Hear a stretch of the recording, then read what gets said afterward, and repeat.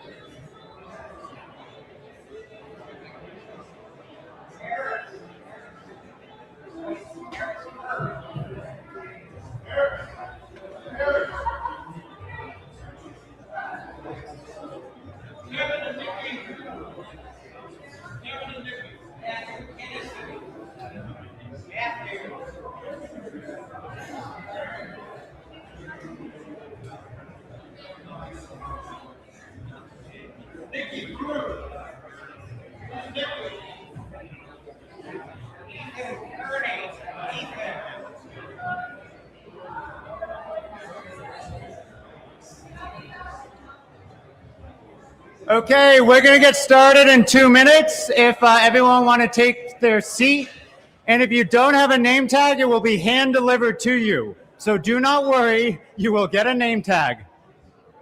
All right, we have an amplification on this, Nate? Okay, it does? Okay.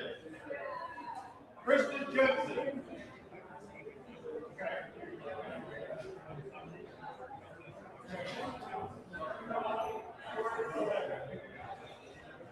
Alina Ashraf. Alina.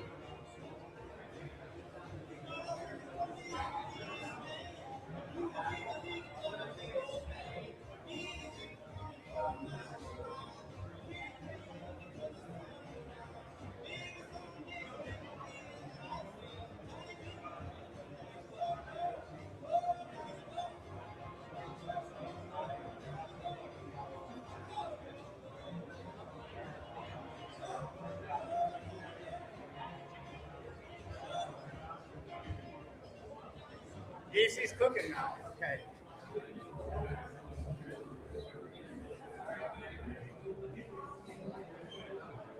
That better?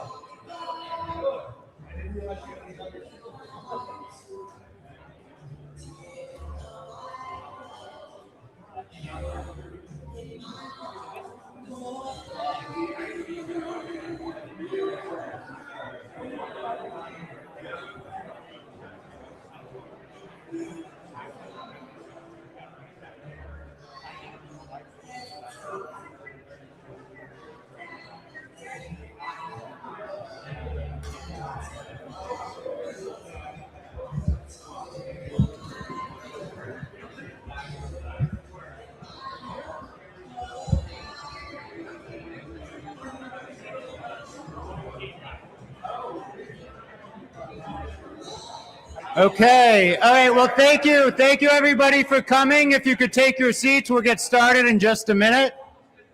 Thank you for bearing with us with the name tags. So one thing that we hadn't maybe optimized here, but we figured it out. So thank you all. So anyway, welcome to the Intact Global's 2026 conference.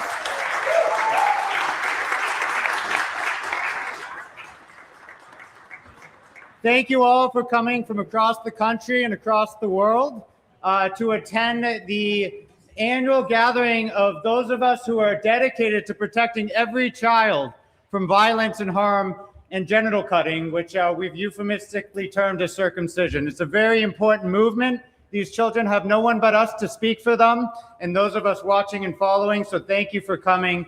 This is the leading human rights movement of the 21st century, and it's essential that we're all here. So thank you all for your support and showing up.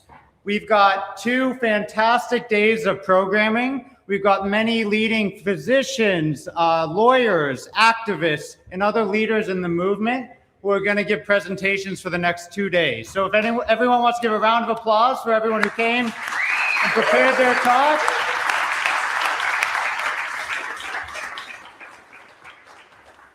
I'm going to get started, and I'll go through the schedule later on. I started with this talk last year at Intact Global's conference called The State of Intactivism, kind of like the State of the Union, but for our movement, right? And there's been a lot of promising developments in the last year. We've made a lot of progress. Circumcision rates are plummeting. People are beginning to understand that this is normal, healthy, natural anatomy, and that it is exceptionally traumatic to remove healthy tissue from children who otherwise would want to keep it. So anyway, I'm going to run through quickly kind of where we are. So welcome to our new home here in the historic Los Angeles Dance Hall. So a little round of applause for our new foundation home. So this building turns 100 years old almost to the day. And this is the historic dance hall in Los Angeles. It was built and opened at the same time as the Orpheum Theater, which is right next door. We share 2 to 3 major parking lots with them. And in the 1920s, between the theater and the dance hall, this was the beating heart of nightlife in the roaring 20s in downtown LA, right? So we're bringing that back, and what better cause to kick that off than protecting children from sexual violence? So that's where we are today. It's a highly functional space for activism in all causes, right? So this is our first conference here, the first major event in our new home, and the first major event here since American Idol filmed here last year. They moved their production to Nashville, and that's how we got the lease.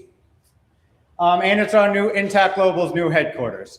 And yes, Intact Global, but we're here with at least 5 other nonprofits who are representing the movement, their leaders and organizers and members and supporters. So this, at least on the West Coast, the home of the intactivist movement. So we appreciate you all coming out to see where we are physically located moving forward. And so although this may be the first event Intact Global is hosting here, it certainly will not be the last. So that's a little context of where we are. And just to kind of ground the discussion as to what we're doing here, for those who are watching on the live stream or the recording afterwards, our mission is to protect all children from forced, non-religious at this point, genital mutilation, and how Intact Global does that, and there's a whole collection of nonprofits, but we're doing that through strategic impact litigation, right? And there have been other movements that have been very successful with this, marriage equality, the most recent one that has affected many people we know and love in our lives. And our vision is to make intactivism cool, assumed, and normal, right? And we're going to do that through winning in court, through social media and educational programs and outreach. And this conference is a huge part of that because we're going to be hearing from many of the leaders and foremost educators and movers and shakers of the movement. And we'll be having everything beautifully recorded by Eliyahu Ungar Sargon. So round of applause for Eli, making it all happen, and his wife Penny, who will be here. So our goal, we've got three major things that we're trying to achieve is litigation, right? And so the one that most of you are familiar with is the Oregon lawsuit, the constitutional lawsuit that's proceeding well in Oregon. And so what we essentially argue, many people have heard of equal protection under the law. What that actually means is that there is a provision in the Constitution, which is the foundational law, that you have to protect everybody equally on the basis of race or national origin or religion, or in the case most applicable to our cause in protecting children, sex, right? Because we had really fantastic, you could call them intactivists 30 years ago, who really successfully lobbied governments and the media to ensure that every female child is protected from genital cutting, which is fantastic. And now it's time for us to circle the square, ensure that every child is equally protected from genital cutting. And so we're going to use state constitution equal protection provisions to enforce that. And that's what the Oregon lawsuit's all about. And that is moving along very well. And actually our Oregon council here, Lake Paraguay, will be given a full update. So round of applause for Lake, making it happen in Oregon. Yeah.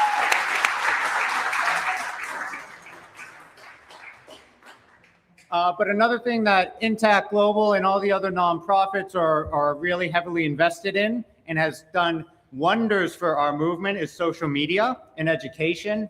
Most people don't really watch legacy media, especially the younger generations who are having children and making decisions and will be making decisions in the future. So for example, we're live streaming, recording all of the talks and presenters here. And we anticipate that our viewership and the other nonprofits' viewerships will continue to increase as the movement continues to grow.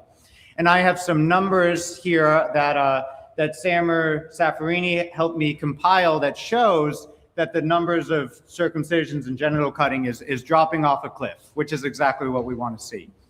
And then finally, and this is step 3 for a reason, but we're also we would like to encourage dialogue with religious leaders. And we have religious leaders here. I'm Jewish. We have other Jewish lawyers and doctors who will be here to try to encourage those in our communities to say, hey, we need to do what's best for our children. Maybe not what's best, what makes our grandparents feel most comfortable, but what's best for the child and his physical security and future. So in terms of the state of intactivism, there's been 5 key updates just that I wanted to kind of go through for my brief speech to kick things off. These are all major victories for the movement, right? And this has only been 1 year. Humanity has been plagued with genital mutilation for 2,000 years. So the fact that we're making this huge progress in 1 year is very substantial. It means all of our collective efforts are working, right? We are not shouting into a vacuum. We are making meaningful progress. And so these are kind of the updates that I'd like to go through pretty quickly. The first one, which is massive, is that circumcision is now a minority practice in the United States. So that is a huge, huge victory. We are now in the majority, which is great, because protecting every child equally is something that we can all get behind and support, right? It's just making sure that the message is packaged in a way that everybody can agree with and get behind. And so notably, it's not that circumcision is falling off a cliff because people can't afford it or have access to it. It's actually substantial that those who are in the higher quintiles of wealth are moving away from it, which means they easily have access to circumcision, and people are affirmatively choosing not to circumcise their children, which is fantastic, and it is the right choice, but it's really an educational problem because everyone wants to do what's best for their children and protect children. It's just, we've been plagued with these memes for a while. And so speaking of rates of change and the actual empirical measure of progress for our movement, here we have from a couple sources in the bottom left, but we have the circumcision rate. What's most important is that rate of decline, that steep rate of decline from probably 55 to 49%. Now, if this graph were to be moved further back in time, we're probably closer to 90% in the 60s. Now we're below 50%. And I talk about this in next talks. I'm sure other people will talk about it as well. But social progress is not a linear phenomenon. It's not a linear phenomenon. It's an exponential phenomenon, right? So once enough people understand that this is a problem, that we should not be cutting and severing the genitals of our children, once enough people understand that, then it is easy to get what's called the mushy middle, who doesn't really feel strongly either way, but they see that everyone else is moving away from genital cutting, so they feel confident in doing that. And let's get a round of applause for some of our older intactivists who made that happen. Brother Kay, Georgiane, doing this for John Geisinger for a very, very long time to make it to where we are now. And we are now in the majority in terms of protecting our children from this harmful practice. And not only is society moving in the right direction, but even the American medical establishment, who we have been at odds with for this issue in a very, very long time, right? The American Academy of Pediatrics used to give a lukewarm recommendation for circumcision in 2012. They vacillated back and forth for 40 years. They finally, in 2012, said, the benefits outweigh the risks. But the actual authors of that article, that recommendation, has walked it back, which is very, very meaningful, acknowledging, hey, this was a mistake in 2012. Now, I'm a litigator. That's what I do usually full time. And if they said, hey, that was a mistake and we harmed 12 million boys in the last 10 years, that would be a legal liability, right? So their best path is to just kind of, lukewarm, walk it back until people forget about it. And that's what they're doing, right? But one of the authors, Andrew Friedman, acknowledges that there's nothing wrong with being intact and you cannot recommend circumcision based on medical benefit, right? And that is exceptionally important. That's an acknowledgement, because remember, America stood on an island in recommending circumcision for medical reasons. And now those same medical professionals who are responsible for that policy that did so much damage to our youth have now acknowledged that this is actually not a medical practice. And another one of the authors, Douglas Dekema, acknowledged that it's also time to update the 2012 statement, right? Oh, well, maybe we made a mistake. There's been new biomedical ethical research that suggests you shouldn't sever healthy genital tissue from children, which, if you watch a circumcision, it's pretty clear, but I think a lot of doctors may be desensitized to the sheer cries of pain. And so, as I was saying, the 2012 policy statement, which is what the last authoritative body in American medicine issued, stated that the health benefits are not great enough to recommend it, but the benefits are sufficient to essentially pay for it. Because remember, protecting children, although noble and just and will prevail, doesn't make a whole lot of money, right? You don't make money by not performing procedures. And because we have a for-profit healthcare system, it encourages procedures that are unnecessary. And that's a problem across medicine, but with protecting children and their bodily autonomy, it's at the center of the problems. And this is a billion-dollar industry of, harvesting the genitals of our children, which is crazy to say, but it's true. But we're hopeful that maybe in 2027, 2028, the AAP may issue a new statement that essentially says that male circumcision is not warranted, and they may want to make exceptions for religious or cultural traditions. In our litigation that we're funding and working on with Intact Global and all lawyers in the coalition is not addressing the religious genital cutting because it falls under different constitutional provisions. and we can sidestep that issue entirely by just addressing genital cutting in a medical context for now, right? Speaking of our litigation efforts, the Oregon lawsuit is moving ahead. So we had a huge first victory in October of 2025 with Lake as co-counsel. We had an hour-long oral argument. This is a picture from the hearing in Portland, me and Lake, right, taken by our board member Deborah, who's also, moonlights as a photographer. So she did a fantastic job. But the most important part of that, and we're going to get into kind of the details of a lawsuit, and Lake will do that as well. But the judge ordered that the motion to dismiss was denied, which essentially means we're moving towards a trial on the merits as to whether or not it is constitutional to only protect one sex of children, right? Or do we have to protect every child equally? Now, it's an argument that resonates, right? It's an argument that makes sense. It's timely. It aligns with our understanding of biology and medical ethics. And we all believe that it will prevail, and so far it is prevailing. So things are working, right? This is a working model, and we want to scale it up dramatically. So, and not only are lawsuits important because they can change the law and change the culture, but they also educate the public, because that was a historic victory. And we were covered by the Oregonian when we filed the lawsuit, right? In our press conference in Oregon, in Courthouse Square, right? Then we had The Independent covered us. Bioethics Today, the Times of Israel, right? And then this is another article from when we actually passed the motion to dismiss and are moving towards trial or summary judgment. So we got a lot of news coverage, and there was other news coverage as well. This is just a subsection of prevailing in Oregon.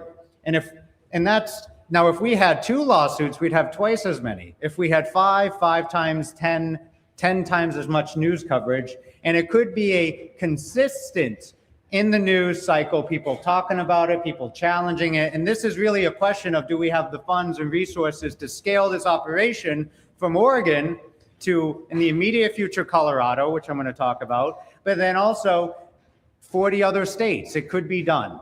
And that's why we hire lawyers and have to pay them to do what they do, and ideally at charitable rates, right? But it was an incredible effort by a very talented legal team to get this far. This was very high caliber lawyering, and it's working. And so the next steps in Oregon, which is our lodestar, this is where we planted our flag, and could be no better state and no better attorney. So this is kind of the life cycle of a lawsuit, right? And so you have the complaint, motion to dismiss, discovery, summary judgment, trial. Some of that is jargon for non-lawyers, but what matters is the steps and the timeline. And so we filed the complaint in March, right before the conference last year. We overcame the state's motion to dismiss, which was a huge milestone. Now we're in discovery, so the state is deposing the 3 remaining plaintiffs. And then the legal team will be filing a summary judgment motion, probably in 4 months. We'll find out in October if we win that or if we go to trial in December, right? Depending if there's any material facts in dispute. So that is a very short timeline, actually. And when Intact Global gathers again for its 3rd annual conference, or perhaps our holiday mixer gala, because, you know, this is our headquarters, so we'd like to have more events, we're going to know where this lawsuit stands the next time that we're together, right? So that's very exciting. Oh, well, thank you.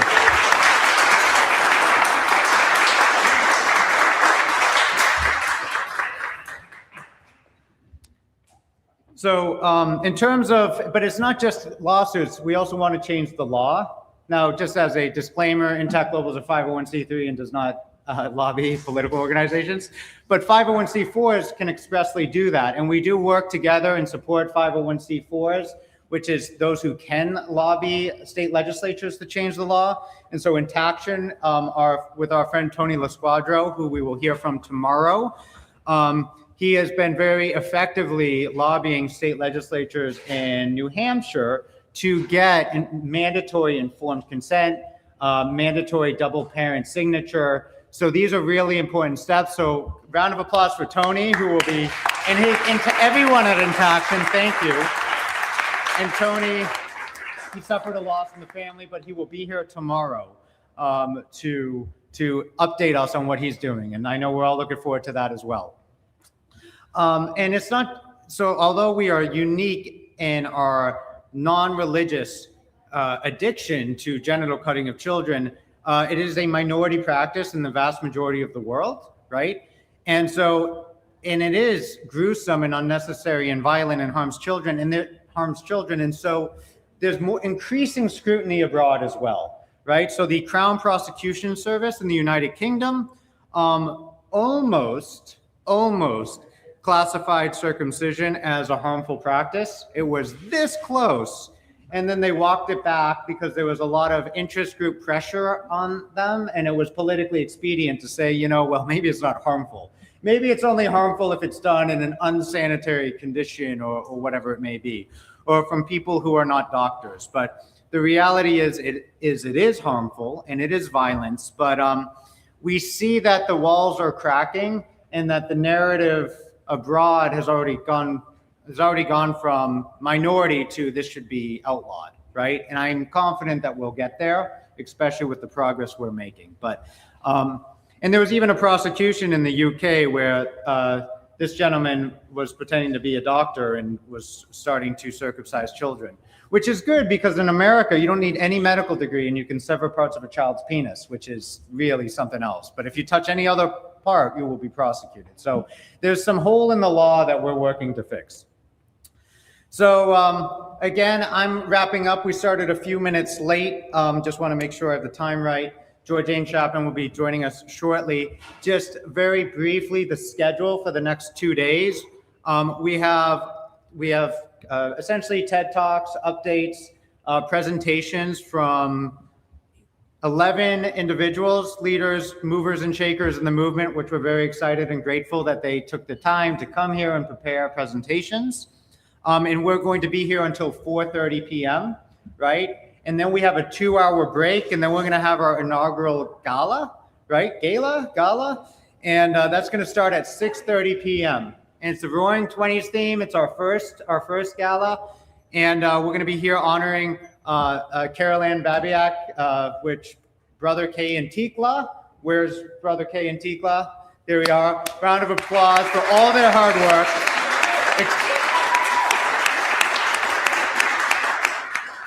We love Brother K accepting the award posthumously for Carol Ann. And so that will be a fantastic evening. We'll celebrate her memory, her legacy of protecting children for 50 or so years, right? And really making it so now circumcision's a minority practice, right? Back in the day, it was a super majority practice. So we've made incredible progress, and it's because of people like Carol Ann that we've done so. We want to honor her memory.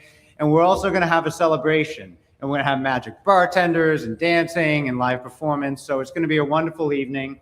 And then that will be starts at 6:30 this evening right here. This is the old dance hall after all, so we'll put it to work.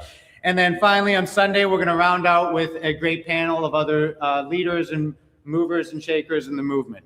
And that'll be 10 a.m. to 4:30. And to make sure that things stay on time, we have Justin Bonnier to make sure the trains run on time.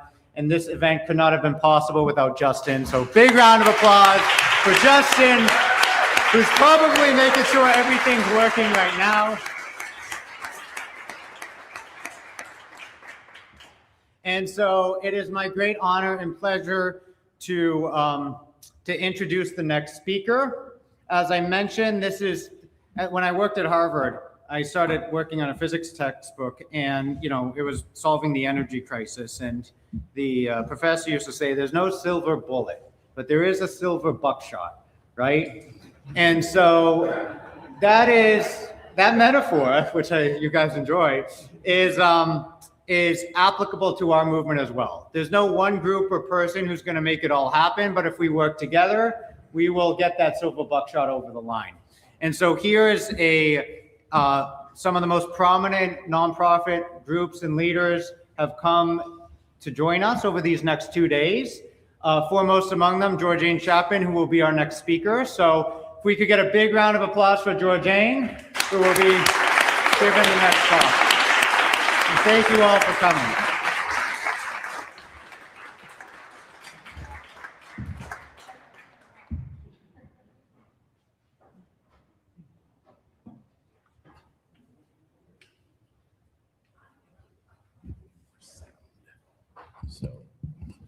Can everybody hear Eric? Is that okay? All right, I just want to make sure that everybody can hear Eric, because on the sides, it's not as strong. So I just want to make sure. So move to the middle. No. I mean, if you're closer to the mic, everybody will hear you. Okay. If you're closer to the mic, everybody will hear you. Okay. Just so you know that. Okay, good. Give me a second to get settled, okay, people? Thank you. I don't have a slideshow, so I'm going to use my notes and just talk to you. Can you hear me? Yes. Over there and over there? Yes. Awesome. And if you can't, tell me and I'll move closer to the mic again. So let me get set up here.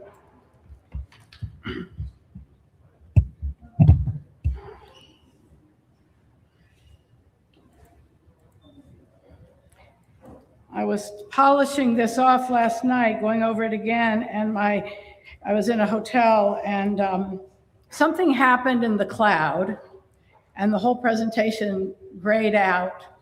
So I couldn't throw in the towel in the middle of the night. So I call our tech company, Intact America is a tech company, and as I was talking to them on the phone, it all came back.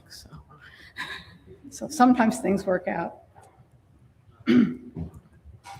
Now, I just corrected Eric on the pronunciation of my last name because it is a point of something, pride with me. It's Chapin, and remember Harry Chapin, the musician, and that'll help for those of you who are old enough to remember Harry Chapin. So I want to really thank Intact Global, thank Eric and Justin, who's worked with me on this, and everybody else who I know and have heard of, and I feel very happy to be here. All the new people I haven't met and the new people in the room too, and I hope we get a chance to meet personally over the next couple of days. How many people are here? It's a big crowd. Anybody know? 110? Great, cool. So we're still having a hard time hearing you. Are you? All right. Just go a little closer. Okay, all right. Okay, sorry. It's okay. All right, so before coming here, I was a few days in the Bay Area. I spent time with Marilyn Milos, and she asked me to send her best wishes to everybody here. She's in very poor health, and one of the reasons for my visit was to begin sorting through her library. There's some work has been done on that before, and she has an enormous archive, and Marilyn is a member of Intact America. She's a board member now, and Intact America acquired GA America, NOCERC, and so we have custody of all the documents and books and papers and letters and this incredible collection, and we are working to figure out how to best preserve that. One of the reasons, that was basically the main reason why I visited her this time. And I don't expect her to be able to help us for too much longer. She's really not. She's almost blind, and cognitively she's starting to suffer, and she wouldn't mind me telling you this, or I wouldn't tell you. I also went to see another very old intactivist, Rio Cruz. I'm not sure who remembers Rio. Yeah, John. And he passed away the day before I got there. And so the old guard is moving along, and Marilyn and I talked about that. We talked about how initially we're all very enthusiastic. People who join the movement, they think, oh, now that I got it. So all I have to do is tell people and they'll get it. And how, nobody expected, she didn't expect that 50 years later, she would still be working on this issue. She did tell me that, though. So when I started with Intact America, early in the 2000s, I was not as cavalier as some of the people I had talked to who were older intactivists. There have been a lot of victories. I'm a little bit more sanguine about some of the accomplishments, and I'm going to talk about that in a minute. But one thing I can say certainly in this country is that whatever people do and have done, everybody has a circumcision story. This practice is so ubiquitous, it cuts through us all. So our Skin in the Game, Intact America's Skin in the Game campaign documents that circumcision cuts through us all. There's some booklets available over there. These are $10 if you don't mind. And when we did several photo shoots of people who came. Many of them did not know about the issue, and we were struck by absolutely everybody who came around had a circumcision story themselves, a spouse, a lover, a child, a friend, and many of the people who came to this campaign had never spoken about it before, never, not to anybody. So just the fact that we're getting this, people start talking about it, I think is a very critical element of our success. So I'm going to divide this talk into 3 focus areas. If you read my summary in the program, don't worry about it. First, I'm going to introduce a paradigm laid out many years ago by Alice Miller. Alice Miller, you might have heard of the book, The Drama of the Gifted Child, which is her most well-known book. She's published many books, and she has another book called Banished Knowledge about childhood injuries. And she includes in her book on banished knowledge, circumcision. I've expanded that analysis to include the foreskin itself. And I contend that one of the reasons we've had problems getting our message across where we have had a problem is that the foreskin itself is banished knowledge in our culture. Nobody talks about it. Nobody even knows what it is. Doctors don't know what it is. They don't know how to deal with it, and except to cut it off. And that pertains to modern so-called progressive doctors and urologists who should be trained. There's, I have a chart sitting over there between Steve Scott and John Geisiker. You're welcome to come and look at it, and it's the National Library of Medicine from 2012, the complete, accurate male reproductive system. And you'll see, the penis is absent the foreskin. There's not even, everything is labeled. All of the peripheral structures and everything, and the foreskin is simply not there. After that, I'll talk about that, banished knowledge and the foreskin. Second, I will call for us to be more skeptical about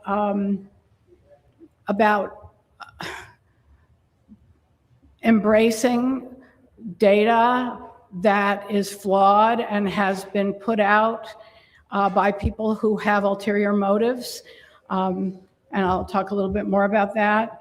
And I don't want to be a downer, but I do not believe the Johns Hopkins report at all. And I'll tell you why I don't believe it. And I think it's really important. I think it's good to use it as a motivator, but I think it's important that we really understand as intactivists how the data are collected, how they're presented, and what the ulterior motives are of the people who are presenting them.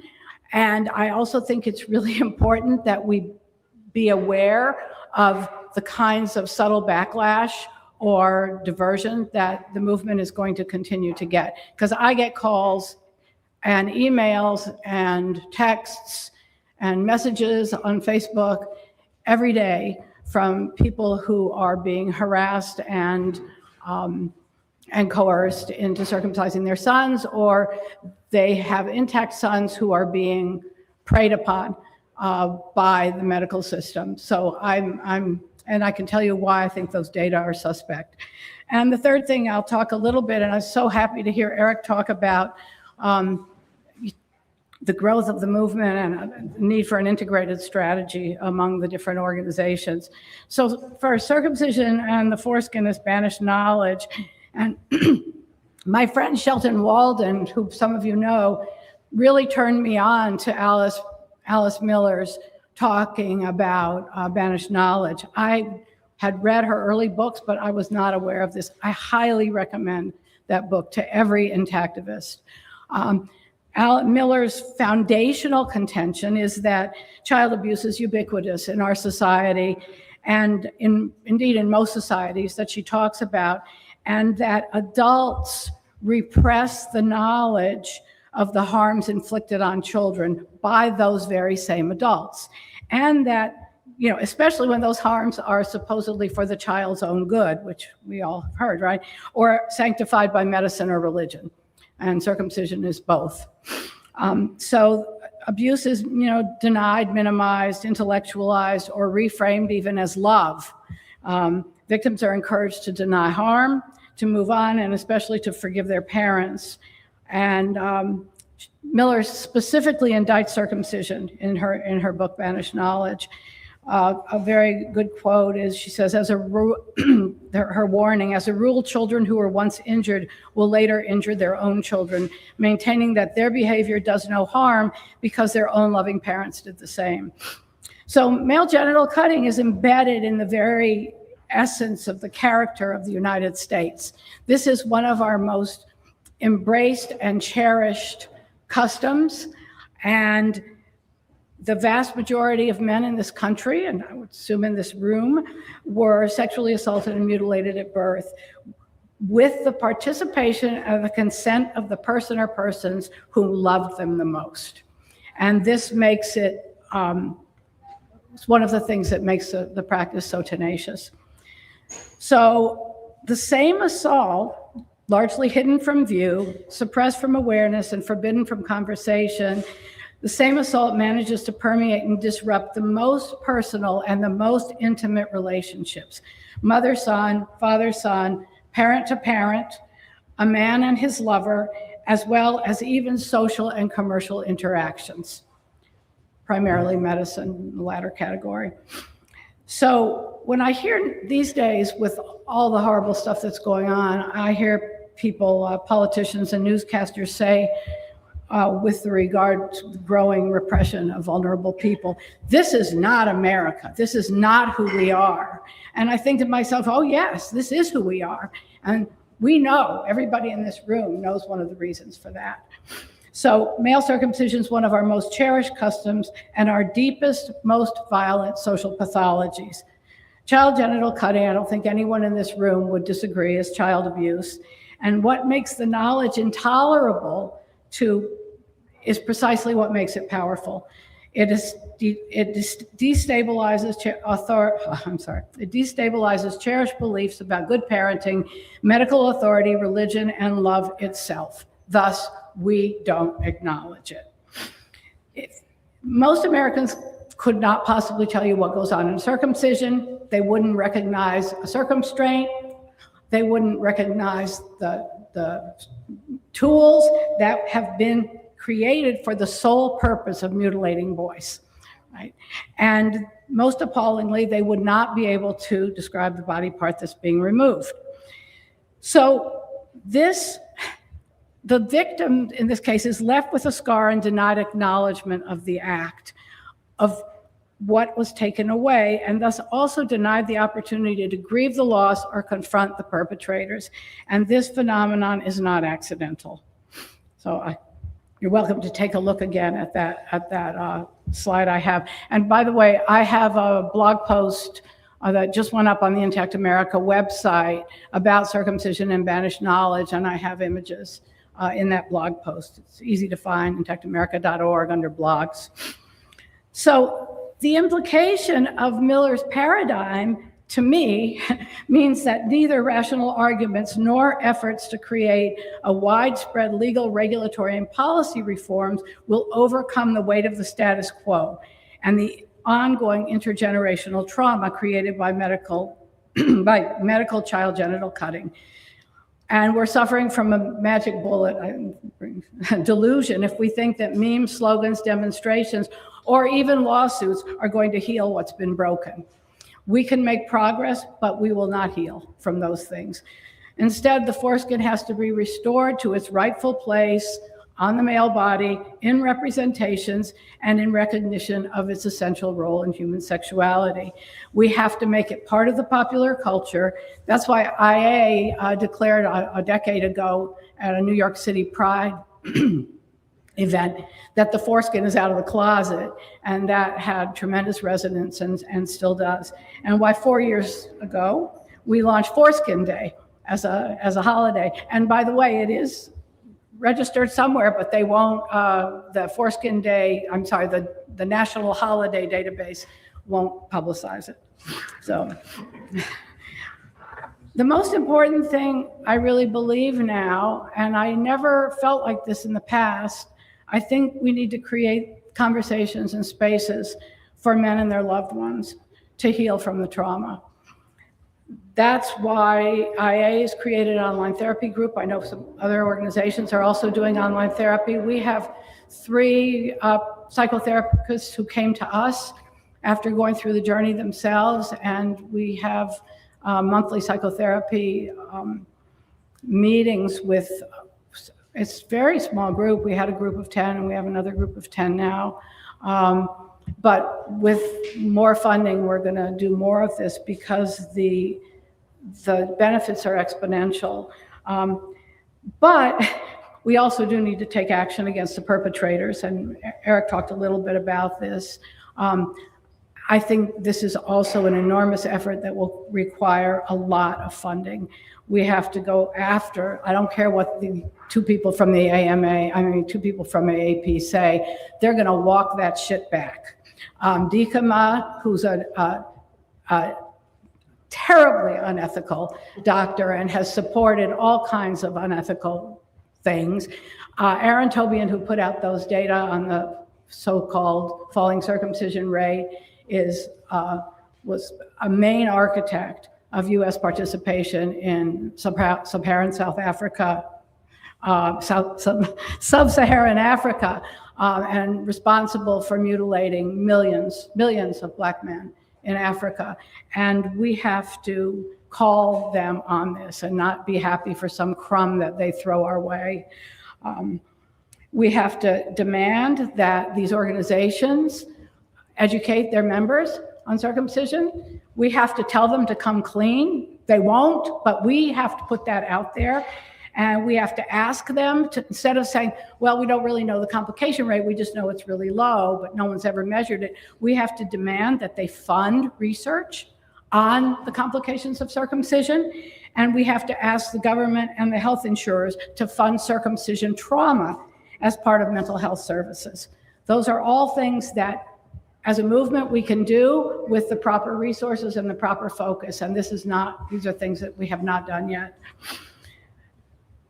I think that this is a truth and reconciliation effort that we're talking about. Parents are perpetrators. They're victims too, but they're perpetrators. Doctors are perpetrators. Everybody who comes up with an excuse for not calling circumcision child abuse or acting on it has to come clean. We all have to come clean for tolerating this practice. And we need to start talking about reparations. One of our therapists is a Canadian guy, and he's written an article about circumcision as a disability, and he used Ontario law to talk about that. And I know there's been a little bit of talk about that in the US. Not saying we would get it, but we should be talking in those terms, the massive damage that's been done. So the second topic, how am I on time? I don't see a clock. Am I? Okay, is we need to define and deploy sophisticated and methodologically sound measures of the movement's success. And we need to look at the source, as I've said, for information. So we don't have a bank of statisticians. You know, most of the people in this room do not have that skill. And so when we see some article, I mean, I've been in the healthcare field I've just been around a really long time anyway. And when I've been in the healthcare field for 4 decades, and I know the first thing I look at when I see some statistic that either appalls me or appeals to me is who put it out and what their methodology was. And the recent data on the falling circumcision rate it's not correct. It completely ignores circumcisions that take place out of the hospital. It completely ignores circumcisions that are, it talks about databases. Every state has its own way of collecting procedure data, collecting cost data. No state collects self-pay data, things that are paid without a bill that goes through the insurance company. And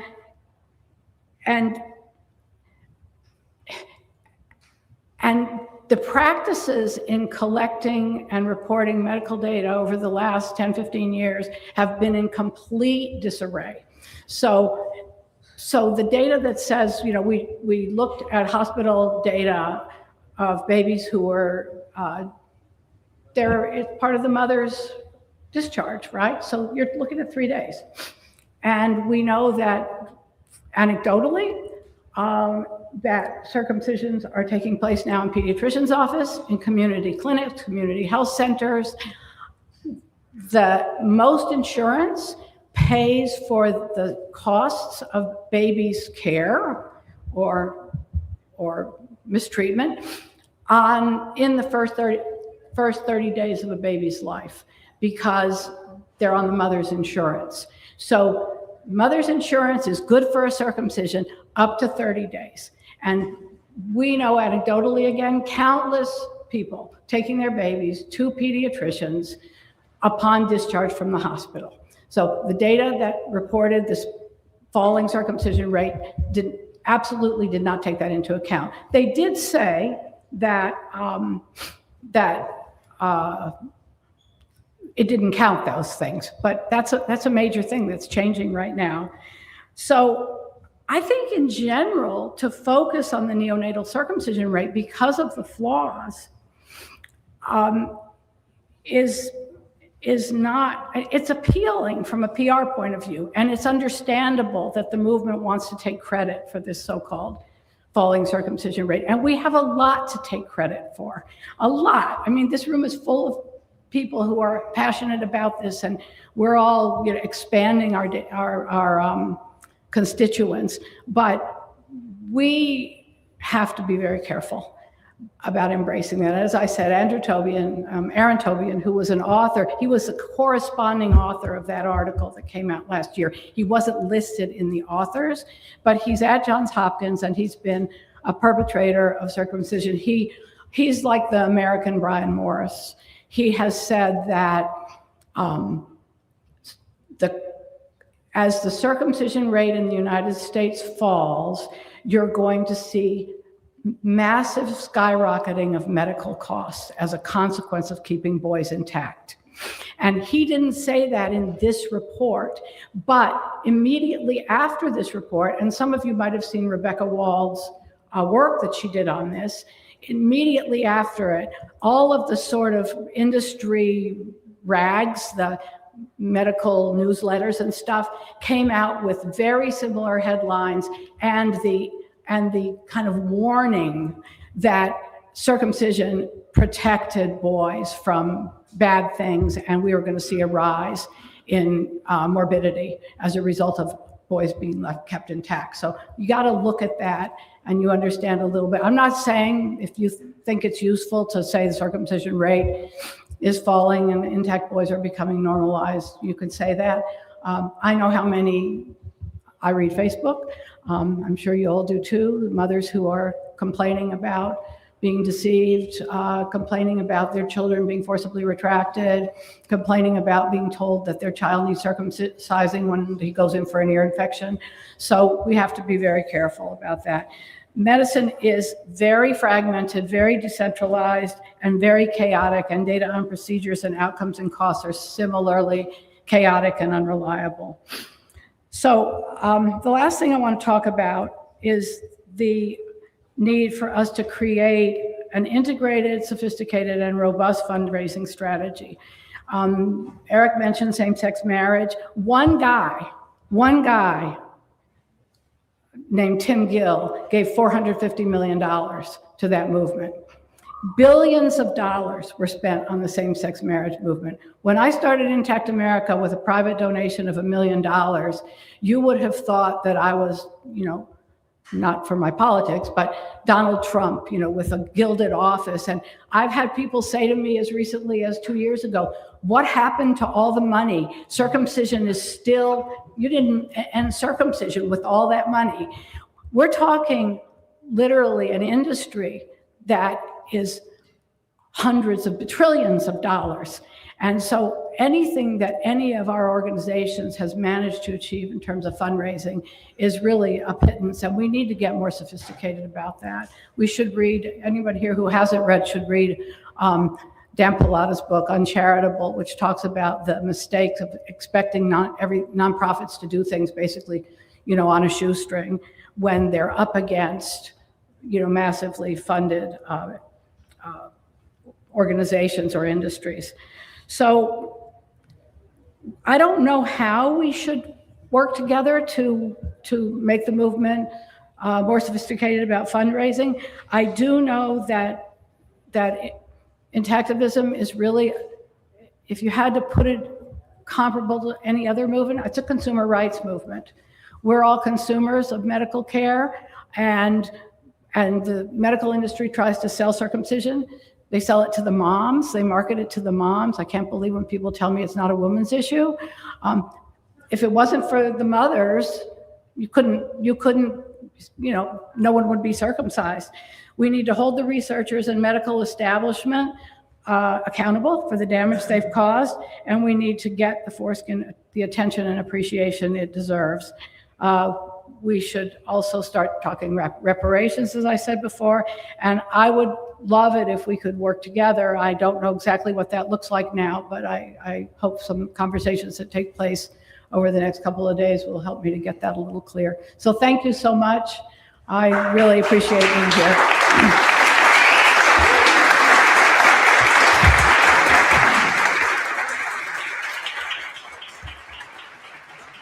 Thank you. I have some of my books, my memoir, This Penis Business, and I believe there's some of Marilyn's memoirs there too. Please Don't Cut the Baby. If you've taken one before you saw the sign, which Justin's so nicely printed, I'm asking $20. You can either give me a $20 bill, or you could give me a check, or no one carries checks, or you can pay me on Apple Pay. And the Skin in the Game booklets, which are really awesome, are $10, or you can order them from wherever you want. There are QR codes for ordering information. I haven't made any money off the book yet, so. A big round of applause. Thank you. Thank you. We'll get George Jane's book in Maryland. So another round of applause for George Jane. Thank you so much for coming.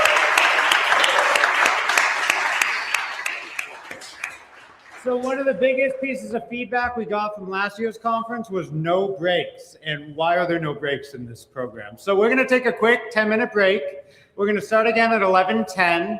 If you're watching the live stream, just, hang out for 9 minutes and send the link to your friends.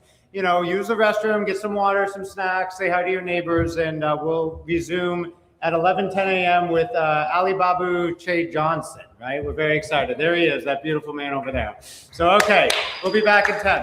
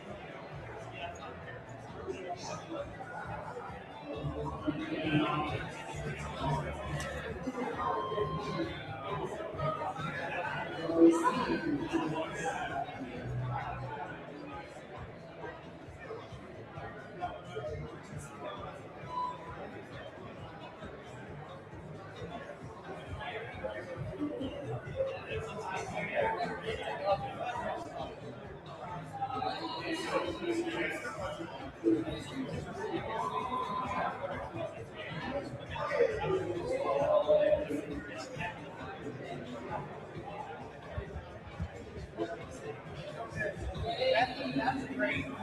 But just putting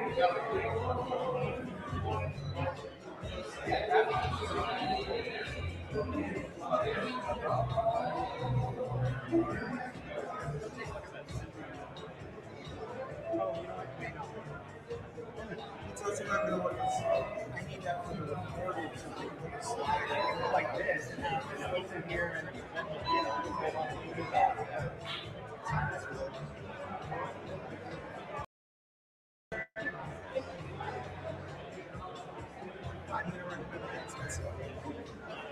don't have time this great, but thank you very much. What?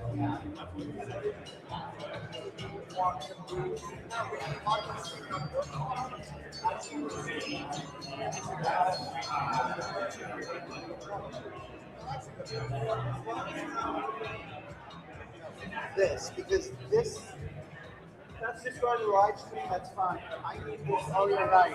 Because you know what will happen is then it will, so we'll keep it as, I don't want to say it. Thank you so much.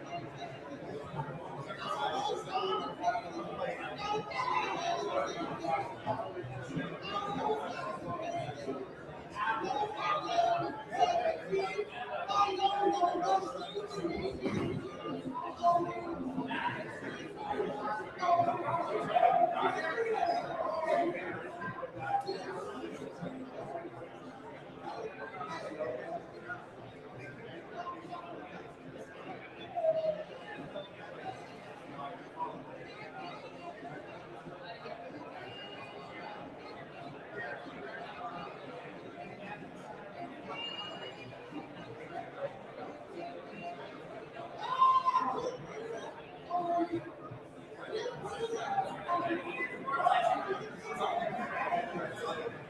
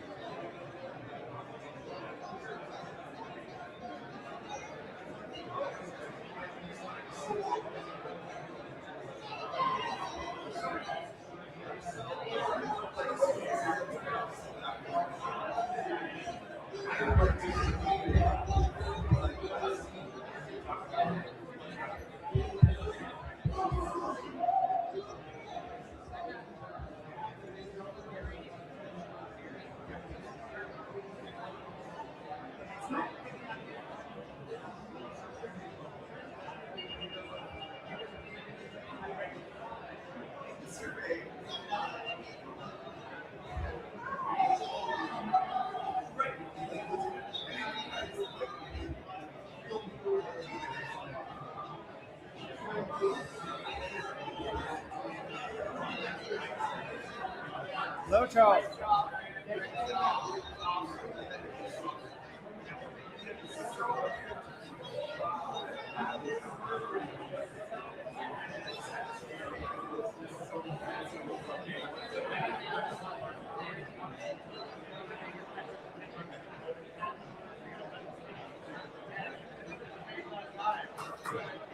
Okay, we're going to be starting up in a minute. If everyone could take their seat, maybe get a last coffee or water, maybe some snacks, but we'll be starting up in 1 to 2 minutes. So.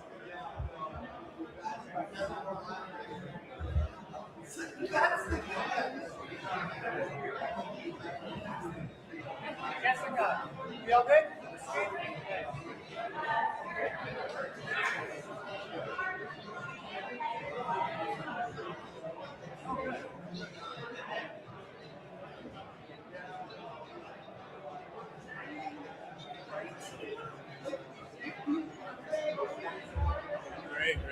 Great.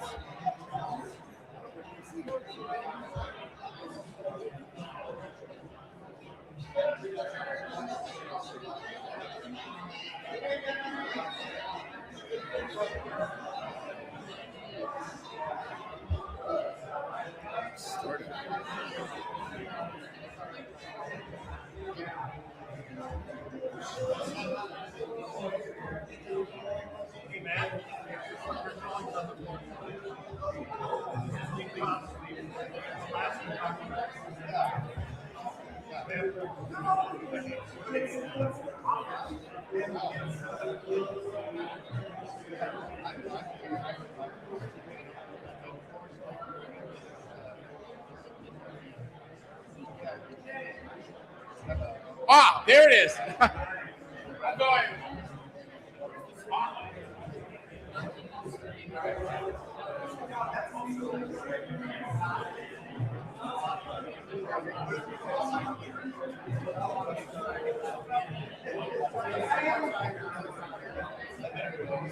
Where did you get this?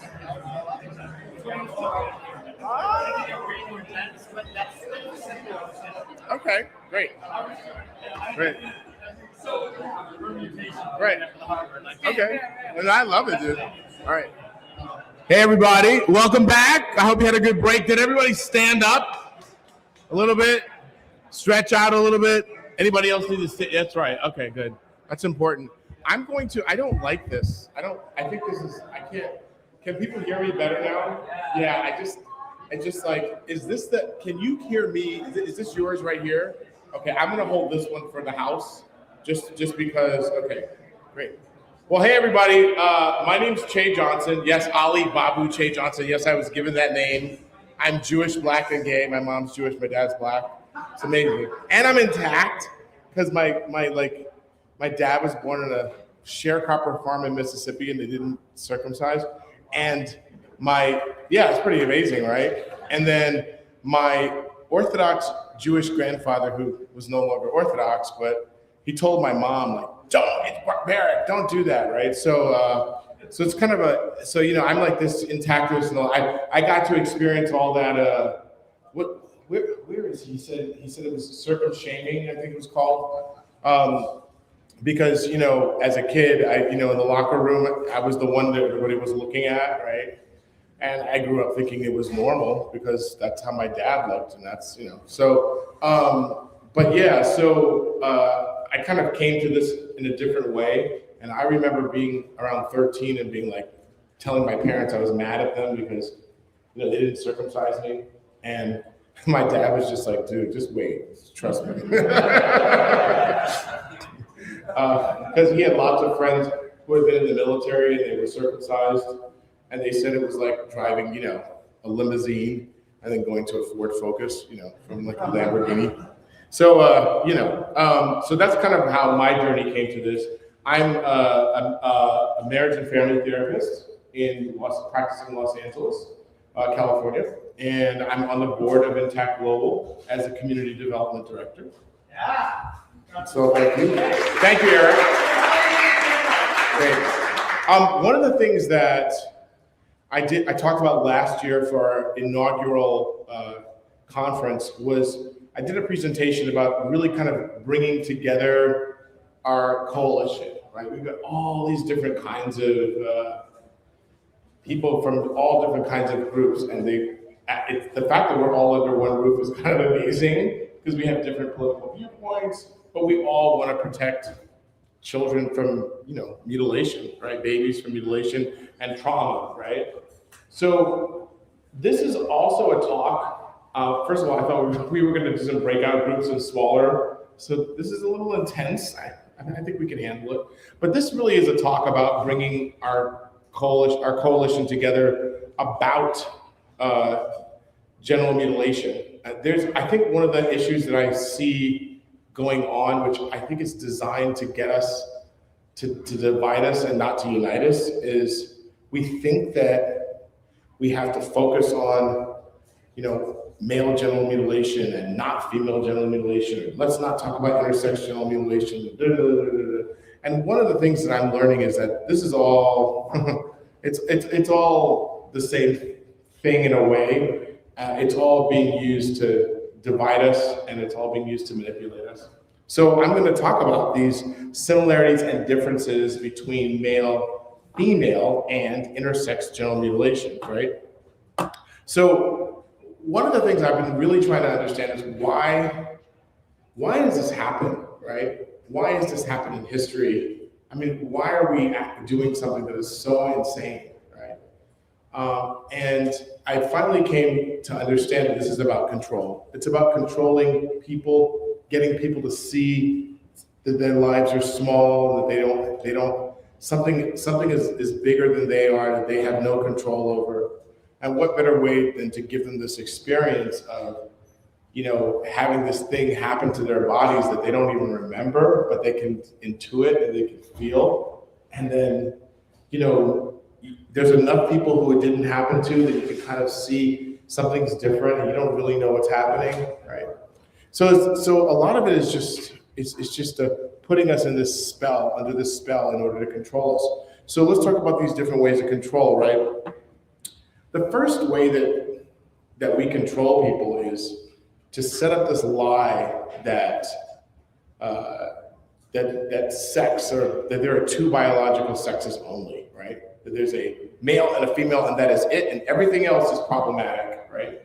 And instead of seeing it as a spectrum, with the one end of the spectrum being the binary male and one end of the spectrum being the binary female, and there are some people who hit that. A lot of people who are close to that, right?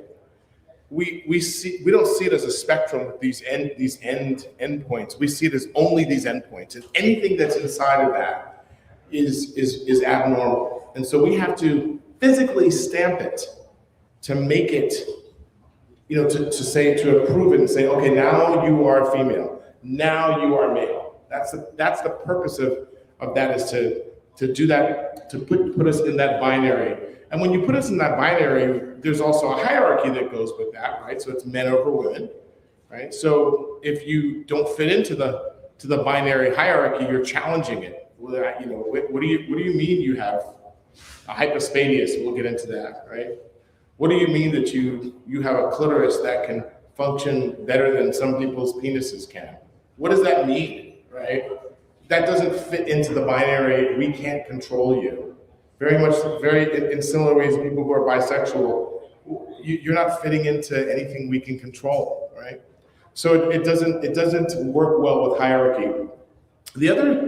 Another way that this controlling individuals in society is by, actually physically affecting physical pleasure, right?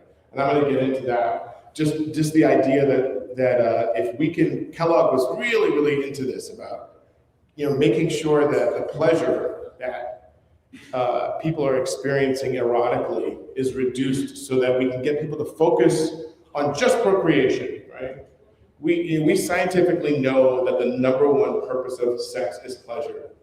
There's like some of the other purposes for sex are bonding, and procreation is like the third or fourth purpose of sex, right? But the number one purpose of sex is pleasure. So when we affect that and we reduce that, then okay. So that's the second one. And the third one is a little complicated, and I think it's really kind of what is at the crux of everything here. And it's also it's the thing that we have to be careful about as intactivists, because it's the thing that can divide us, is this false narrative that this is inevitable, right? Eric was talking about that it's only 2,000 years that the full ablation of the penis has been this thing that has just been done by Jews, right? Before that, in Jesus' time, there was no moil, right? Your father on the 8th day, there was no 8th day ceremony where you have to hold the mom back while the moil is ablating the entire foreskin. There was on the 8th day, the dad got a sharp stone and cut the very tip of the foreskin, right? Not ablating the entire foreskin. Most of us who are Jews do not know that. We do not know that Jesus and all the other Jews of his time were not fully not the whole thing was circumcised, right? But we just it's just like this inevitable thing. So the reason why I talk about an inevitability being a danger to us is because in this country, we just see, circumcision of males as, oh, that's just the way it is, right? But we don't think of the circumcision or the mutilation of female genitalia or intersex genitalia. Well, let's talk about female. Female genitalia is, you can't do that. Oh, no, right?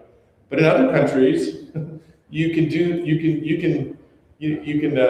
see it as an inevitable, natural, medical necessity to do this to girls, right? People assigned female at birth. So the whole idea is to get us to think of these things as this is the only way it is. And we're stuck this way. That's another way to control us. When we start to think of anything is, the reality police try to tell us that anything is, that's when we're going to have issues. So what a lot of us are doing is we're challenging that. But what I would like to accomplish here is to get us to open up our minds and entertain the possibility that we don't have to say, the number one thing we have to do here is protect boys from being cut because that's the thing that's most prevalent, or the number one thing we have to do is, forget about boys, girls are the problem, everything's fine now, we got the laws changed. It's all a problem. So if we look at genital cutting across the world, there's a big difference here, right? So we're talking about, these are 2024 estimates. Let me just tell you, a lot of times these numbers are not correct. We don't really have the right numbers, but what we do know is that it's probably about 6 times as many globally, and in the United States it's way more. 6 times as many boys who are being mutilated. People with penises who are being mutilated as people who have clitoral level vaginal areas, right? So we see that there's a big difference. So I'm going to tell you some of this material. It's all diagrams, no pictures. But it's a little intense, so I will give you trigger warnings, okay? But I think that's important to note, right? But when it comes to trying to get data about intersex, Germany has some data about how many people who are assigned intersex, right? It's about 1 in 2,000 people who have ambiguous genitalia that is so prevalent that it really falls into that realm of intersex, right? So when it's 1 in 2,000, and then 1 in 59 people has either a chromosomal anomaly or a hormonal anomaly or some combination, right? 1 in 59 people. Okay. But 1 in 2,000 has these really big pronounced, okay. We still don't have reliable data. Germany is the only country that's just started counting how many people who are assigned intersex at birth are being mutilated. So we don't have reliable data. And one of the reasons why I put up this diagram is I just want to talk about, this is, where's my doctor? Where did he go? This is basic, this is basic science of development in utero, right? We kind of start out with this cloaca. We're kind of, it's kind of undeveloped, but largely feminized, right? And then as we develop, the Y chromosome testosterone starts making changes. If your body absorbs testosterone, right? If you have androgen sensitivity syndrome, you're not going to absorb as much testosterone, and you're going to look a little different than the typical person. But the whole idea is that in the typical makeup, in the typical setup, we go into what is considered, identified male at birth, gonads, or identified female at birth gonads, right? But when you look at that, before that, we're all intersex, right? And then we start to differentiate. So it's interesting that we don't have data about intersex people and what's happening to intersex people, but we have data about male and female genital mutilation when this is kind of at the core of who we are. We kind of are intersex, but we manifest as male or female. And I think that one of the things about people who are intersex is it's a biological, factual, empirical challenge to this idea that men are above women, right? So you got these people who can do all kinds of things. So I'm going to talk about in these differences and these similarities, right? I'm going to talk about the different types of genital cutting, right? I think we talk a lot about male genital mutilation, and I do not want to minimize that in any way, shape, or form.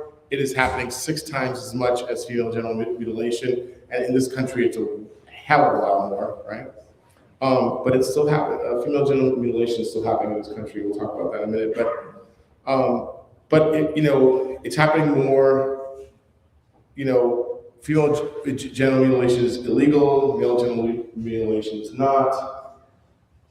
And one of the things that's happening is it's the way that we see and perceive of female genital mutilation, the way that we see and perceive of the female gender, right?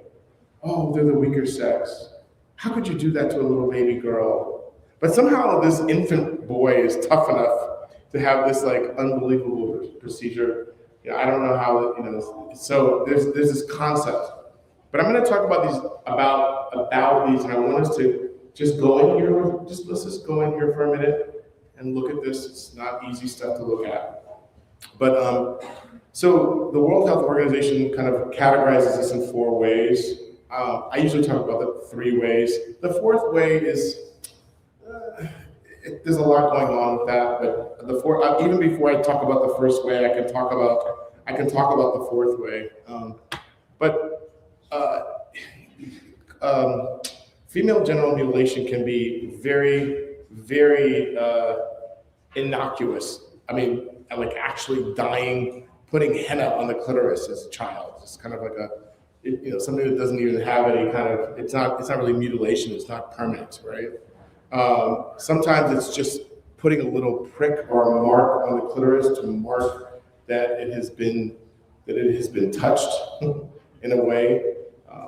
And it's almost like a symbolic thing, kind of similar to the way that the pre-moil cutting of the ridged band of the foreskin, which is actually a lot more damaging. But it can be very, very light. There's also piercing. There's all these kinds of things. But a lot of times it's just pricking or dyeing or hennaing. It's not as intense. And that is one of the most common ways that female genital mutilation is happening, right? So that lends credence to this concept of like, why are we even talking about this? Like, it's not happening here. It's not a big deal. It's not that. Well, again, it's important for us to see that we're being played against each other. It's either wrong everywhere or it's not. Right? So then that number one type here is going to be clitoral cutting, and a lot of times in our society we think of the clitoral hood as being too big, right? And if it's too big, we'll remove some of it. It's almost like getting a partial. I know I'm a gay man. I look at a lot of dicks at the gym, you know, which I think everybody does, but I really look, you know. You know, there's a lot of times I'll see people with like, they may not have 4 skins, but they've got like 2 skins or 1 skins, or they got a little bit more, okay, right? But that ridged band at the very tip, that's the part that was being cut, always being cut in the Jewish tradition. And that ridged band has nerve endings that are sympathetic to the nerve endings in the walls of the vagina and the walls of the anus. So the real, and this is the next part of this, but one of the big purposes of circumcision is to sacrifice pleasure, right? You're sacrificing experiencing pleasure by getting that ridged band cut off. Now, regardless of whether you're having the full ablation by the moil or pre-moil during Jesus' time and before having the ridged band cut off, you're still really sacrificing a lot of pleasure, right? You're sacrificing this amazing experience for the person and their partner of nerve endings touching, sympathetically having a conversation. This is a very intimate thing that gets taken away. But the idea is that we make this sacrifice of pleasure in order for some greater good for the community or a greater good religiously, right? There's this concept, you know, and it's said that, you know, that it's a mitzvah to be circumcised. But I want to point out, it's a mitzvah to treat. I've said this last year. I say this all the time. It's a mitzvah not to treat your slaves poorly, right? What's even better than not treating your slaves poorly, right? Is not having any, right? Okay. So there's mitzvahs and then there's mitzvahs, you know what I mean? So one of the things that I think about when I think about this type of cutting of reducing the clitoris is that it's also, the clitoris is, the clitoral hood, excuse me, not reducing the clitoris, I'll get to that in a minute, but reducing the clitoral hood is really about like, oh, it's too big, let's reduce it needs to look like these porn stars or whatever. And in doing that, you're reducing this incredible ability to experience pleasure, right? So that thinking is the same thinking that is happening with the foreskin of the penis.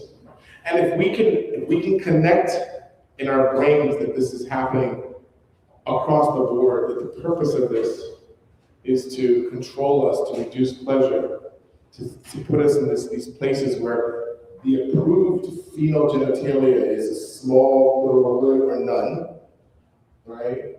Or something pricked, something that has been touched and stamped. But the approved male anatomy is the circumcised penis, right? That the approved intersex person is it doesn't exist. They have to be stamped and changed to one or the other. It's all the same thing, y'all.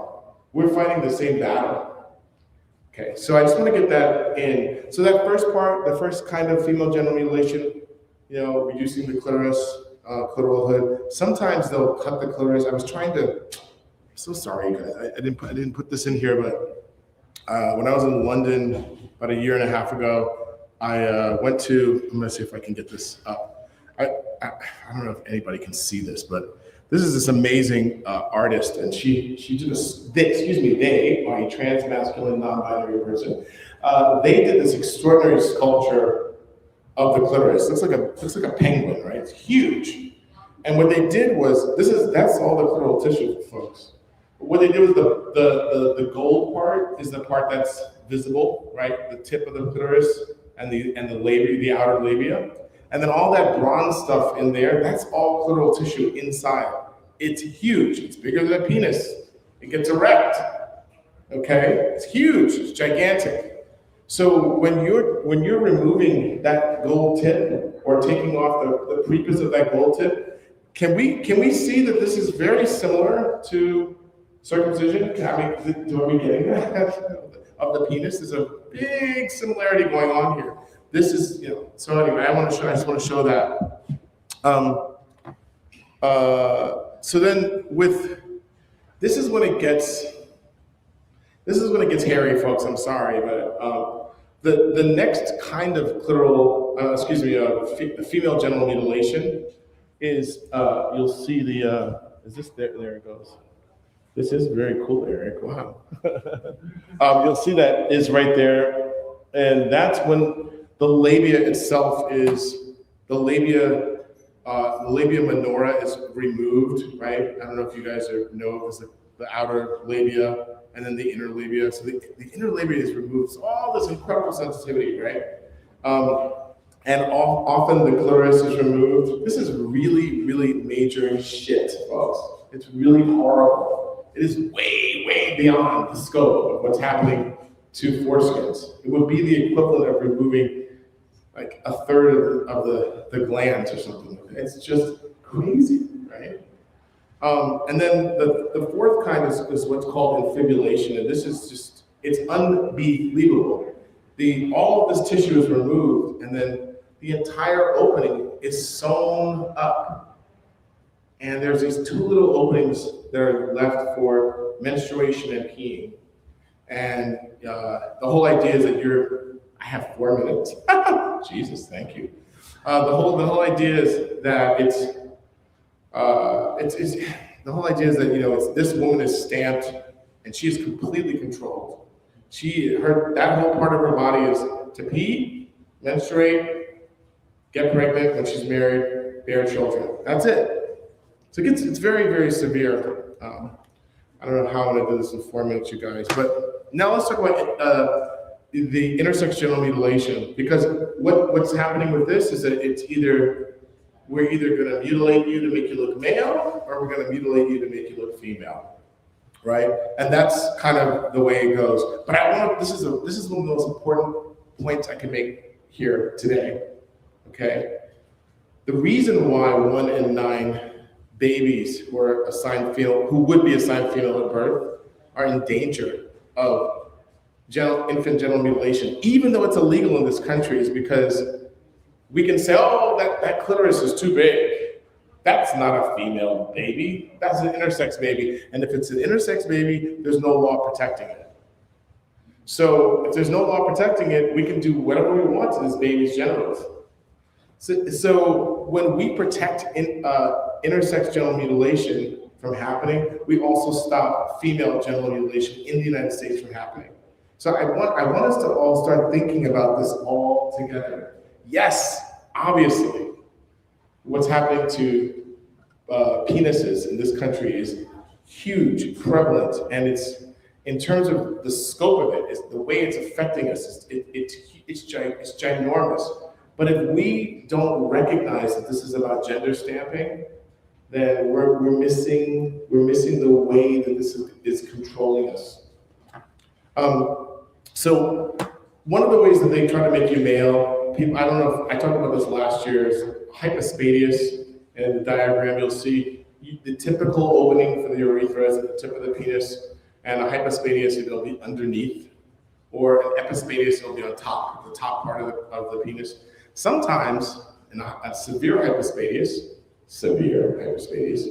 the opening will be kind of closer to the testes, right? These are formed. This is a form of intersex genitalia. In most cases, the person functions quite well. They may have to sit down to pee. They may have to. They can still ejaculate, and their semen can still swim in a vagina to fertilize an egg. But in this, we have this idea that, oh no, this is not right. There are many less instances where surgery to quote correct hypospadias is necessary, but there are some instances, right? Okay, so when you look at what's going on here, I really want to show you, like, it's kind of like the whole idea is, we want the ideal male, right? Where'd it go? I better not do that. We'll want the approved binary male and the approved binary female, right? So the intact penis experiences male genital mutilation to become the approved binary male. The intact clitoral vulval vaginal area experiences female genital mutilation to become the approved binary female. And if you're intersex, these are all the things that are happening to you in terms of genital mutilation. Okay, thank you. I got 10 minutes less, but I'll make it happen. I did. So I could go down those and we can talk about those later if people have questions about them. But I just want to say, and Georgine brought this up about, there's a big. I can talk about this more, but a lot of people feel like that genital cutting is an act of resistance against an oppressor, and it's almost we could discuss that a little later. But the way that I look at it is that to the extent that genital cutting is a result of coercion, right, then it is mutilation. If you believe that this is something you're supposed to do because you've been coerced, because you were bullied, because you were whatever, then you might be consenting to mutilation and not realize it. So I'm going to talk about this very quickly. I wish I could spend more time on it. I'm very sorry about this, but in terms of the idea of pleasure, yes, I know. I'm going to steal from the next person 3 minutes. I'm sorry. I hope you don't mind. But in terms of pleasure, Audre Lorde was this incredible intellectual. And one of the things that she talked about is that when pleasure is so essential to us having an experience of our own power as individuals.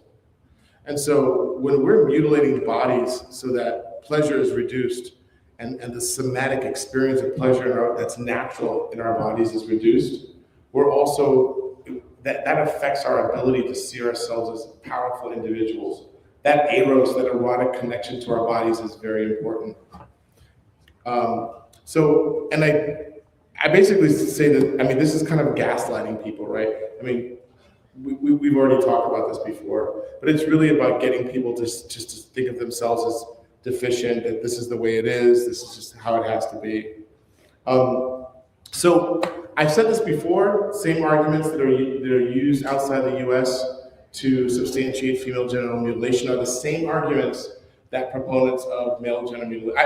How many times have people had this conversation where you ask someone, are you going to circumcise your son? Oh yeah. Oh, would you do it to your daughter? Oh my God, no. Like, it's just incredible, right? Well, if you go to South Asia or West Asia or Indonesia, they will tell you all of these same things. That this is, it stabilizes libido.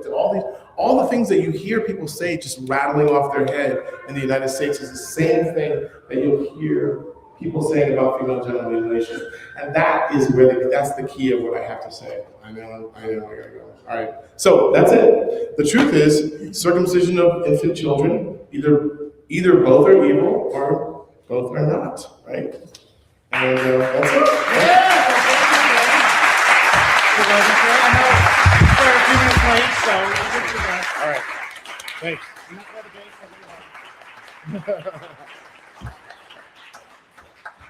Well, thank you so much, Shay. And we are going to introduce our next presenter in 1 minute.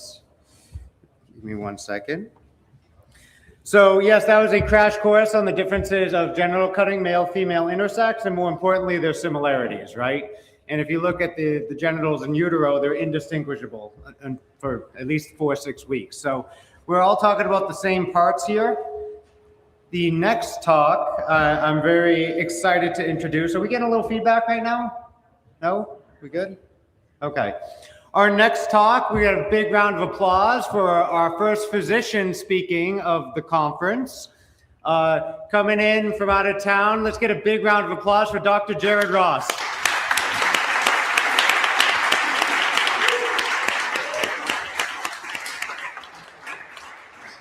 Well, thank you, Dr. Ross, for joining us. And here is the clicker. Oh, I get a clicker. Yeah, Thank you so much. Thanks so much for having me here. I know it was still your time. Well, my talk is a little bit short, so I have a few things I'm going to say beforehand. First of all, I will say it once, and I will say the word circumcision. And I will implore all of you not to use that word. Because what that word does is that word normalizes this practice. It medicalizes this practice. And I think we need to be accurate in our language so that we win the battle. And so I will never say that word. I'll say it once at a conference and that's it. I like mutilate. It's visceral. People don't like it. People react to it, but it's accurate. It is what we're doing. And so if you want something more neutral, cut, I think is a great descriptor, but I will not use the long C word, and that's very intentional. And I'm okay just talking into this microphone. Oh, just come a little closer. Do you not want me to hold it then? I prefer it. Okay, I won't hold the microphone. I'll just stay close here. So I'm also going to tell you about my first job, which is an interesting story here. So as a junior in high school here in North Hollywood, I went to interview as a lifeguard and swim teacher. And the guy who was interviewing me was this guy, Che Johnson. And as a good 17-year-old, I showed up a half hour early to my job interview. Che showed up a half hour late. He kind of took me into his office, glanced at my resume, and then he said, "It's too bad you don't have a swimsuit on you, because I'd love to see you teach." And I said, "Actually, I have a swimsuit in my car."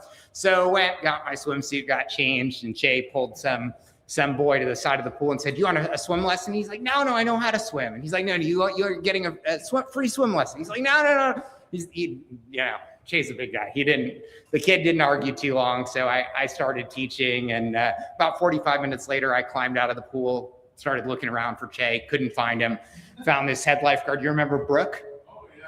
So I found Brooke, and I said, "Brooke, where's Che?" "Oh, he left. He said he hopes you can start Monday." So now I am going to also disagree with Che, and I know he's going to. I'm going to say this. Humans and all mammals have two sexes, male and female, and that's basic biology. And those that do not, that have disorders of sex differentiation inherently have a disorder. They, by definition, have impaired or absent fertility. That doesn't make them less of a person, doesn't make them any less of a person than someone who has a disorder of glucose metabolism known as diabetes. It also doesn't impact how they behave, what they wear, what their interests are. And I think it's actually incredibly regressive to insist that men behave a certain way and women behave another way. We can say that on mean, women do have certain tendencies. Biology does influence our personality and who we are. But to say that someone who doesn't comport to a stereotype is less of or wrong or different than, I think unfortunately drives a lot of the genital cutting that goes on. And so I think it's very important that we say biology, we have men, we have women. By and large, men behave this way. By and large, women behave this way. But if you do not comport to those stereotypes, I certainly don't, there's nothing wrong with you that doesn't make you any less of a person. So with that, I'll go ahead and get started. So let's see here. So medicine is a high stakes endeavor. where we can't afford to be wrong. But healthcare is practiced by humans who are inherently error-prone. To square those two realities, we must have a willingness to admit when we're wrong. And we're not good about that in medicine. And we were wrong about cutting baby boys' genitals. I came upon this realization last week while I was camping at a meditation retreat at a rugged, isolated airstrip in the Arizona desert. A portion of the hangar had been turned into a living space by the previous owner, and who had hung up this framed print still in its shrink wrap from 30 years ago. Aviation itself is not inherently dangerous, but to an even greater degree than the sea, it is terribly unforgiving in any carelessness, incapacity, or neglect.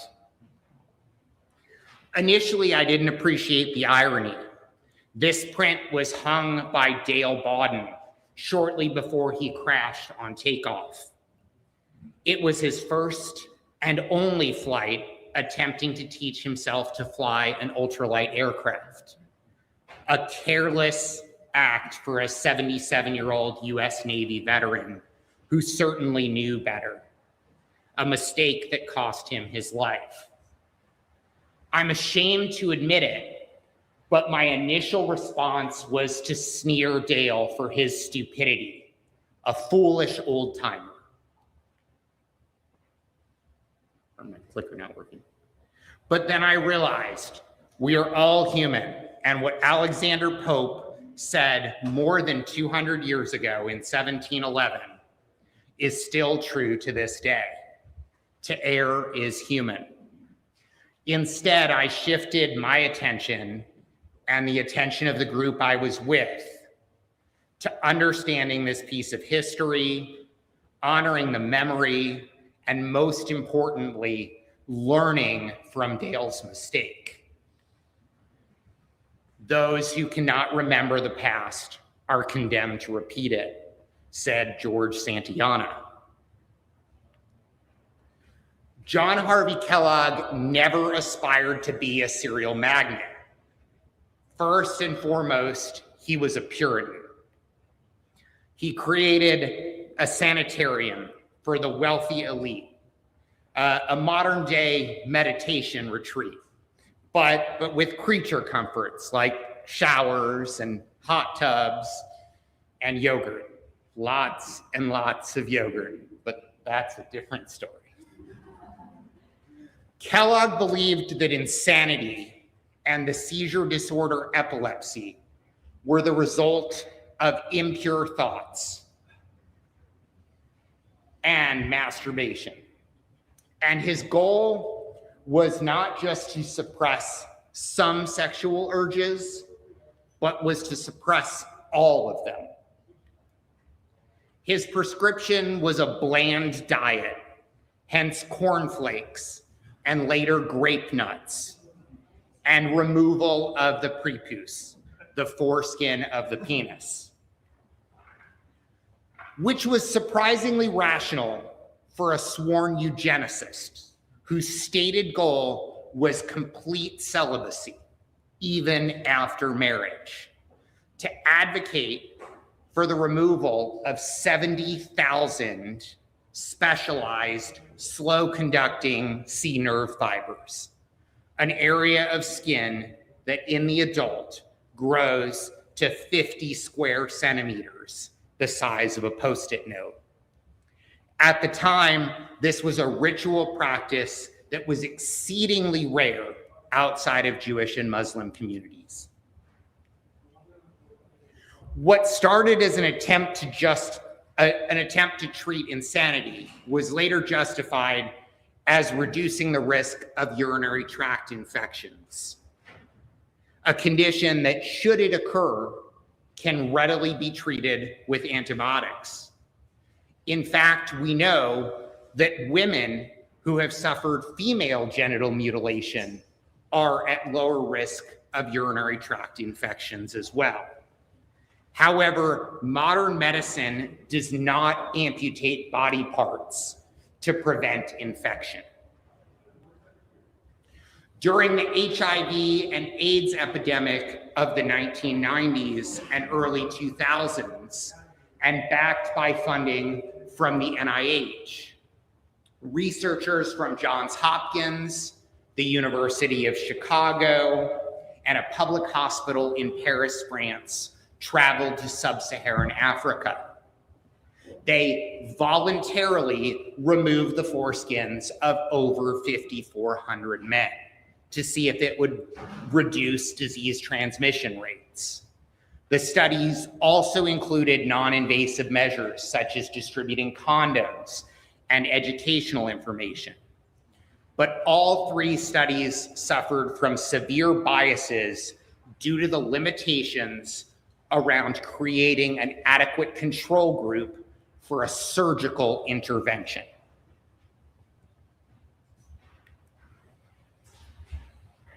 As rates of penile cancer have exploded due to the rapid spread of highly malignant strains of human papillomavirus, or HPV, driven largely by a culture that celebrates sexual promiscuity, reduced HPV transmission has been used to justify male genital mutilation. Yet HPV has also caused a massive increase in vaginal and vulvar cancers. So I ask you, then why are we not advocating for the removal of little girls' labias? Another practice deeply rooted in cultural and religious significance. And we can take it a step further.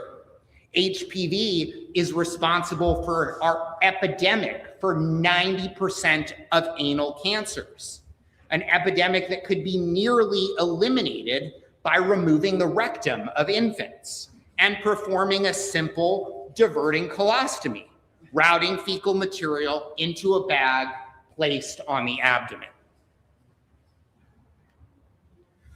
So instead of creating justifications for something we're already doing, let's examine the roots. Why is this part of the male body so harmful that it must be removed at birth? Yet in 6 to 7 million years of human evolution, it has not evolved away. And why is the embryologically identical tissue in females not problematic? In fact, removal of the clitoral hood of a baby girl, the embryologically identical tissue to the male foreskin, is a felony punishable by 10 years in prison. I know one aspect that we don't discuss enough is financial conflicts of interest. Pediatricians are continually the lowest paid physician specialty, making 1/4 to 1/3 of what cardiac surgeons, neurosurgeons, and orthopedic surgeons make, despite having the same medical school debt.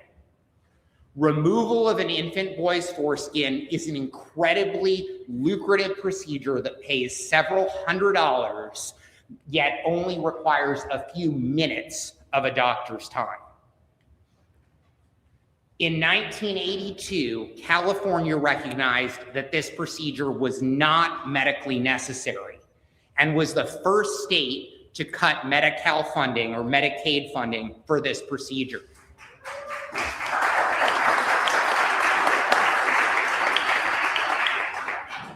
Today, a total of 17 states Medicaid programs, which is state and federal funded insurance for the poor, does not cover this procedure.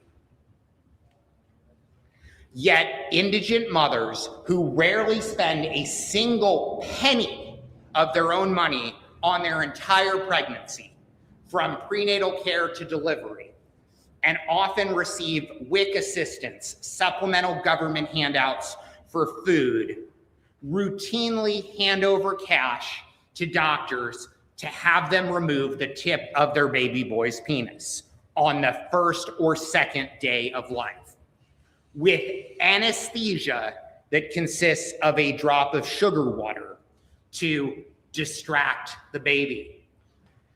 In other medical contexts, giving patients a sugar pill is a placebo, an intervention known to have no physiologic effect. So why do we expect this placebo to work for baby boys? This practice, which I refer to as cash for cuts, is largely driven by aggressive advocacy by labor and delivery nurses who hound mothers in the name of conforming with a cultural norm. But the tides are starting to shift, especially in Black communities. And while the nurses don't appear to have any financial incentive, the hospitals certainly do. In a similar program I call Cash for Foreskins, Big Pharma generously compensates hospitals for what would otherwise be thrown in the incinerator. In a nationwide scandal, orders of magnitude larger than the sale of aborted baby parts by Planned Parenthood. Foreskins, which are rich in stem cells, are processed into skin graft products that are sold back to these hospitals at huge markups for the treatment of burn patients. But put aside the sexual harms, put aside the very real pain and the clear financial conflicts of interest. This is first and foremost a crystal clear violation of the first pillar of medical ethics, individual bodily autonomy. This is a cosmetic surgery without consent.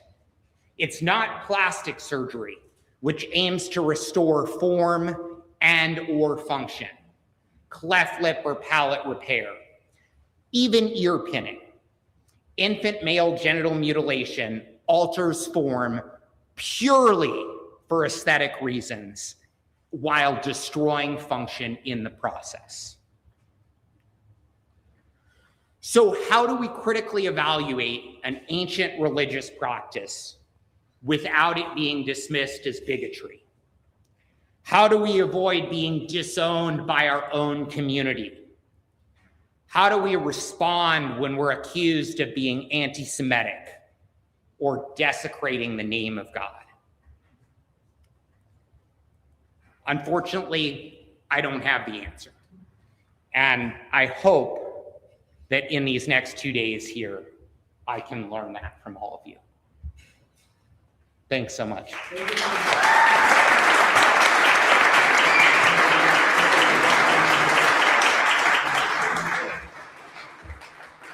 Well, thank you so much. Another round of applause for Dr. Ross for coming out. We need as many doctors as we can in this fight for baby boys. Now, and Dr. Ross also wins because you finished on time, right? So fantastic. We actually have about 5 minutes for questions. If anyone has any questions for Dr. Ross. Yes, Georgiane. Yeah, wait, I have a microphone. Is this on, Ellie? Hi, thank you for letting me say this. I had this in my talk, but I didn't have time to present it. I want to make a comment about states that don't, that Medicaid does not authorize payment for circumcision, including California. Most every state in this country has managed care contracts with commercial insurance companies. And in the state of California, the commercial insurance companies, including Kaiser and Sutter, the state did not regulate whether they paid for circumcision or not. So when I met with the physicians at Kaiser Permanente in Sacramento, all but one physician in that practice, in Kaiser's practice in Sacramento, circumcised. They made no distinction between who was on Medicaid and who wasn't. The state has never issued a check for a circumcision to a doctor, but all the HMOs, virtually all of them, continue to cover circumcision. And it's another reason why the data are so bad. The the recipients, the Medicaid recipients, are asked the question, do you have Medicaid or do you have private insurance? In New York, the state made a big deal out of Medicaid patients having private insurance, because indeed the state contracted with commercial HMOs. I ran one of those HMOs. So our members would not say they had Medicaid. They were told they didn't have Medicaid because of the stigma. They would say, I have Hudson Health Plan. Our company was a nonprofit. And so we have to be really, really clear and really, really careful about that. And the fact that that is not recorded as a circumcision paid for by state Medicaid is completely understandable, because they're not writing the checks. So thank you for the chance to say that. Thank you, Georgia. And that's a very important point. I really appreciate that. We've seen a huge growth in what's called managed Medicaid. Massive growth in that, where states are contracting these out to private companies, mostly for profit, but some nonprofit.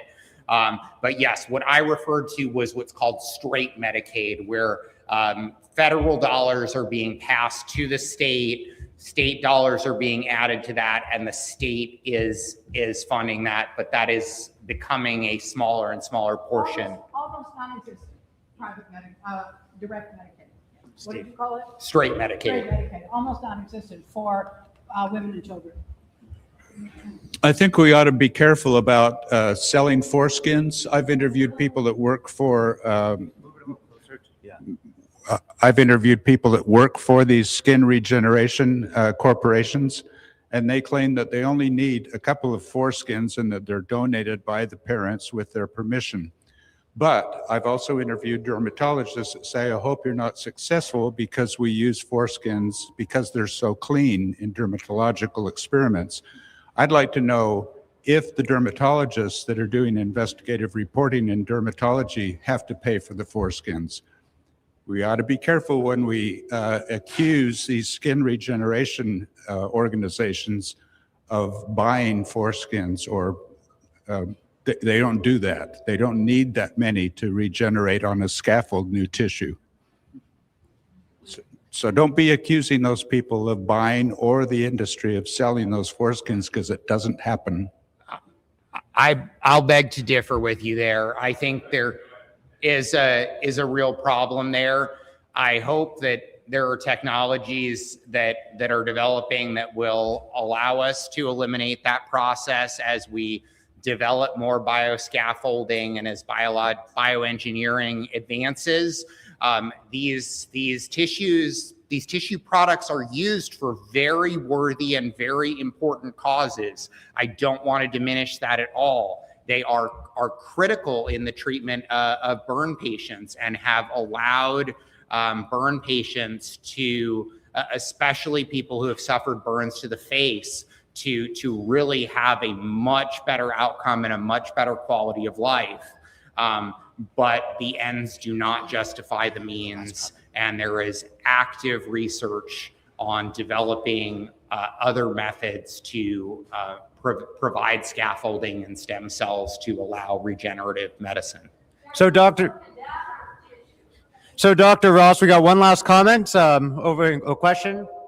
Oh, I was just responding to that. So it's very easy to find online. You can find many different products that are made from foreskin, and literally buy a vial for $500. Like, you can see hundreds and thousands of products. They make stem cells, they make exosomes, they make tissue medium, and that's used in facial care creams and stuff like that. But there's hundreds of products being made from tissue, and it's technically donated, but obviously people are getting kickbacks somewhere. So it's a very large and very shady industry, and I would hesitate to say that they're not directly tissue harvesting from live infants, because that's, if you research it a lot, that definitely seems to be what they're doing. And it incentivizes them to sell circumcision to parents, because they're also making, even though they're donating, people are making money. It's incredible tissue. There's it's a brand new baby, and it's full of fibroblasts, and there's you can take the placenta, and you can take the the umbilical cord, but the foreskin itself is an amazing two-sided tissue that is absolutely filled with stem cells and fibroblasts and all this growing tissue, because of course it's an inch, but like it's, you know, it has the growth potential to be a place card. So like it's full of life and they want that. So it's definitely something to look into more. Of course. Thank you. Great. Well, anyway, thank Thanks. you, Dr. Ross. Thank you so much.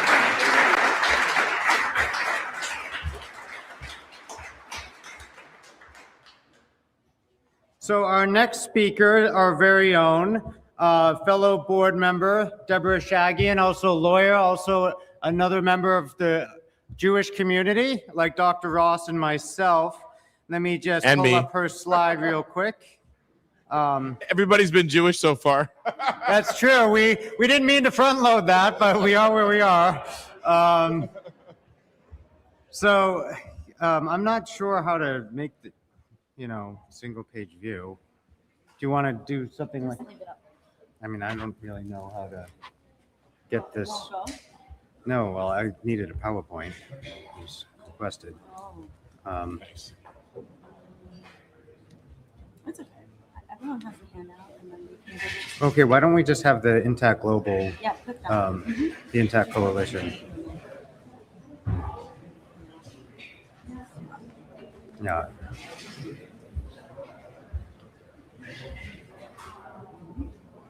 What I'll do is just do it like this. Do you want the title of your talk?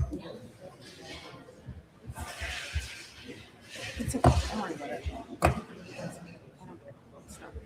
care. Okay. No, I mean, it'll be okay. Deborah Shagian. What's the title of your talk, Deborah? Circumcision, Yeah. bioethics, and the law.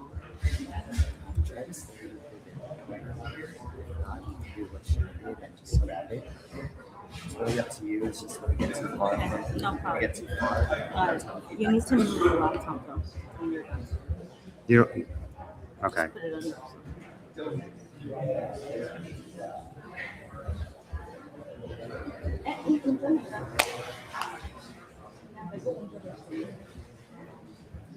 Oh. Okay, we do something like that.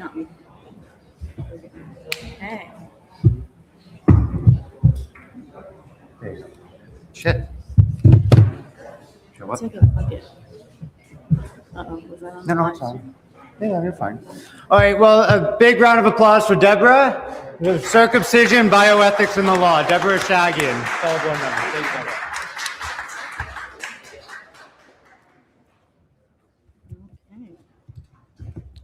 Okay. See.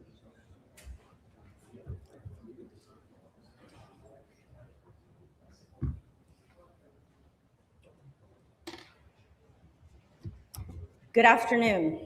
My name is Deborah Ishagian, and I serve as the Director of Cultural Inclusion at Intact Global. On behalf of my colleagues and the organization as a whole, I would like to thank you all for joining us today.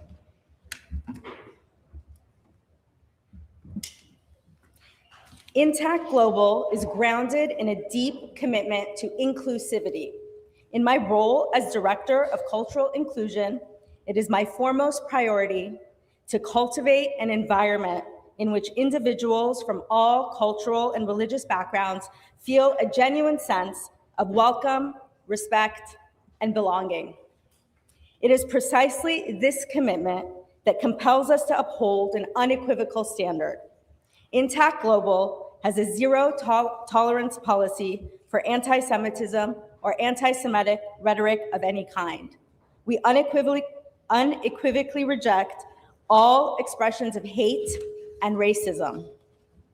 While the directors of the board reflect a broad spectrum of political perspectives, we are united by a singular transcendent principle, the protection of children, which is inherently bipartisan.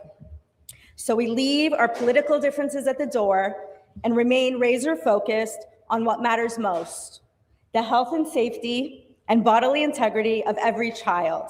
Our mission is clear and uncompromising. equal protection for all children against forced genital cutting.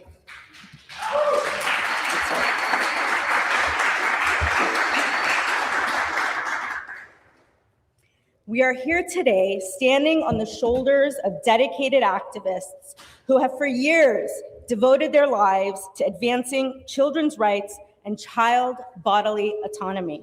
Many of you are here with us today. Your efforts merit not only recognition, but enduring respect, and we are profoundly grateful for your commitment to this cause.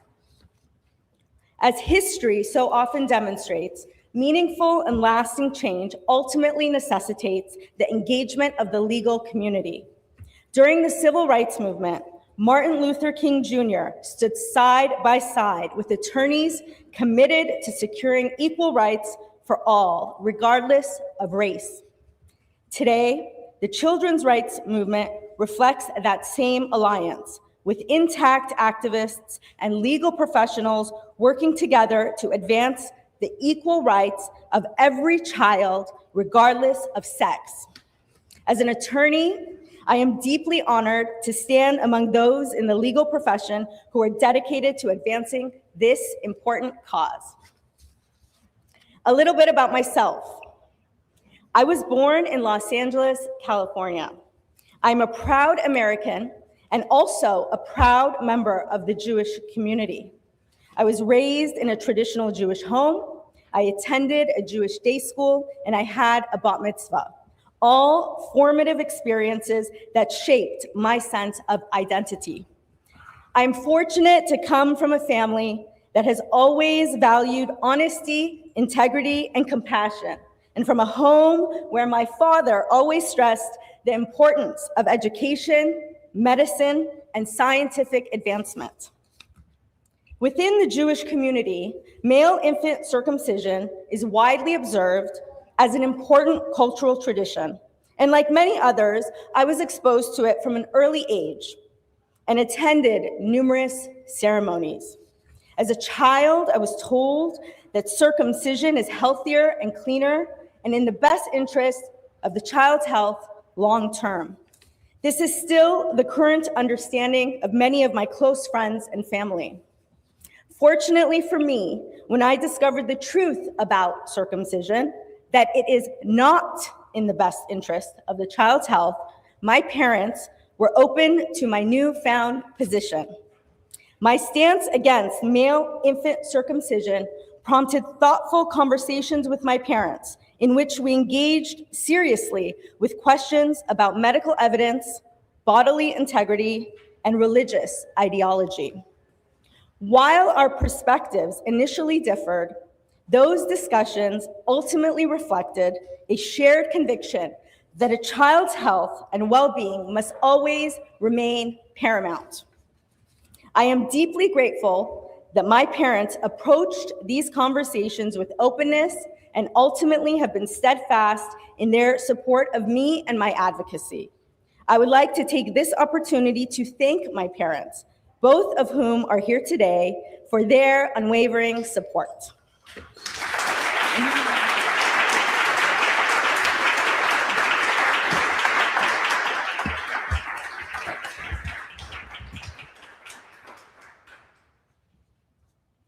I would also like to express my sincere appreciation to my two brothers, both of whom are practicing physicians, for their support. My older brother has an MD, PhD from Vanderbilt University School of Medicine, and my younger brother is an urgent care doctor, also a graduate of Vanderbilt University's School of Medicine. Finally, I am grateful to my two sister-in-laws as well for their support. I am also pleased to share their reflections that if they had a baby boy today, they would both choose not to circumcise their child.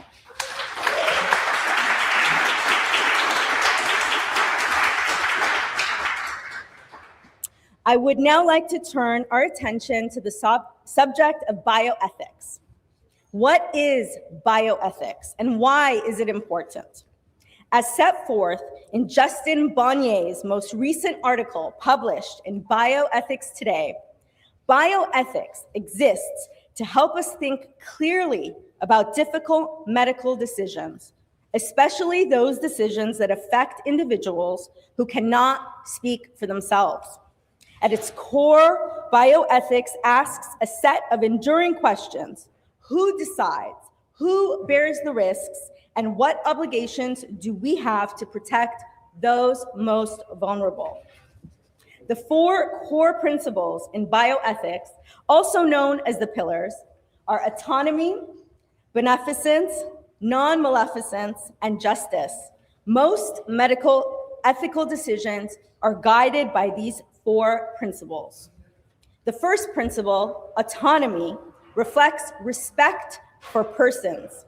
It is the idea that key decisions about a person's life should, if possible, made by that person rather than anyone else. The second principle, beneficence, is the duty to act in the patient's best interest and take positive steps to do good or promote their well-being. The third principle, non-maleficence, I hope I'm pronouncing that right. Non-maleficence is the obligation to do no harm. This requires balancing the benefits of treatment against potential risks. The fourth principle, justice, ensures fairness and equality in the distribution of healthcare resources. Within the context of neonatal circumcision, considerations of bioethics are frequently under-examined and insufficiently integrated into the informed consent process. What you all have in your hands right now, or you should have, is a handout I drafted, which was distributed at the 2025 American Society for Bioethics and Humanities Conference. The handout is called Circumcision, Bioethics, and the Law. This handout was not originally intended to be a handout. It was originally a Facebook post I titled Circumcision Checklist. It was a lighthearted twist on the familiar checklist parents prepare before heading to the hospital for delivery.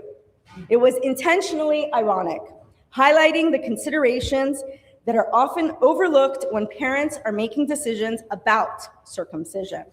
I would like to use this handout as a guide while exploring the principles of bioethics.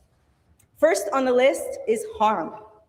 The harmful effects of circumcision are central to any bioethical analysis, as the principle of non-maleficence requires that potential harm be carefully evaluated and clearly established prior to engaging in a broader ethical discussion.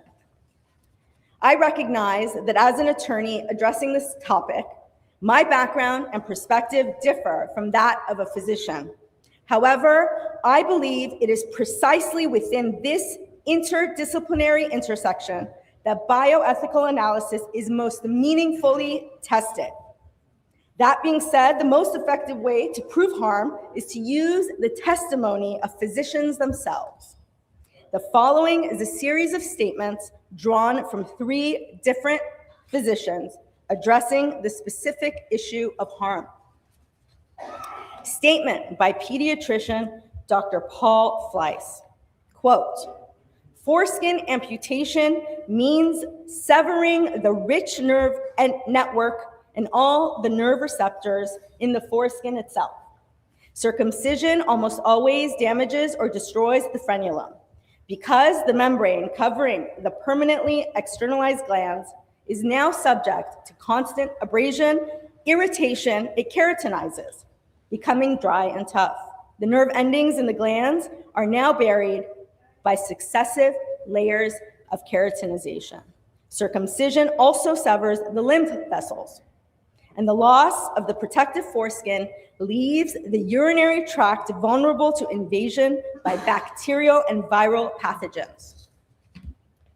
Statement by urologist Dr. Adrian Carmack, quote, the hundreds of boys I have seen who needed surgery to repair problems caused by their circumcision are real. The men who lost more parts of their penis than the foreskin are real. The thousands of adult men saying they wish they hadn't been cut are real. Not recognizing that circumcision is harmful is either ignorance or denial. Statement by doctors opposing circumcision. Quote, death is the ultimate harm entailed with any surgical procedure. In cases of a true medical necessity, a certain risk of death may be legitimately acceptable to the patient in the overall picture. However, when a surgery is medically unnecessary, elective, non-therapeutic, cosmetic, and undertaken without the consent of the patient, as is virtually always the case with infant circumcision, any risk of death, no matter how small, is unacceptable. End quote. I'd like to move on to the next items on the list, which also relate to non-maleficence. Number 2, unnecessary. There is absolutely no need to surgically modify a healthy newborn baby or child. Number 3, immoral. Amputating healthy body parts or bodily tissue is fundamentally wrong. Number 4, unethical. It is in direct contravention with the Hippocratic Oath to quote unquote do no harm. Notably, 0% of routine neonatal circumcisions are medically indicated. This means a surgical procedure is being performed on an infant who is not ill. In such cases, the ethical burden shifts significantly. It is no longer enough to demonstrate that a procedure carries some potential benefits. Rather, one must justify why an irreversible intervention is warranted at all in the absence of pathology. From a strictly bioethical standpoint, the Hippocratic Oath to do no harm is not merely a prohibition against catastrophic injury. It encompasses the avoidance of unnecessary bodily intrusion, unnecessary pain, and unnecessary risk. Neonatal circumcision, even when performed under sterile conditions, entails the removal of functional tissue, exposure to procedural pain, and a non-zero risk of complications. These are not hypothetical concerns. They are inherent to the procedure itself. In all other cases of medicine, doctors do not perform prophylactic surgical procedures on healthy infants, based solely on potential future risk reduction, particularly when those risks can be mitigated through less invasive means or addressed if and when they arise. Within the framework of non-maleficence, the threshold for justifying harm is exceptionally high when the patient is vulnerable, the intervention is irreversible, and the indication is non-therapeutic. Statement by Dr. Fleiss, quote, in more than 50 years of pediatric practice, I've never seen a single legitimate reason for foreskin amputation. Never, not one. I think we have been lied to by a lot of people in the medical business, and we politely accepted what they said as facts, end quote. Next on the list is illogical.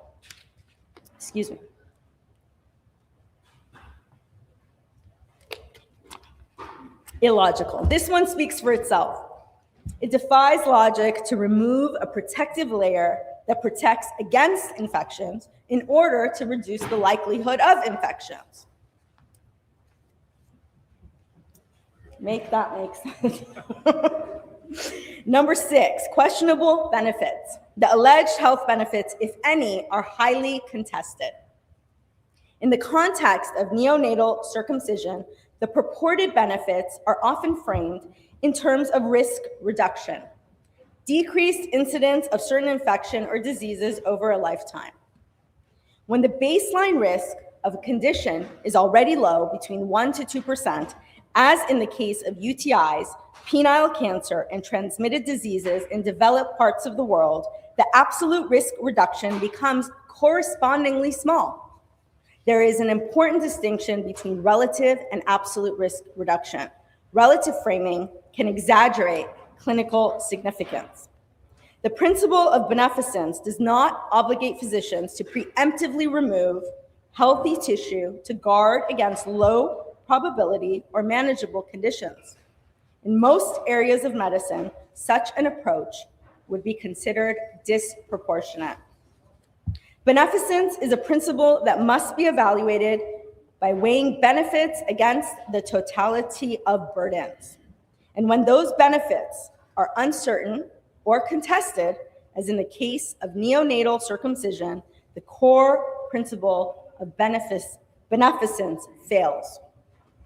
Perhaps my favorite statement by Dr. Fleiss regarding a physician's role in caring for patients who present no medical indication is the following, quote, "Physicians have a duty to refuse to perform circumcision.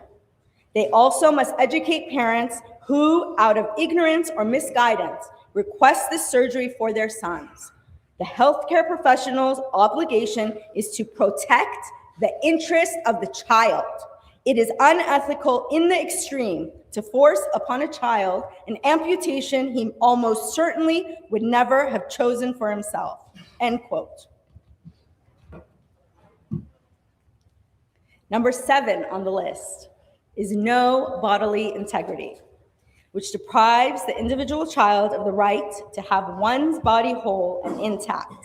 Number 8 on the list is no bodily autonomy, deprives the individual child of the right to make free and informed decisions about one's own body. These two relate both to the principle of autonomy and the principle of justice. Respect for patient autonomy, though not directly exercisable by the neonate, does not vanish. It is deferred. Irreversible procedures that are not medically necessary effectively foreclose the individual's future ability to make decisions about their own body. From a justice perspective, permanently removing that choice is inequitable, especially because the quote-unquote procedure is not medically necessary at the time it is performed. This raises a further ethical concern, whether physicians or even parents are justified in making permanent anatomical decisions about a pressing therapeutic imperative. Dr. Anthony Lampard has stated that infant male genital cutting is invariably non-therapeutic and removes functional, erogenous, intimate tissue from people too young to consent or resist. Number 9 on the list is no direct consent. It states proxy consent was never intended to extend to non-therapeutic surgical procedures.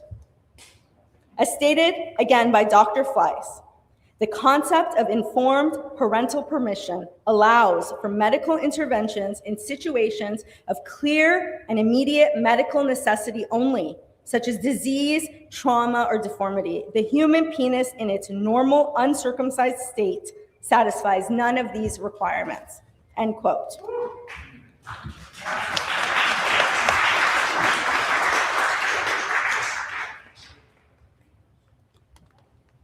Number 10 on the list, violation of the Equal Protection Clause, U.S. Constitution.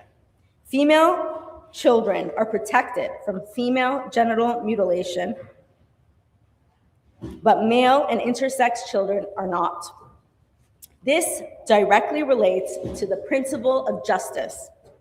Justice asks whether similarly situated individuals are treated alike under moral and legal standards. From a justice standpoint, this raises the question, can two non-consenting minors be treated differently under the law when both are subjected to non-therapeutic genital alteration?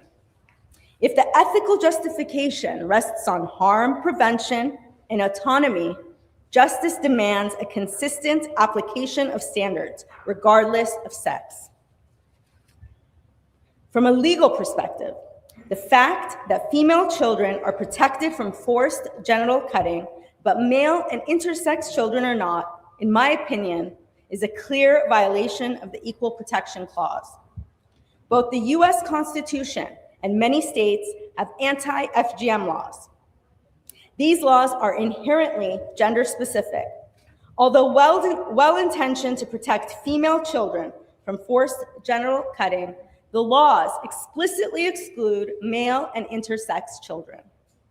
In order to equally protect all children from forced genital cutting, these laws must be expanded so that all children are protected equally, regardless of sex. While the legal and bioethical debates will undoubtedly continue for the foreseeable future, one thing's for certain. Physicians who perform neonatal circumcision will go down in history as the biggest disgrace to the field of medicine.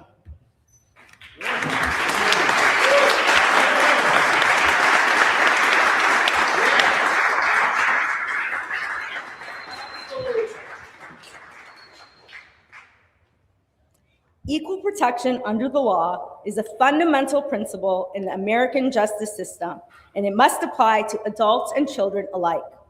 The good news is times are changing. And what do I mean by that?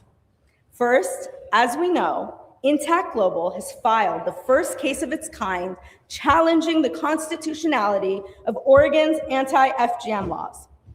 This is historic in and of itself, but there is more. Recently, as many of you already know, 2 former members of the American Academy of Pediatrics, both of these doctors were instrumental in drafting the AAP's circumcision policy statement, have publicly retracted their statements. This is huge. By these doctors publicly admitting they were wrong, it opens the door for more meaningful discussions in the medical community regarding not only the ethical considerations regarding neonatal circumcision, but also the harmful effects that no one wants to talk about. It allows for more positive discourse between practitioners and parents. In the end, there is only one truth. Physicians have an affirmative duty to refuse to perform neonatal circumcisions. Thank you.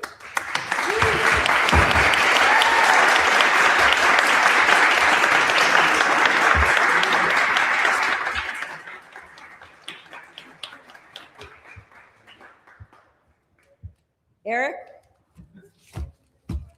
where are you at? Questions? Yeah, I have 5 minutes. I have a stopwatch, Eric. Good. Well, that's good. So do I. Any questions or comments for Deborah? Deborah Shagian. Well, another round of applause for Deborah. Good. Thank you. And we're going to have some lunch. I think people are hungry, so. Yes, I heard questions. That's right. Okay. Thank you. All right, so lunch is now served.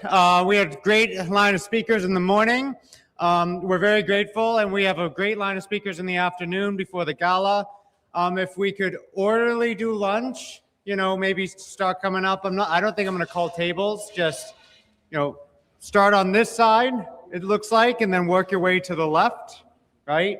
And we will reconvene at 1:30 p.m. So you got about 50 minutes, right? And there's also adjacent lunch places as well, but we got some great caterers, and if there's something you're really jonesing for, you got 50 minutes. So we'll see you all, and if you're on the live stream, we'll be back in at 1:30 p.m. Pacific time. All right, thank you. Thank you, Deborah.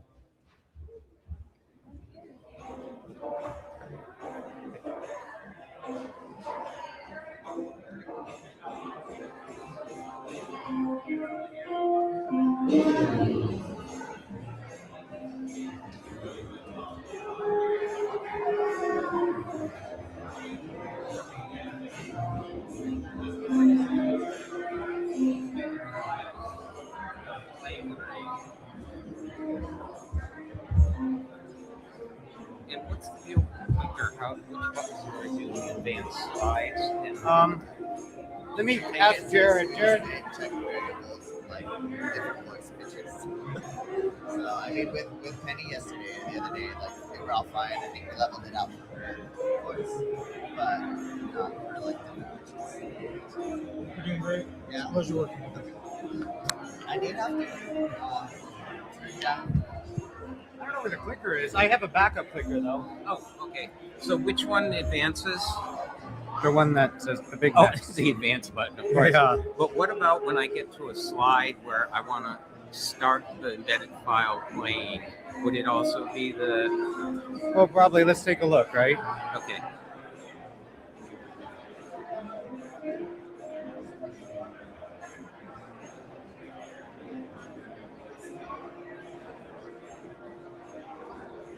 So you, Tim, Grunlow is next. Right. Beef Peter. I got to make sure all these. All right.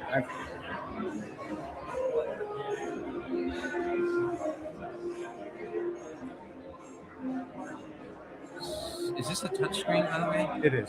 Okay. But I've already. Oh, okay. Put You're I put it in clicking through presentation mode. So. Okay. So what I see on the screen will be what's up there. There you Okay, go. got it. Did I give you the clicker, Ellie? Probably not. I didn't think so. Not the next one. That one. So when I scroll You can over go like this. Oh, just use the touchpad. Yeah, but you might have to speak with Ellie on how to get this. The volume. Yeah, I don't know if we have.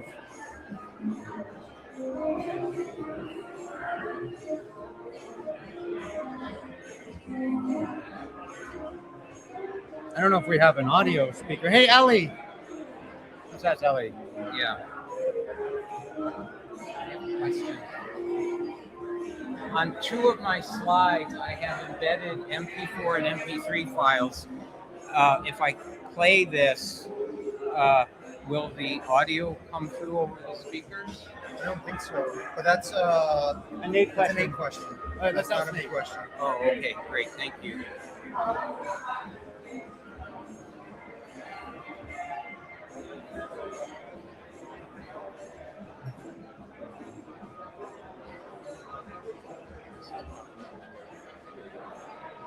When you first mentioned this to me, I said, that boy's getting in over his head, trying to do the lawsuits and then this.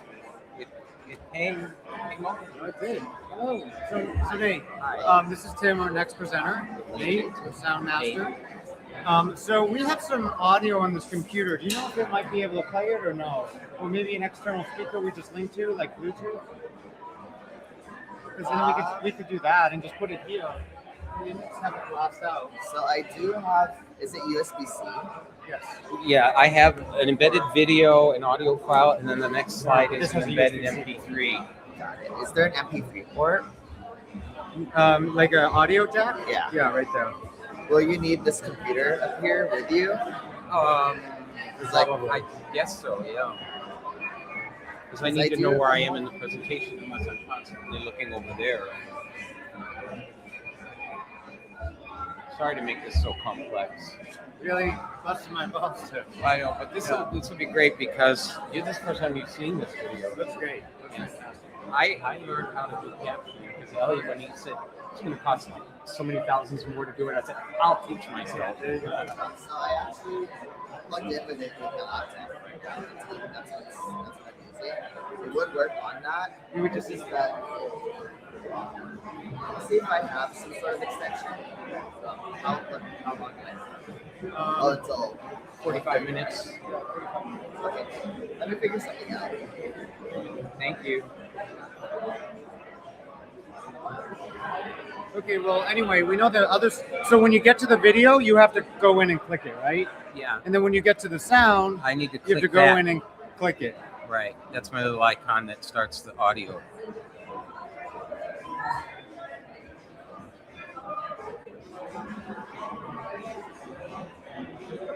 Right there. There you go. And I think it's playing. It is playing. It is playing because the pause button is Yeah. there. We just can't hear it, I guess. Okay. So everything's working. It's just we just need the sound now. So advance with this and click with the mouse to start it. And this is back, forward, back. Okay. And do I worry about that one? No, this is a laser pointer. Oh, that's what it was. Okay. Yeah. I'm not going to use that. Well, yeah, and I would love to find my other Logitech, whatever, but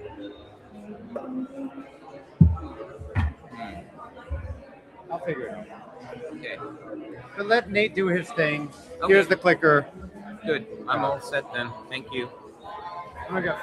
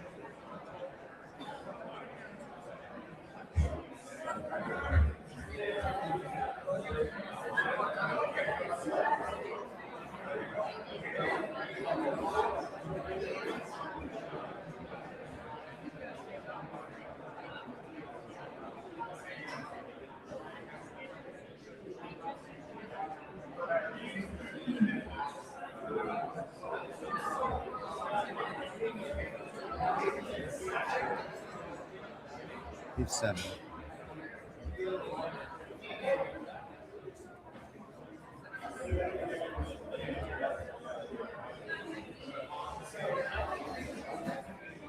Oh. Where's Peter? Peter.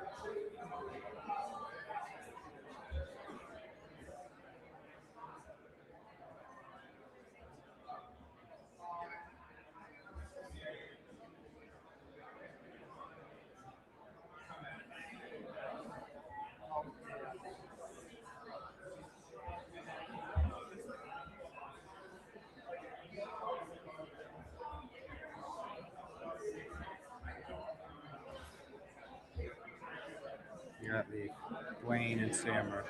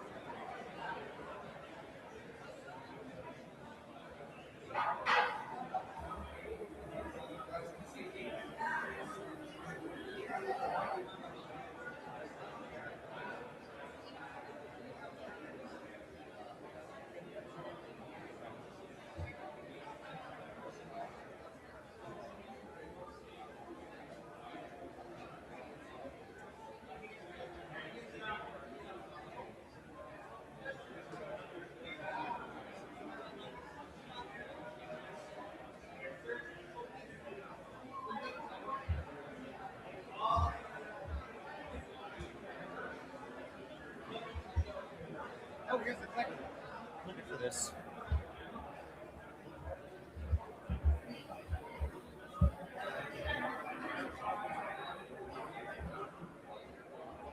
Legitimizing house Hammer. lawsuits, how we can win. Peter Oh, Adler. you're totally right. Yeah, You're always right. Must get tiring. it's my bird. Yeah. He is after Brownlow or before Brownlow? So He's after Leaf. he's after Leaf, and Leaf 10. is 8, so that's 9. And then I don't have Dwayne's. Is that in the shared drive? Dwayne, you don't have it? No. Okay, I'll make sure it's on the shared drive. Okay. I'll look for it. Okay, I'll find that and get it on Okay. there. You got a couple hours. Okay, it's time to start. Okay, we'll be starting in about 1 or 2 minutes. If you could all take your seats. I know. I don't think so either. Now you're ready. What? Okay, well, if everyone could take their seats, we'll be starting in about 1 to 2 minutes.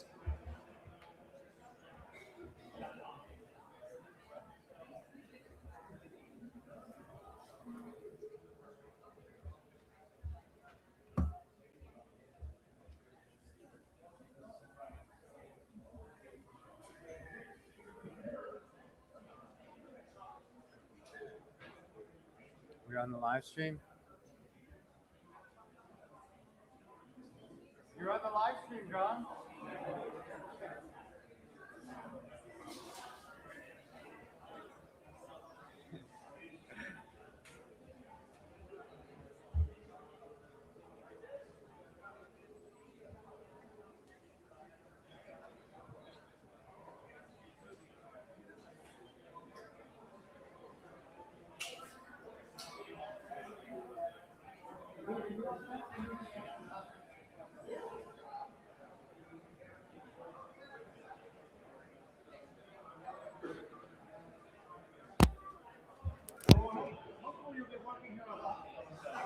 This is event number 1.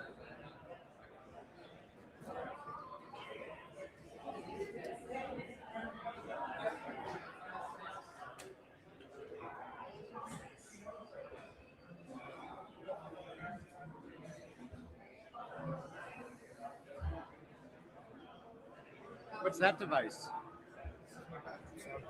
Oh, clever. I like the redundancies. The true professional. Louder. We have a use for that. All right, well, thank you all for joining and on the live stream as well and watching afterwards. We're Intact Global's 2nd annual conference in downtown Los Angeles in our new home in the historic dance hall. And so we've had a great morning of speakers, doctors, lawyers, board members, other leaders of the movement. We're going to continue with part 2 of day 1, right? And our lead speaker after lunch is going to be the president and executive director of GALDEF, commonly mistaken for Gandalf, the Genital, Autonomy, Legal Defense, and Education Fund. So let's get a big round of applause for Tim Hammond.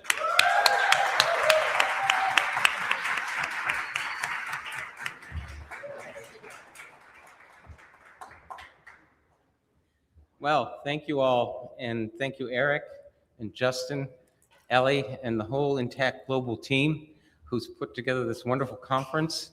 It's great to see some old faces and a lot of new faces. So I'm really pleased to give you this progress report about what GALDEF has been doing since our last presentation in Portland in March of 2025. So I'm going to move quickly through these slides because I really want to get to the meat and potatoes, so to speak, of our embedded videos here that I know you're all going to be anxious to see. Our first accomplishment and major accomplishment was we were accepted for membership in the World Association for Sexual Health at their conference in Brisbane, Australia last year, in which Dr. Leif Thompson and I were present. And this is a big deal because they are one of the most influential sexological organizations in the world that not only are influential, but they've issued several declarations on sexual rights, sexual justice, sexual pleasure. And it's our intention as members of WAS to join and provide input to the various committees that they have there, to influence them so that they can carry this forward to organizations like the United Nations and the WHO. So that's one of our major accomplishments in the past year. Also, our individual board members have accomplished a great deal in the past year. Our Vice President, Matt Goodwin, and myself and Leif Thompson have done a research survey of hospitals in the Northeast region of the United States as to what their infant circumcision consent forms look like. And as you can imagine, they're atrocious. This survey was funded by Interaction, so we appreciate the funding that we got from Anthony Los Cuadro and Interaction to make this survey possible. This survey reached out to 100 hospitals. 20 declined to participate and share their forms. 17 did not reply. So this survey is based on 63 consent forms, and I'm happy to report that this manuscript has been accepted for publication in the BMJ Practical Bioethics Journal. And this article will be published in a couple months. It always is. Anybody who's gotten published, they know there's a long lead time on this. But anyway, the lack of information was astounding. Some hospitals are using just generic surgical consent forms in which it says, I consent to blank line, and somebody writes in circumcision. No other information about the surgery.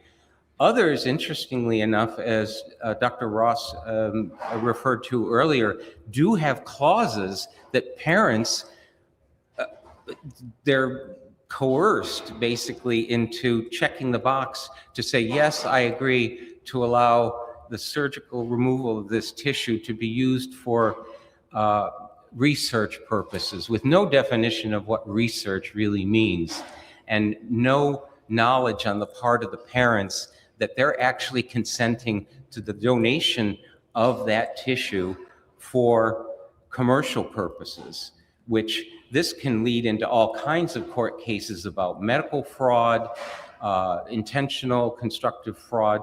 So this is a big deal. And so we're very eager to see this published.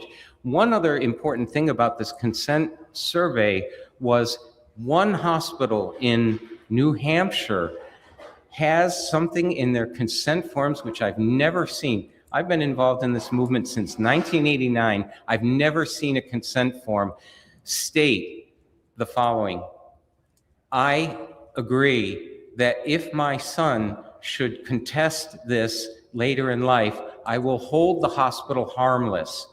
So basically it means mom and dad, or mom and dad, whatever, this is on you. And I've been told by attorneys like Eric that this is not something that the hospitals can really do legally. They can't absolve themselves of liability. So we'll be mentioning that as soon as it becomes available. Another of our board members, Dan McClymont, was published recently in the Free Inquiry Journal, which is the journal of secular humanists, I believe, in the United States. And he did an interview with Patricia Robinette. Many of you know her as the author of The Rape of Innocence. She was subjected to a form of female genital mutilation. And she stands in solidarity with us in opposing also penile circumcision. So the interesting thing about this article is it's already received some pushback from people who submitted counter views, and we're already working on our response to those counter views. So we'll let you know when that gets published. Dr. Leif Thompson has been also actively involved as a board member in offering peer support along with Dan Stranjord, in Discord and Reddit groups. So he's been working with these circumcision sufferers. This augments the work that Intact America is doing with their therapist program and what 15 Square is doing in the UK to finally begin offering mental health support services to circumcision sufferers. A side thing that I think Leif is going to talk about also is we're talking about forming a group of Jews who oppose circumcision or are in favor of genital autonomy as a way to respond politically when our colleagues in Europe like Iceland, Germany, Denmark have stepped forward to try to protect boys from genital cutting. Unfortunately, some members of the Jewish community and the institutions like the World Jewish Congress and the rabbinical councils have spoken out against us, and the media sort of gloms onto that. Well, this group will serve as a political voice to say, not all Jews think alike on this thing, and you don't always represent us. So this is another possibility that GALDEF board members are working on. We are also working with Kevin Barrett in Perth, Australia, from the Circumcision Law Reform Group. This man has single-handedly confronted medical associations, websites, clinics, and so forth that cite the AAP 2012 policy and say, hey, do you know this is expired? You're committing fraud by promoting this on your website. So he's had a great number of victories in getting websites and clinics to change what they're saying about circumcision. So we're proud to be working with Kevin on that. Also, we are working to try to help Intact Global as much as possible by changing our website. At the GALDEF website, we have a special page for the equal protection lawsuit. So to increase search engine optimization, we've worked with Louise Troy, who used to be with 15 Square in the UK. She's now in Australia.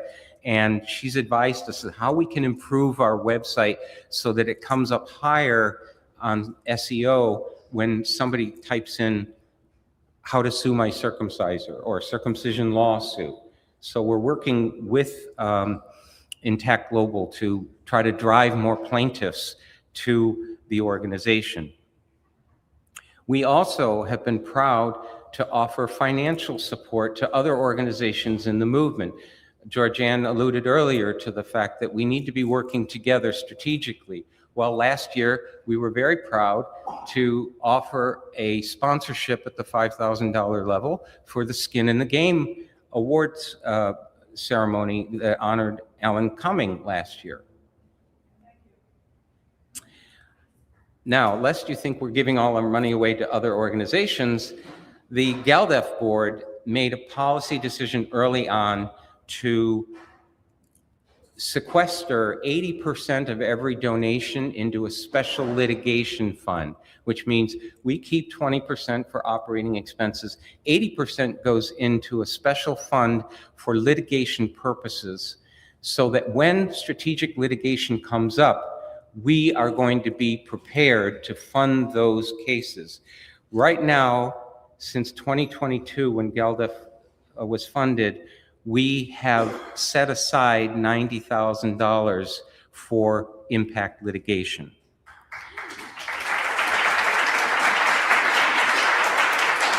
Now, this may sound like a lot of money, but as others in this room, the attorneys certainly know this, a single case can be $150,000 or more. So it's kind of a drop in the bucket, but we're proud that we're setting this money aside so that when the money is needed, we'll be able to help.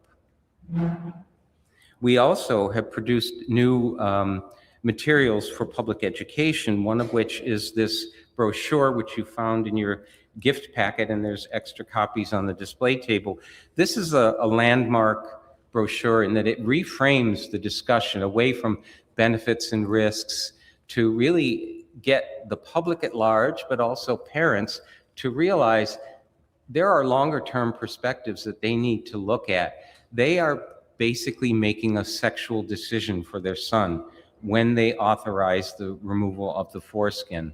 And our brochure goes into great detail about what parents need to start thinking about before they even get to the hospital and are solicited up to 8 times, as Intact America says, for this unnecessary surgery.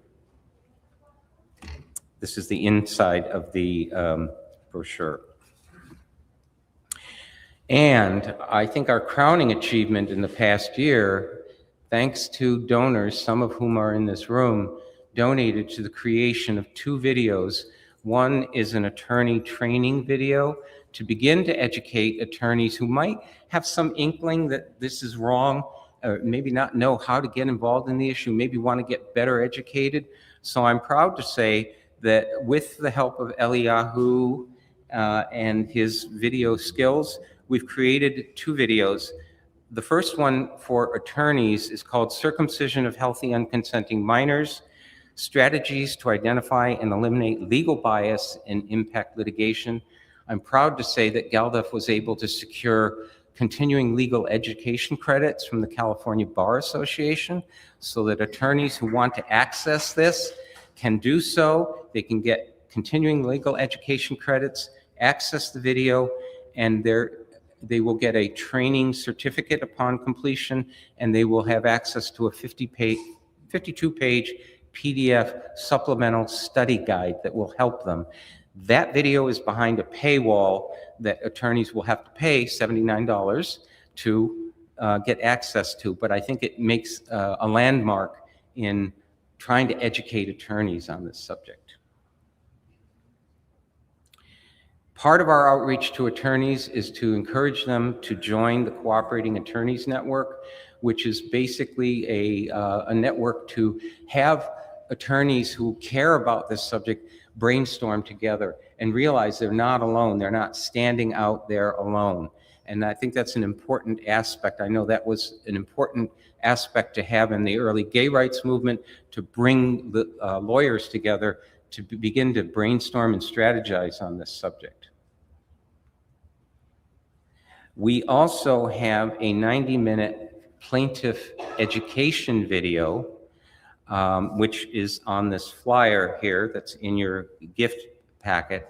The video is on YouTube, on GALDEF's YouTube channel, and this QR code will take you to that. There's also a URL there. But it's really a how-to video to answer a lot of questions from people who say, well, I want to sue. Well, what do you need to do? What do you need to learn before you're going to file a lawsuit? And this is interviews with Eric Klopper and David Llewellyn.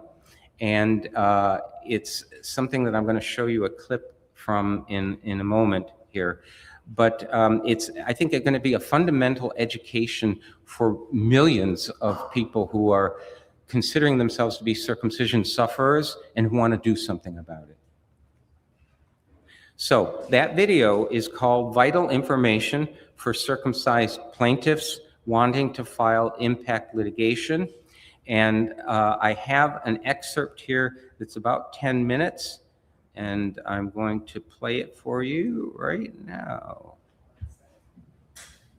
We're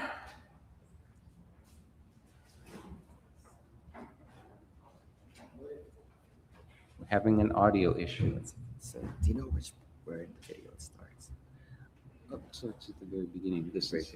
So this is like the 90-minute one. Oh, this is the 90-minute video. Do you know which part it is?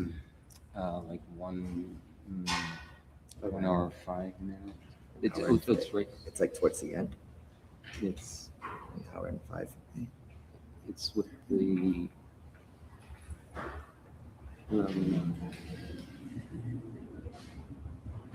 No, it's before the reading. Sorry, folks. All right. It's a potential plaintiffs. Potential plaintiffs. Where's Yeah. the potential plaintiffs? It's like 1 hour, I think. An hour in. I think it is. Yeah.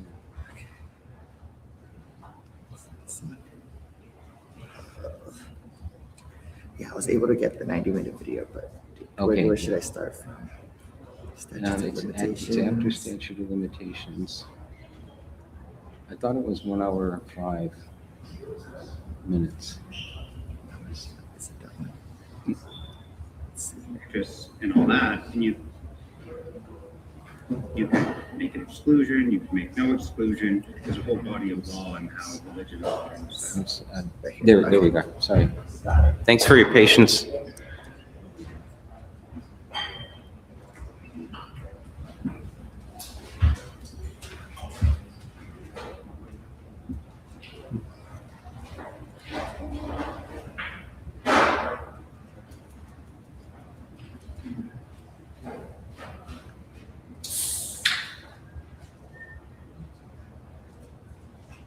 Let's talk a little bit about the types of persons who would make ideal plaintiffs in filing impact litigation. Perhaps the largest class of plaintiffs would be those born with typical male genitalia and who identify as male. To play on here, though, you have to play them at the same time. Males. But among others, they're subjected to newborn female circumcision. He's further ahead than the video needs to be brought back to the beginning. Or reproductive sex characteristics, but nonetheless have typical male genitalia. Oh, there you go. There are also transgender females born with typical male genitalia, and the excision of their penile foreskin can adversely impact the outcome of gender-affirming vaginoplasty. Would individuals from these communities The video needs to go forward a little more. impact litigation to protect children's genital autonomy? Well, of course. And I know from having heard intersex individuals speak. He's a little further ahead in the video than this. I'm That nothing protects them and they just live as they live as intersex individuals. Here we go. Certainly, of course, removing the foreskin of an individual who then decides that they are actually, let's say, an individual born with male genitalia who transitions to female as an infant. This is done to an infant. Circumcision was done to an infant who had no idea which way the child's going to go, whether they're going to be cisgender, whether they want to transition to another gender, whether or not they gay. You just don't know. Do I think all of these individuals have the same rights as any other cisgender male to complain and to bring lawsuits? Yes, I do. Well, absolutely. So talking about the equal protection theory that we discussed earlier, it's if you're going to protect females from genital cutting, you have to protect all children equally. Well, that all children equally includes males, but also includes intersex, right? Or any infant who may later identify as trans female, right? Because anyone who's born and assigned female at birth, saying, oh, this is female from the hospital, they're protected by the law. And they can't have their gender stuff without urgent medical need, right? So I'm thinking intersex plaintiff, so someone who is intersex, who's had their genitals modified for cultural reasons or aesthetic reasons, would be an excellent impact plaintiff, because in some parts of the country, male genital cutting is still normalized, but intersex genital cutting is widely regarded as something that we move beyond, right? So an intersex plaintiff might even have a higher chance of success as an impact litigant. Ideally, you would have plaintiffs who have been harmed from male genital cutting and intersex genital cutting, and if the person who was harmed by the genital cutting later identifies as trans female, well, they can be a plaintiff as well, right? I don't see anything different with that, except that it may garner more attention just because it's interesting.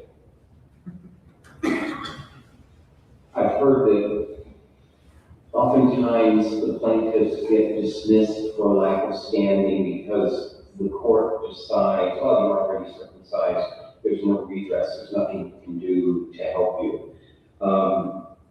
What do you think would be an effective response to the court to impress upon them that, yes, these people were harmed and they do have standing because of that harm? If you want to show the harm, you're going to do it just as though we're doing one of these cases to prevent the child from being circumcised. And what you have to do is you have to show the court that this is harmful and damaging. So to support a plaintiff's claim of harm in a court of law, what kinds of documentation would you suggest the plaintiff obtain for their case? So I want to see the first pictures of the child before the circumcision, any picture of the penis before the circumcision. Then, of course, I want to see every picture afterwards. So we want to get the records from the birth, from the circumcision itself. You want to then get all the other medical records up to the time you bring the lawsuit. So in terms of particularly an older adolescent who becomes aware of their harm and they're waiting for age 18 so they can hopefully bring a case, what kind of professionals do you think they should be consulting with in order to help create a file to document their harm that's ready to go when they launch the suit? I'll emphasize, there are not many states left where a child can bring a malpractice action after the age of 18. There are a few. Most of the states have done away with that, probably because of the blocking of the medical profession.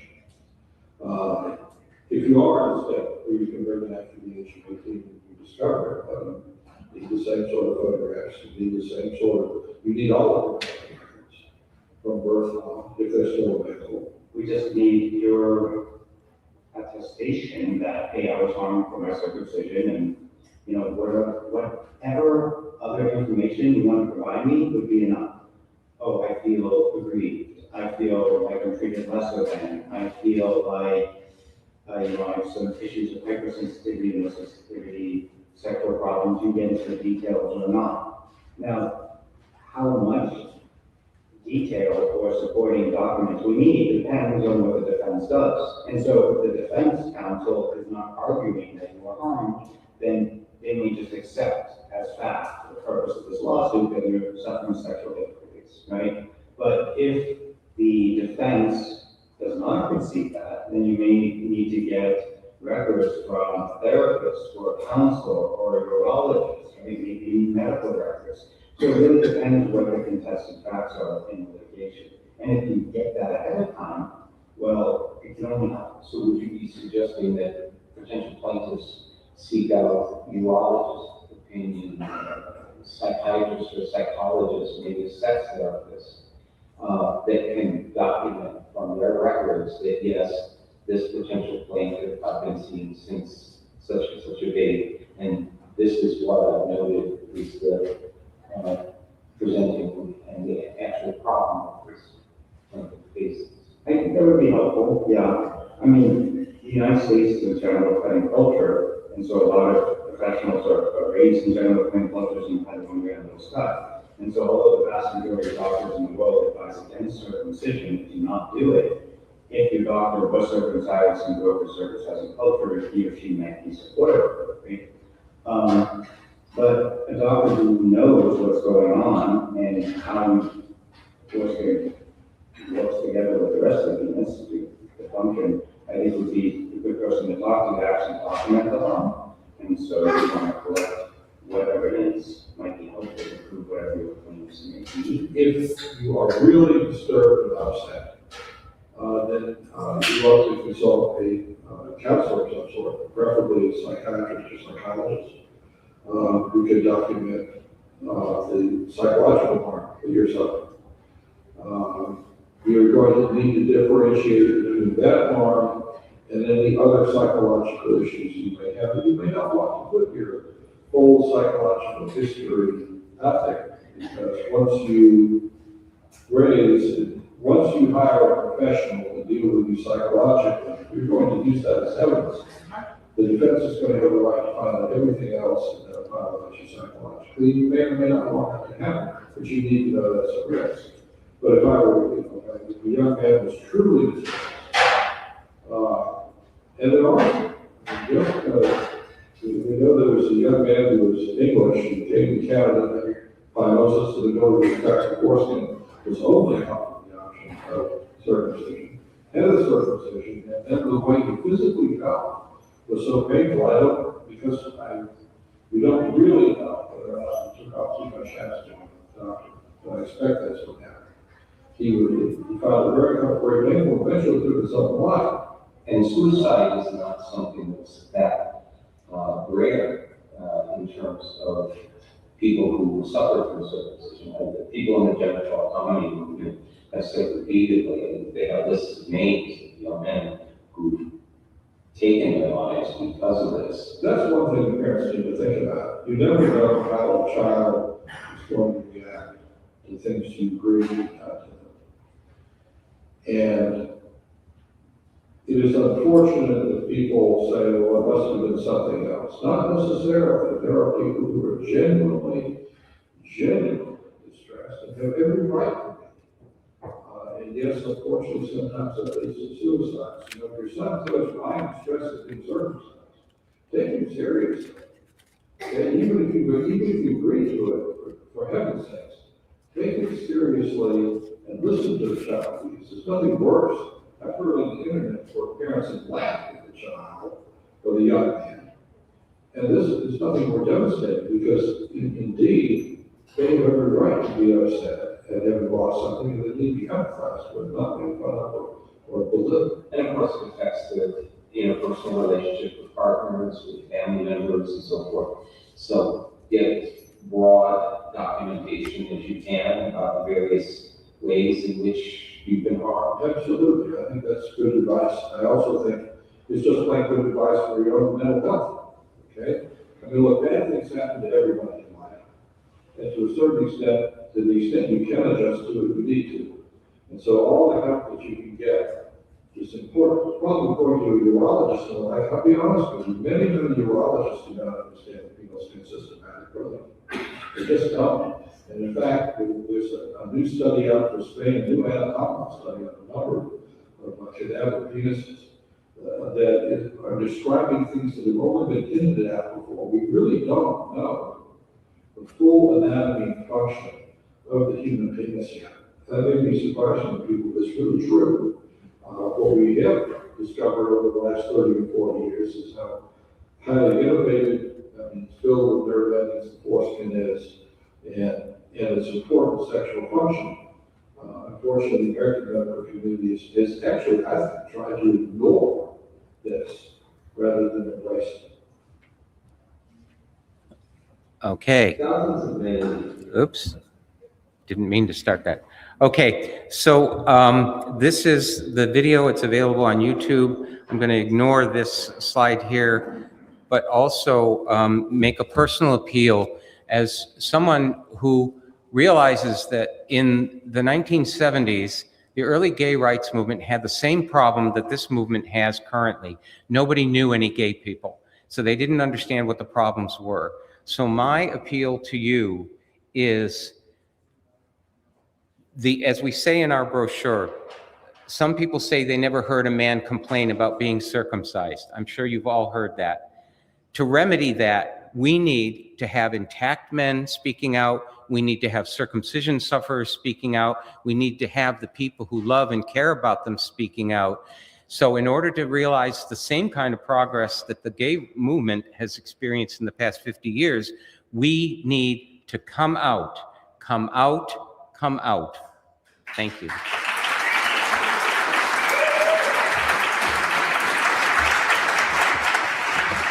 Well, Tim, as a thank you for being a speaker at this year's conference. Thank you. Thank you, Tim. Okay. Well, thank you so much, Tim Hammond. Another round of applause, President of GALDEF. Very important organization.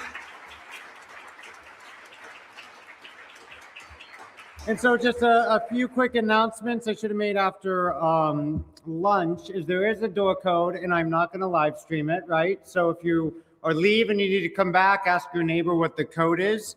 But, and then also we have some merchandise, right, at the front door. So make sure you pick up your Intact Global swag. I know Intact America is giving literature and books out or selling them, as is GALDEF.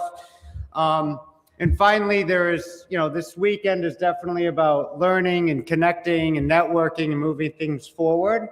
And there are some attendees who may have been gifted a pass or have a promo code. It'd be helpful if maybe a donation kind of to offset that cost to kind of make sure we're all moving forward, because a big part of this movement is funding the initiatives that GALDEF helps, and Intact Global and Intact America, and Attorneys for the Rights of the Child, Bloodstained Men, you name it. So anyway, without further ado, I want to introduce one of the celebrities of the movement we all know, right? So could we give a big round of applause for Ron Lau, please?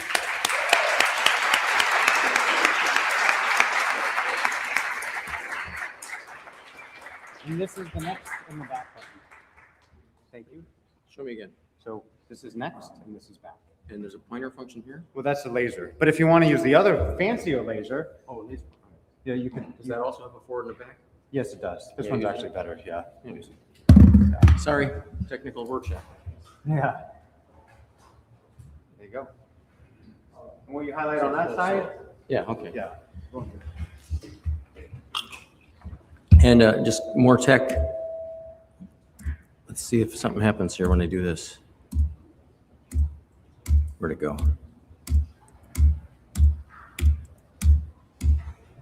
Okay. Oops. See, we didn't have a, what do you call it, a dress rehearsal.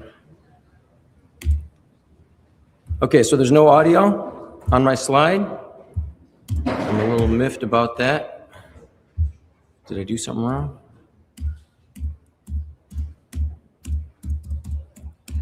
Okay.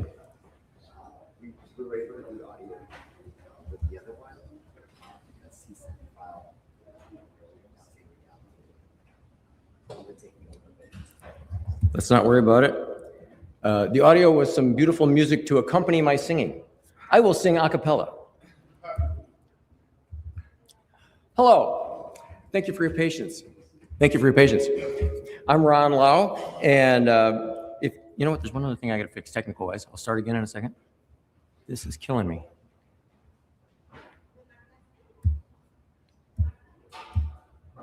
Okay, I can read that. All right, sorry. Dress rehearsal would have been great. I'm Ron Lau, and if you think I'm a celebrity, it's because you heard that I invented the TLC tugger, the foreskin restoration device. And I sold that for 20 years, my wife and I. And I actually get recognized on account of that. Sometimes here in Los Angeles, over at Edinburgh Fringe Festival, where I spent last August, I was getting recognized because they were just then running How To with John Wilson on the BBC, and I was in that. So we retired from selling TLC tuggers in 2024, and I just wanted to tell you about what I've been up to since then. And by the way, it's an honor to follow Tim. The work that I did here depends a lot on all the work he's done over the years, so thank you, Tim. So as background, I've always been of the mind that there's an audience for every sort of intactivist message and messenger. People who feel like victims are going to identify with people who represent themselves as victims. Parents probably want to hear from other parents. Patrons of the arts might be impressed by an artist. And I really like Brendan Marota's thesis, which is we could be wasting our time if we're focusing on the hardcore cutters on one end of the bell curve, or the people who are here today and who show up at the West Lawn of the Capitol on the other end of the bell curve. We should be maybe best devoting our time to reaching the good-hearted, fair-minded folks who just never gave this much thought. I think that's really ripe fruit for us. And I've also always been impressed with the idea that people don't do a whole lot of, learning from people who are yelling at them. So I try to smile when I do my work. So as a retiree in 2024, I convinced myself that I could be maybe the most effective intactivist going forward if I pursued my passions. Passionate people might identify with me. And the outlet for my passion that had been on hold for a long time was songwriting and musical performance, believe it or not. And so this photo, spoiler alert, jumping ahead a little bit, is my first ever ticketed performance for people. This is at Edinburgh Fringe Festival last summer. I was doing a dark comedy I called The Foreskin Diaries. And when I say dark comedy, it's because I wanted to wedge that into a festival. They're looking for stuff like that. They're not looking for lectures from people that are real sober. But to back up, that was 2025. In 2024, we had already decided by February that we were gonna sell the business, but we hadn't even identified who was going to take it over yet. And at about that time, I get a call from a guy in New York City. He says, come on out and give a little talk. You love to talk. I can tell by what you've done on YouTube and whatever. I saw you on TV. And so he's going to have an event called Medicon, an evening of alternative medicine ideas interspersed with music for the young folks. So we hope to attract a young audience to hear some interesting new ideas.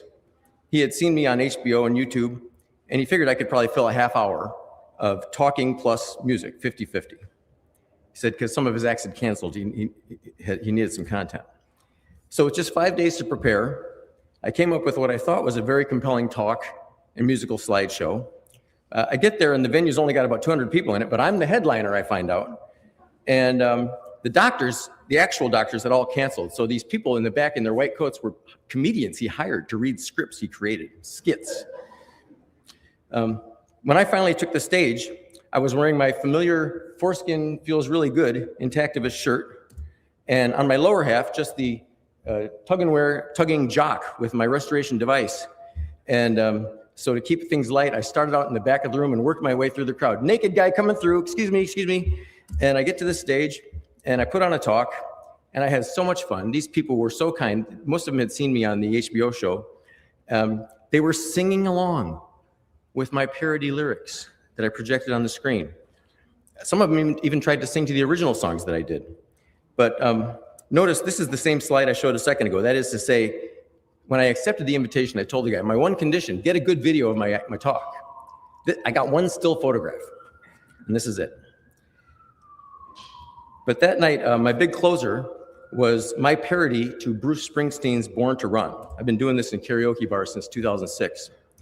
So I was hoping to reenact this with you folks singing along to the slide the way they did that night. Oh well. But here are the lyrics. Let's see if it plays. Oh. Every day a perfect baby is born, his parents' little bundle of joy. By nightfall, butchers line up to cut him and make him less of a boy. Strapped to a circumstraint, peeling his tender glands, crushing his frenulum, and sending him home with a scar. Whoa, that baby's cries could rip the heart from your chest, but it's not a done deal. We gotta do our best. We gotta save what he'll never get back, 'cause he's just like us.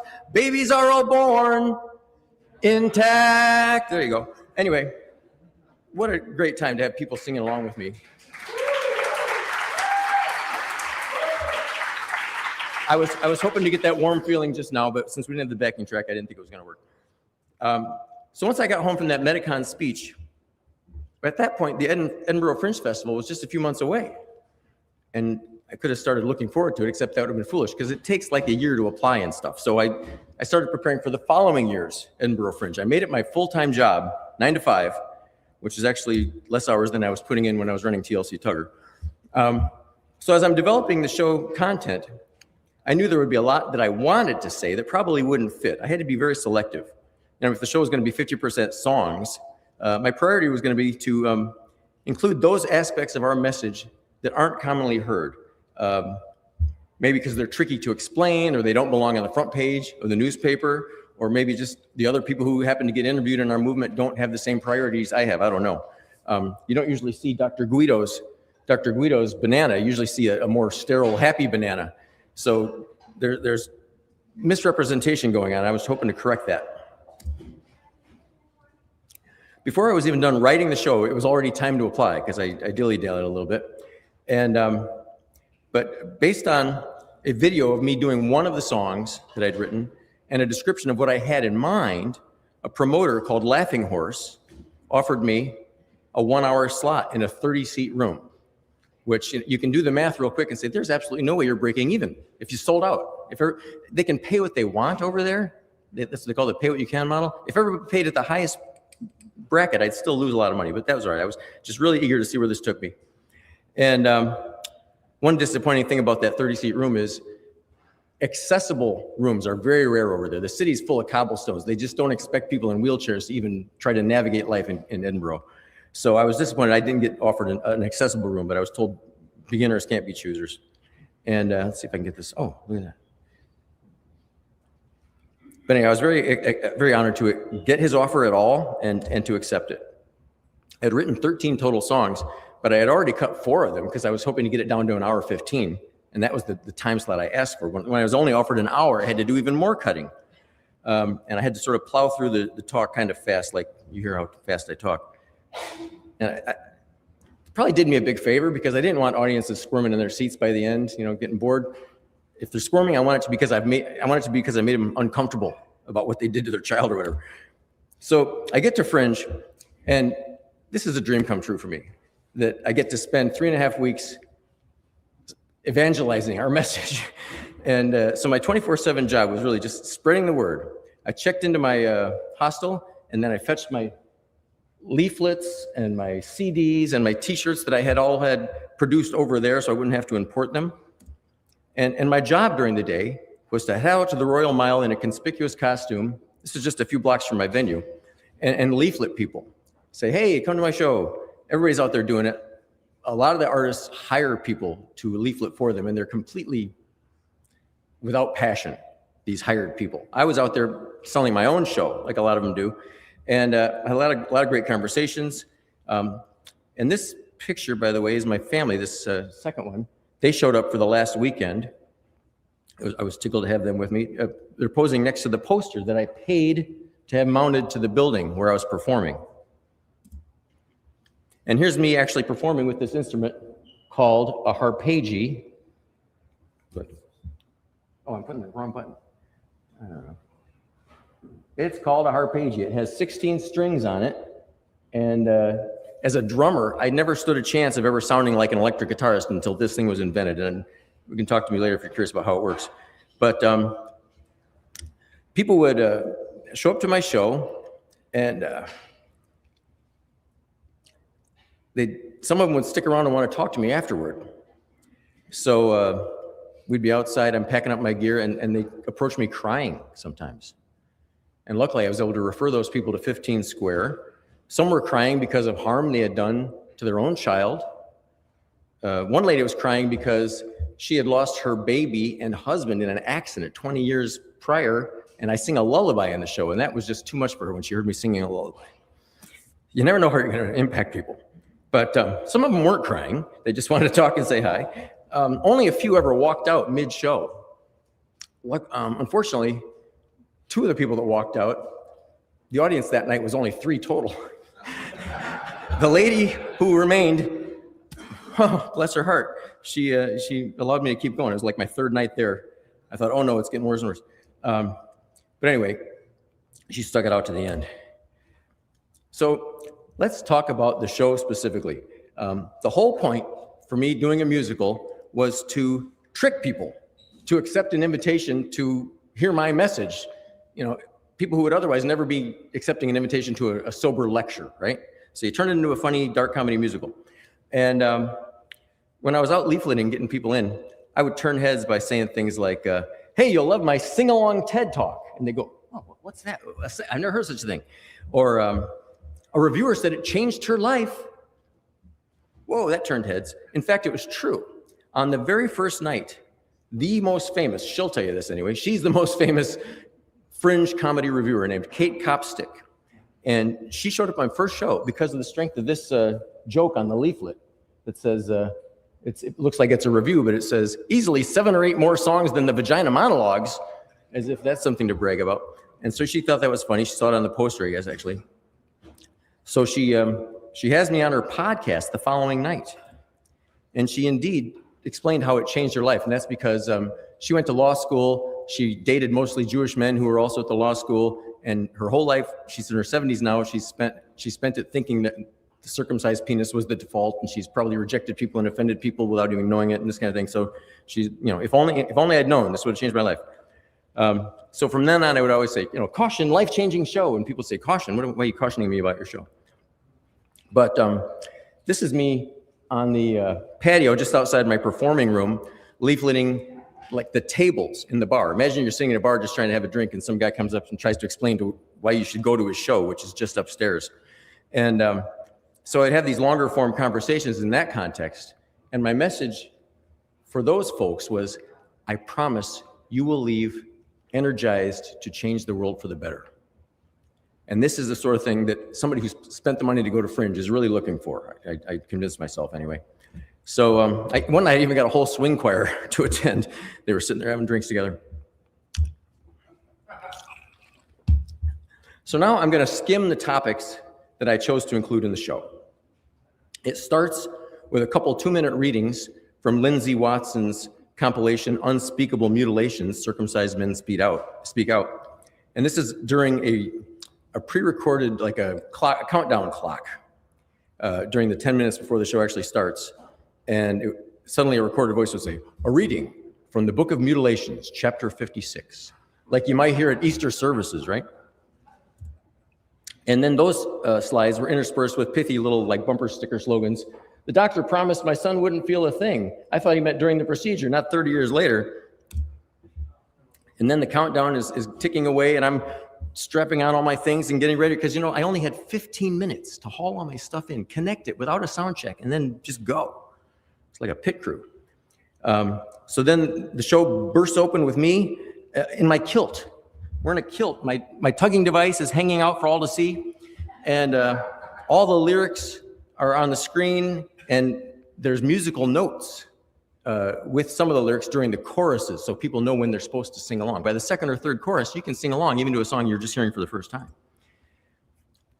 I give an introduction to restoration. Pardon me, I should have warned you about the graphical stuff. Okay, and how my own device inventing career started from my personal sexual frustrations. And then I sing a song called I Want to Help You Restore. And then I discuss the beauty of the intact penis and its various states of retraction. And I introduce the concept of unexpected outcomes. And I give a list of the silly reasons for circumcising, like matching or cosmetics or phimosis or just conformity and religion. And then the next song is Love Through Your Eyes.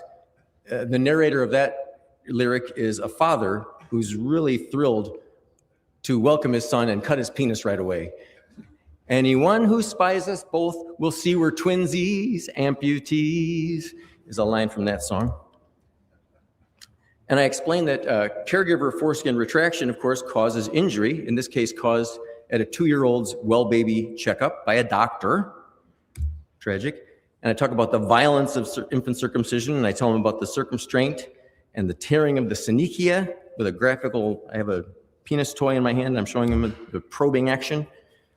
I talk about the 100% predictable losses from circumcision, like the change in suppleness, the gliding action that goes away, and I try to convey the severity of the known unavoidable losses, like half the skin is gone, the best part is gone. And I shocked them a bit. If we can't play this video, I'm going to be really disappointed. I want to show them the gliding action, the single least covered aspect, the least well-sold thing in popular media is gliding action. Nobody knows what the hell gliding action is if they don't have an intact penis to play with. And so I showed this video. Let's see if it plays. Oh, there it is. Shocking. Sorry. It's literally pornography, but I had to show it to them. And I explained this bending and straightening of the skin and the Meissner's corpuscles while that's all going on. So by this point, it's only halfway through the show, and the case has been made. If you have even a properly circumcised penis, you're doing sex wrong. And I stand there like, you know, foreskin man or whatever superhero I would call myself. And I explained that you're engaging with a partner using skin that was meant to bunch up at the base, never to be dragged across their delicate orifice. And so I say, well, listen, so you all agree, right? Circumcision wrecks sex by design when it goes right. And that's when we go into the complications. I show all the unusual losses as described by Dr. Fletcher in 2010, I think it was.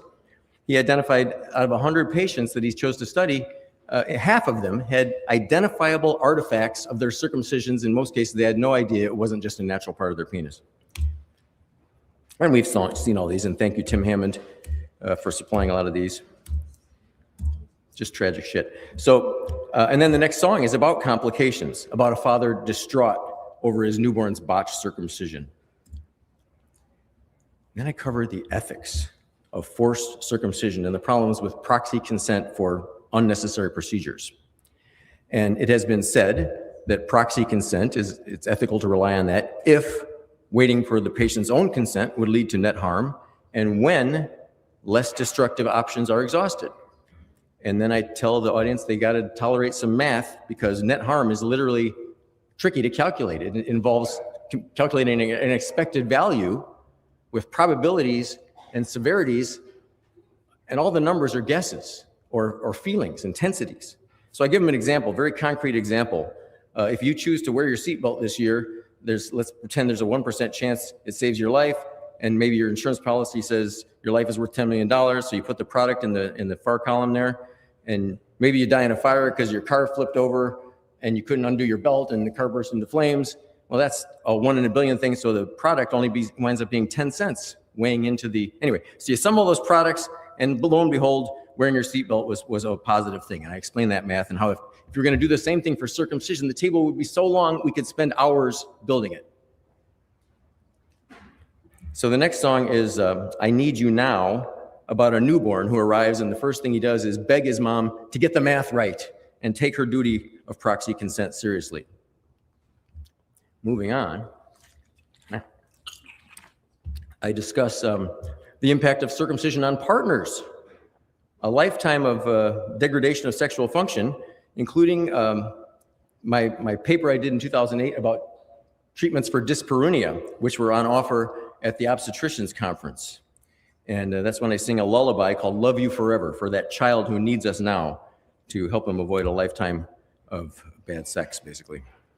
And I cover the impact on families, discuss how the people I meet at protests and the people I dealt with as a TLC tugger provider often explain that their harm isn't just their body, but their relationship with their parents. But it's also a sweet moment in the show because that particular song has my daughter's trumpet playing on the backing track. So when it comes up, it says that on the screen, trumpet by Morgan Lau, and they get to clap. It was nice.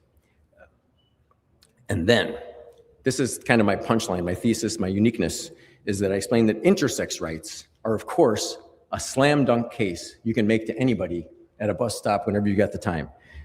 Only that person with an atypical body has standing to consent to, say there are extra parts or whatever, parts that need modification. Only an insane person would try to argue against you, right? And so I finished my presentation built on that. And we can plainly say that once you agree to that, why shouldn't those rights apply to everybody? And then I talk about the urgency of action and how forced genital cutting is going on right under our nose. Even if we're lucky enough to be in California where it's relatively rare, it still happens. We still tolerate it. And we were in Scotland where it's rare, but it happens to be one of the few places in the United Kingdom where they were still paying for it on the public health. So I tell people, listen, we can exploit this fact that we're also so eager to help the intersex people by when we see an expecting family, you say, you're having a baby? Is it a boy, a girl, or an intersex child? And we all say it together, and I go, yeah, see, you're going to freak people out because they're going to say, no, birth defects don't run in my family. So it's supposed to lead to a discussion of, well, but informed adults can decide for themselves about all sorts of things, right? But it's the intersex folks that give us our in to talk about it because for most it's kind of exotic. Yeah, thank you. So, and during the last song, I get the audience to make a sort of a commitment pledge to go forth. And this is a sing-along, and it's that same song, Born Intact, that I sang for you a moment ago, but with my own melody. Because once I realized I was going to sell tickets, I can't use Bruce Springsteen's song in a modified form without getting permission from the publisher. So I had to write a new song. And if I had the track, this would be better, but I'm going to sing you a little of my own melody for those same lyrics. Go. Go. Oh. Maybe it's going. Well, I know the words. I don't need the slide. Okay, why can't I get this page down? Man. Is that there it is. Every day a perfect baby is born, his parents' little bundle of joy. By nightfall, butchers line up to cut him, make him less of a boy. strapped to a circumstraint, peeling his tender glands, crushing his frenulum and sending him home with a scar. That baby's cries could rip the heart from your chest, but it's not a done deal. We gotta do our best, gotta save what he'll never get back, 'cause he's all of us, a baby born intact. Goes like that. Thank you. And that song is kind of a medley of like sort of 2 or 3 sections. In the last one, I get the audience to sort of bow their heads and sing along like it's almost a prayer circle. And that goes like this.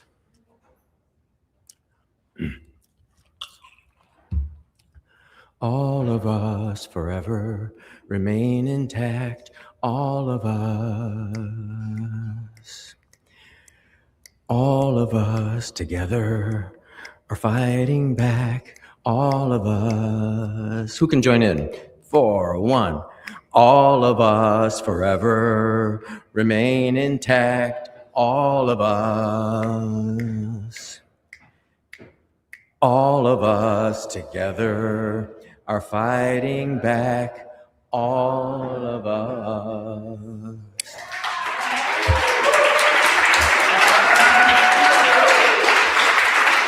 And if that has made you interested in seeing the show, you can wait for me to figure out how to get a video online, or you can come tonight at 10 o'clock. I'm going to do the show at the hotel where we're most all staying, in the basement. So find me if you have any questions about how you're going to find that later on. 10 o'clock, doors at 9, and we'll do some karaoke stuff before the show actually starts, and then it's about an hour or 5. Yeah, so after the gala. Well, thank you so It's much. after the gala, yeah. Thank you so much, Ron. Thank you.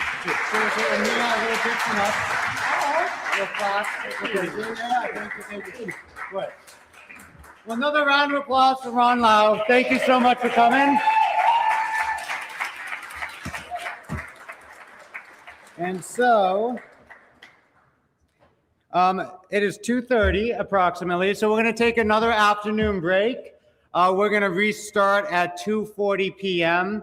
So, use the restroom, talk to your neighbors, meet some new friends. You have it, but we're going to have a breather. So we'll reconvene in about 8 minutes. So, take a break. Thank you so much, everyone.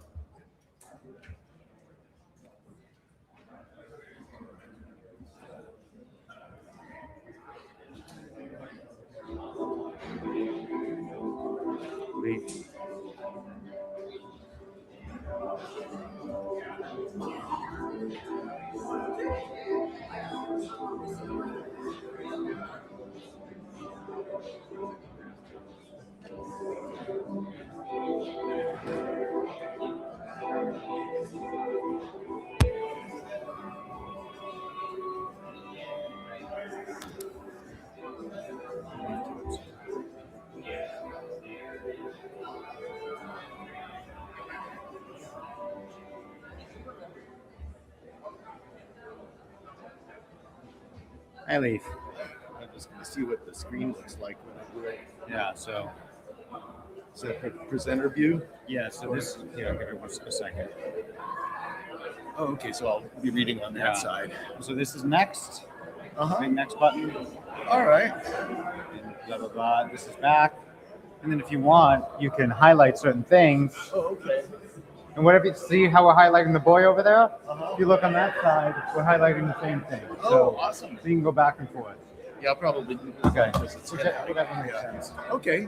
Well, that's pretty straightforward. And the text size is big enough for me to read, except let's see how it goes.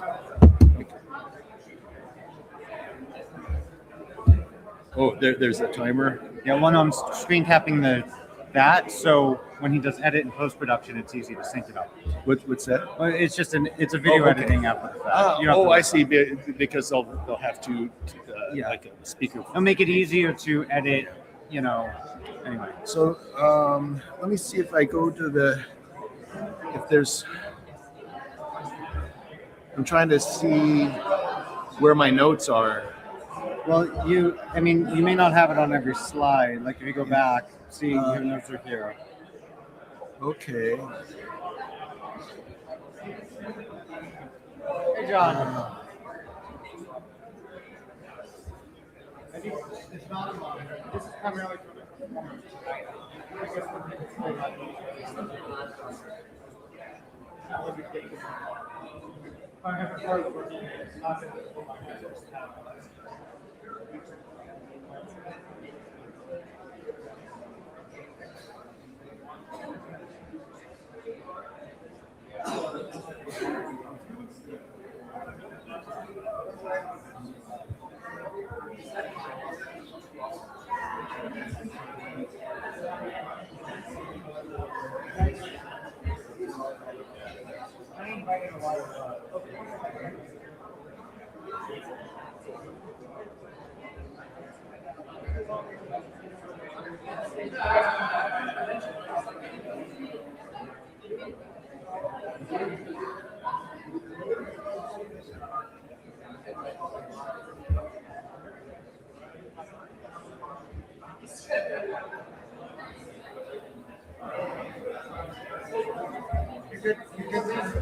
Yeah, I think that works.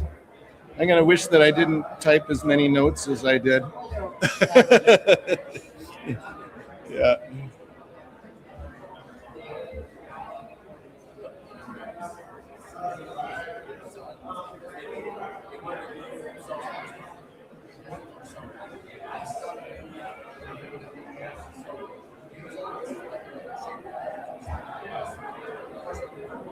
Hello. I'm the sound guy. So you're the next presenter. I don't know if Eric asked you, but is there going to be any audio from your? No, I was thinking about it and I thought, oh, that's too complicated. I don't want to mess with it. So yeah, it's all. We weren't prepared for any like audio coming straight from the presentation. Yeah. It just adds a whole another level of complication. Yeah, and we already have like a stream and live videos. Yeah, and you're trying to record it here, so then the audio doesn't go to that. That's why I'm trying to manage the feedback as much as possible because there's a lot of frequencies going on. Yeah, no, my mind is clean, so yeah. The only problem I anticipate is that I'm hoping it's not too long. Okay. I haven't timed it yet. Sounds great. I mean, I'm not sure what the time limit is or anything. I'm sure they'll give you like some signals. Yeah, and as far as the sound goes, just try to project as much as you can. So this is close enough? That's when it's like far and you're talking softly. It bounces back a lot more for some reason. So if the closer you are and projecting with a little bit of volume, there'll be less feedback. Okay, so louder is better than softer. Yeah, because if I talk too soft, you have to turn up the levels and make that. Correct. That's what it is. Okay. You get it. Yeah. All right. Well, I'll keep an eye out for it. Let's see, forward, back, and what's the top one here? Oh, that's should be the little. Oh yeah, that's the little. Oh, you have to hold it down. I see. Yeah. Great. I'm here for you. Okay.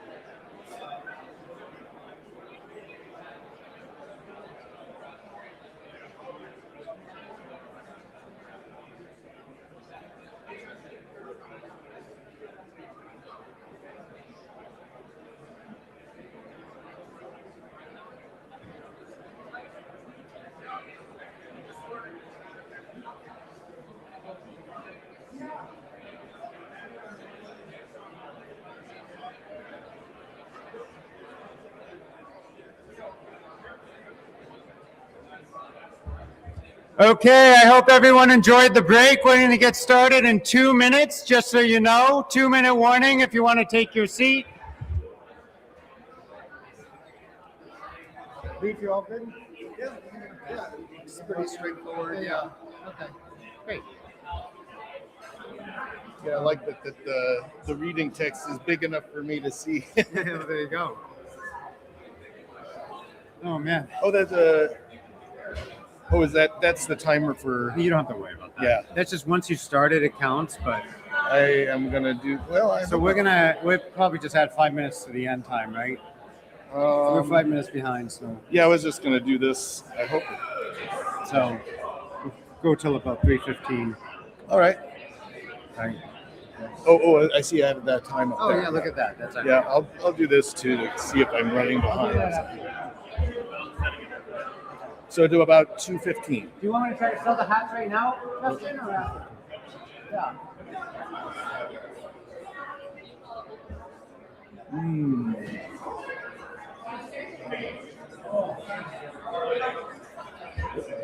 This is a great space.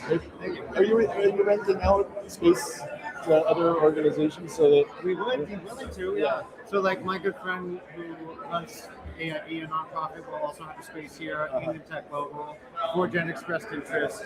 And we can share an admin office and then use the main space when we need it. Yeah. Nonprofits are, not here. Yeah. That's awesome.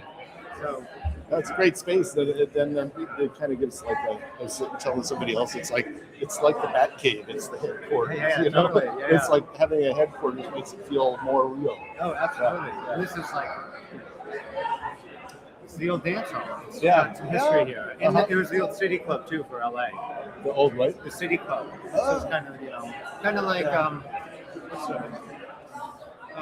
not the Bohemian Club, like the not WeHo. I don't know. Speakeasy? No, Bohemian.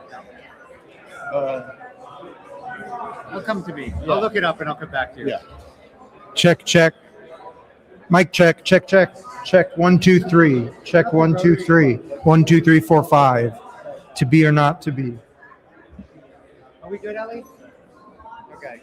Do you want me to kick it off? Are you good? Oh, yeah. I was going to try to sell some hats. Oh yeah. Okay, and then I could introduce you as a doctor, so Okay, you don't have to be like, I'm the doctor. All right. Okay, we're going to get started. If everyone could take their seats. Do we have some amplification on this? Nate? Is this amped? Okay.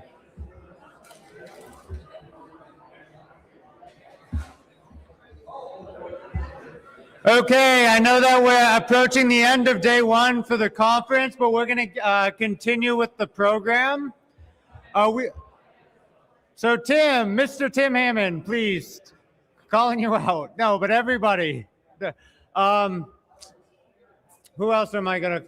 Okay, thank you.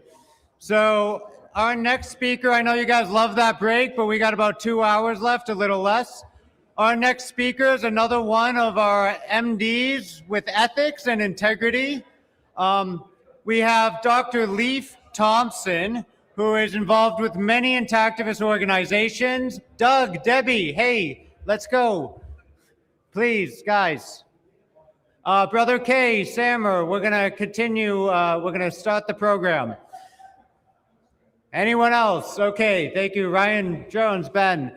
So we're gonna start the next talk with Dr. Leif Thompson. Can we get a big round of applause for another doctor on our side? So big round of applause. Thank you so much, Dr. Thompson. It's so good to be here. I always think that it's great to be in a place where everyone else is crazy like me. I'd like to say that my credential, the MD, is probably the least interesting thing about me, but I can make up things and have people believe me. So that's a great benefit. 57% of statistics are just made up right there on the spot. Anyway, I'd like to get going with this talk. I'm going to get to the next slide here. I'll figure out the system. Let's see. Well, there we go. My talk is not going to have much to do with medicine. My title is "If You Aren't Counted, You Don't Count." Peer support, psychology, medicine, and law. I'm not going to go into medicine and law too much, but I want to imply what focusing on peer support and psychology will do for medicine and law. I'm now a retired family medicine doctor, but what happened for me is I just felt like the work wasn't serving me. I needed to do different work. I retired basically to work in this area. I'm involved with several other organizations. With GALDEF, I'm on the board of directors, with DOC as well. And the Darbon Institute, I have some connections there recently. They just named me the expert advisory board for the Darbon Institute, and on the leadership team for 15 Square, for Brookheim, and I do peer support with Dan Stranjord, wherever he is, oh, right there, for peer support. We're both facilitators with that. I have to figure out where is the cursor.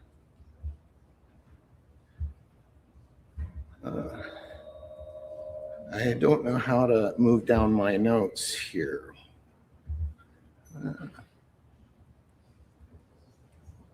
Just a moment. Ah, there it is.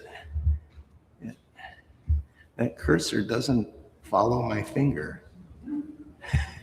I can't, you know what? I might just make it up on the spot. That's what I'm supposed to do, right?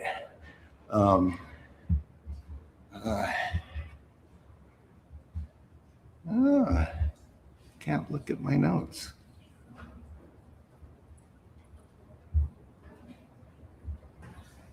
It's the keypad isn't working. Anyway, I'm just going to move on.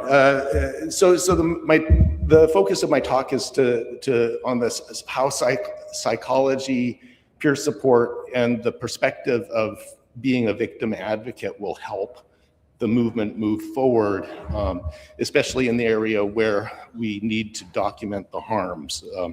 So I'm going to start by just going through what our position is as advocates. We often sideline ourselves. We try to avoid unnecessary controversy. We project ourselves as being rational and authoritative. We avoid emotional arguments. We hold space for culture and religion to maintain respectful dialogue. We don't want to say anything to damage the movement, and we keep our justifiable anger controlled and subdued. Angry men aren't always the best photo opportunities, and a lot of us have rage, quite frankly, and that's an emotion that's not very receptive. There's not a lot of receptivity to that emotion. As a result, we move towards emotionally clean abstractions like ethics, rights, equality, and justice, and we move away from or seek to control our experiences of being harmed. We suppress the rage as a result. So we place authority above authenticity. We place abstractions above lived experience. We need to do something to counter that so that we can become more authentic. So I'm going to go through a day in the life of a genital autonomy advocate with a bunch of statements that are meant to be emotional, to trigger emotional responses. You can't compare female genital mutilation with circumcision. I'm sure most of you have come across that. Circumcision is genital mutilation. The benefits outweigh the risks. Men don't have problems with circumcisions. It's no big deal. Circumcised men make lousy lovers. Being against circumcision is anti-Semitic. Circumcision is rape. How do you feel as you navigate this emotional landscape? It's a rhetorical minefield. How do you feel about this rhetorical minefield if you're trying to be an advocate, but you're also dealing with your own trauma?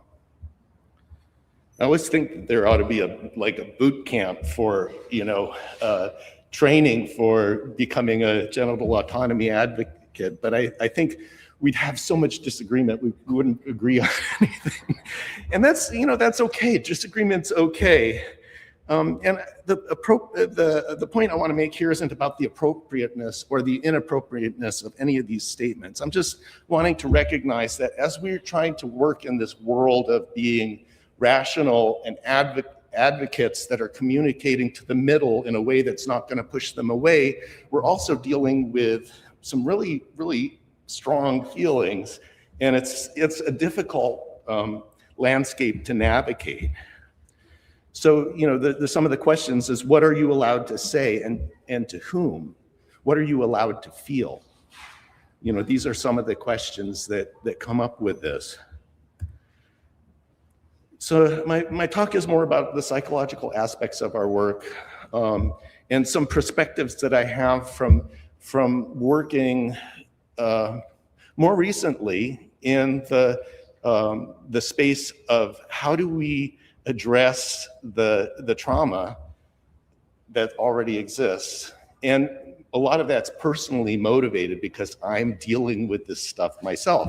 But I'm also like keeping track of what are the themes that keep reemerging. And peer support is a wonderful place for that to happen.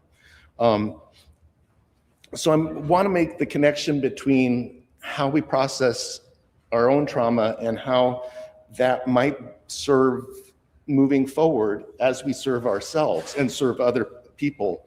And basically the case I'm making for in my talk is that we need to not only try to prevent future generations from being submitted to this procedure, to this violation, we also need to treat the people who are being violated, and that needs to be part of the focus of what we do. We need to do that for our own sanity as activists, as advocates. We need to help those who are suffering as part of the mission.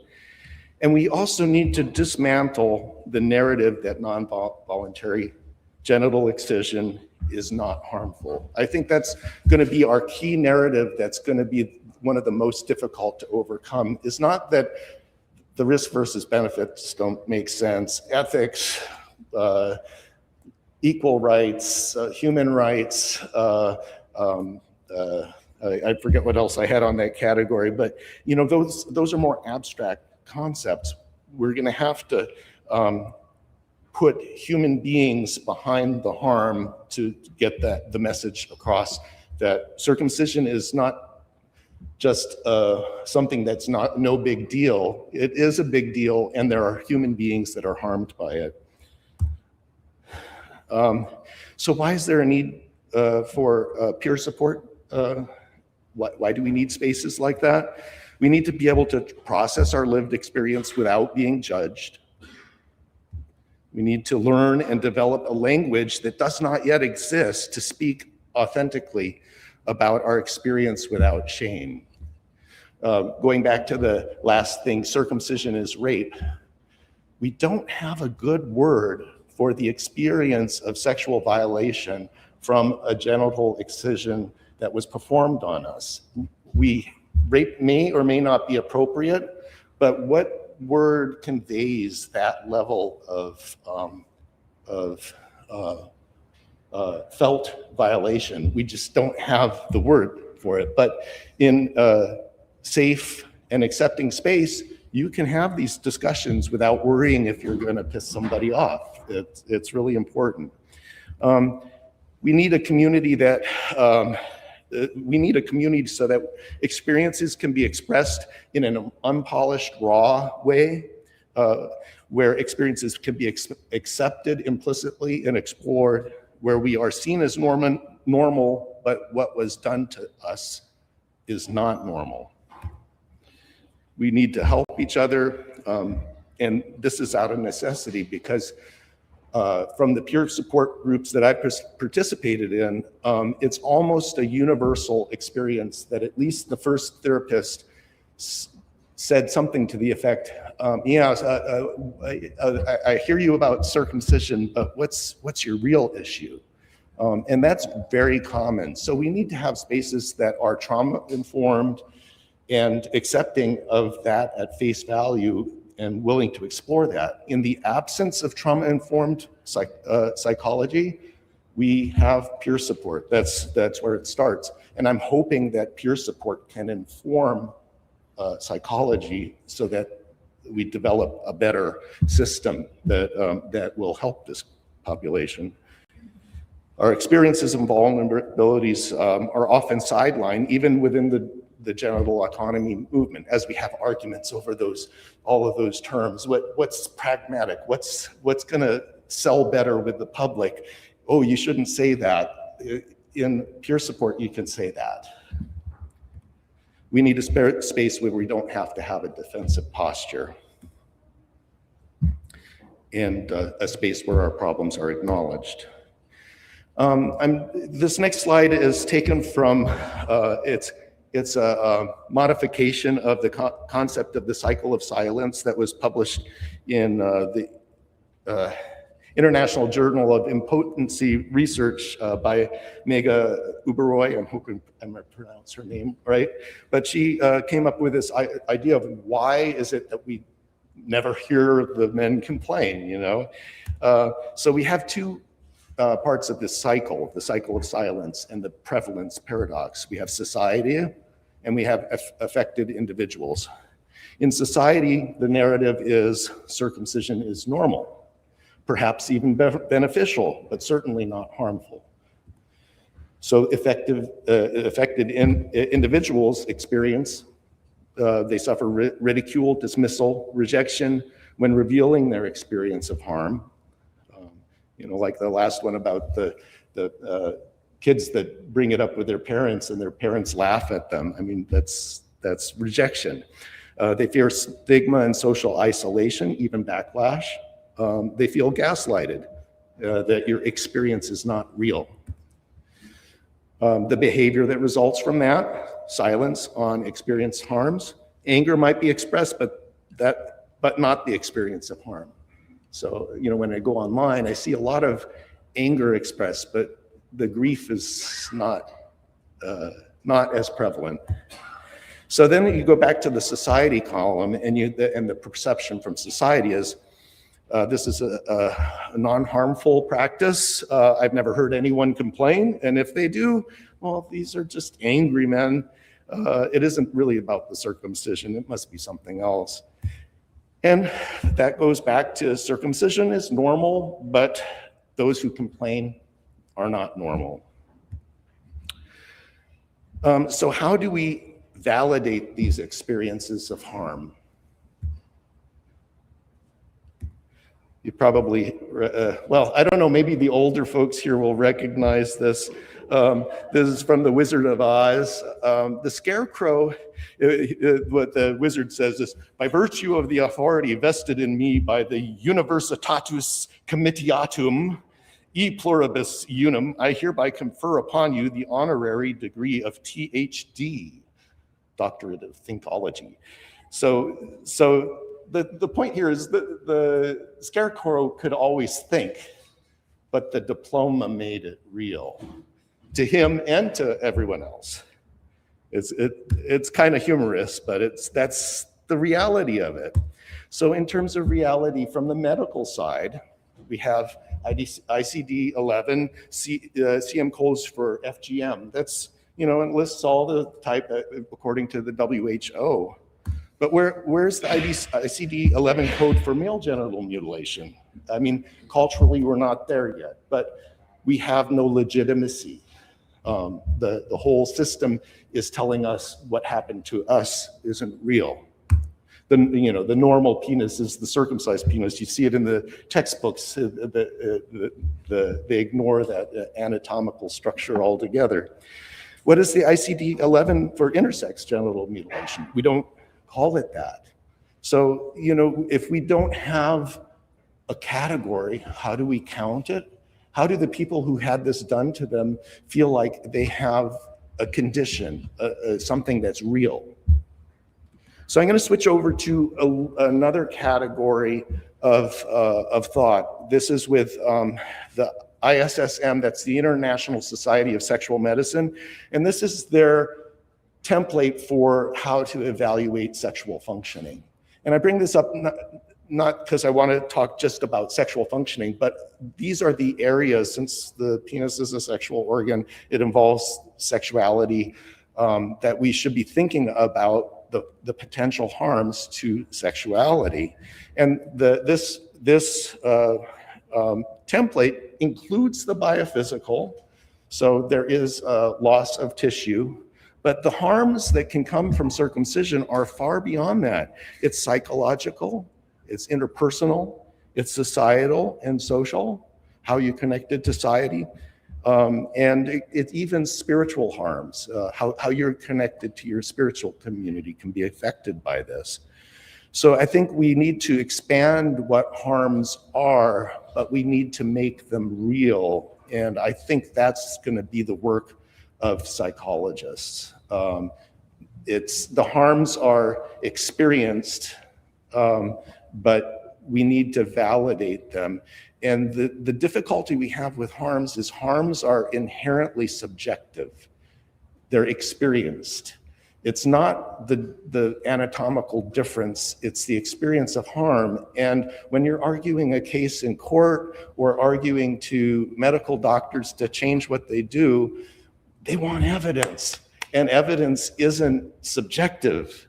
So this is a fundamental problem that we have, but we need to create boxes so that we can start counting who is feeling harm, how they're feeling harmed, and how extreme their harm is. So these are just proposals. I'm not a psychologist. I don't even play one on TV. So I just want to throw out some ideas, and as embodying the role of victim advocate, I want to make myself available as an experimental option for, collect information from me. This is what I've seen. This is what I've experienced. Create the boxes and then move on from there. So some of the things that I've experienced myself and witnessed in our peer support groups is trauma, obviously. And the trauma is not just what happened as an infant. The trauma is being processed when you look at your penis and you see something missing. That is current trauma. And so I would say trauma, PTSD. Grief is really a big one. And for a lot of men in our society, grief is not a real comfortable or easy place to get to. Anger is usually the first thing, and it takes a while and some help sometimes to get to the grief. Attachment disorders, intimacy issues, sexual disorders, spiritual disconnection, body dysmorphia, and dysmorphia. I'm still confused about that. That's why we need psychologists to sort that out. So I would say that it's an iatrogenic genital dysphoria, but we usually think of gender dysphoria, and dysmorphia is the abnormal self-body perception. When it's a perceived flaw where none exists. In the case of circumcision, the body part was already altered.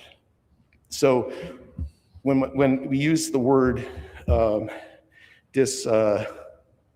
dysmorphia, it's not quite applicable because the body part was already altered. And if somebody has obsessive compulsive, it's listed as an obsessive compulsive disorder. If somebody has that, they're very focused on that part of their body, but it was altered, and that's the reason why they feel it.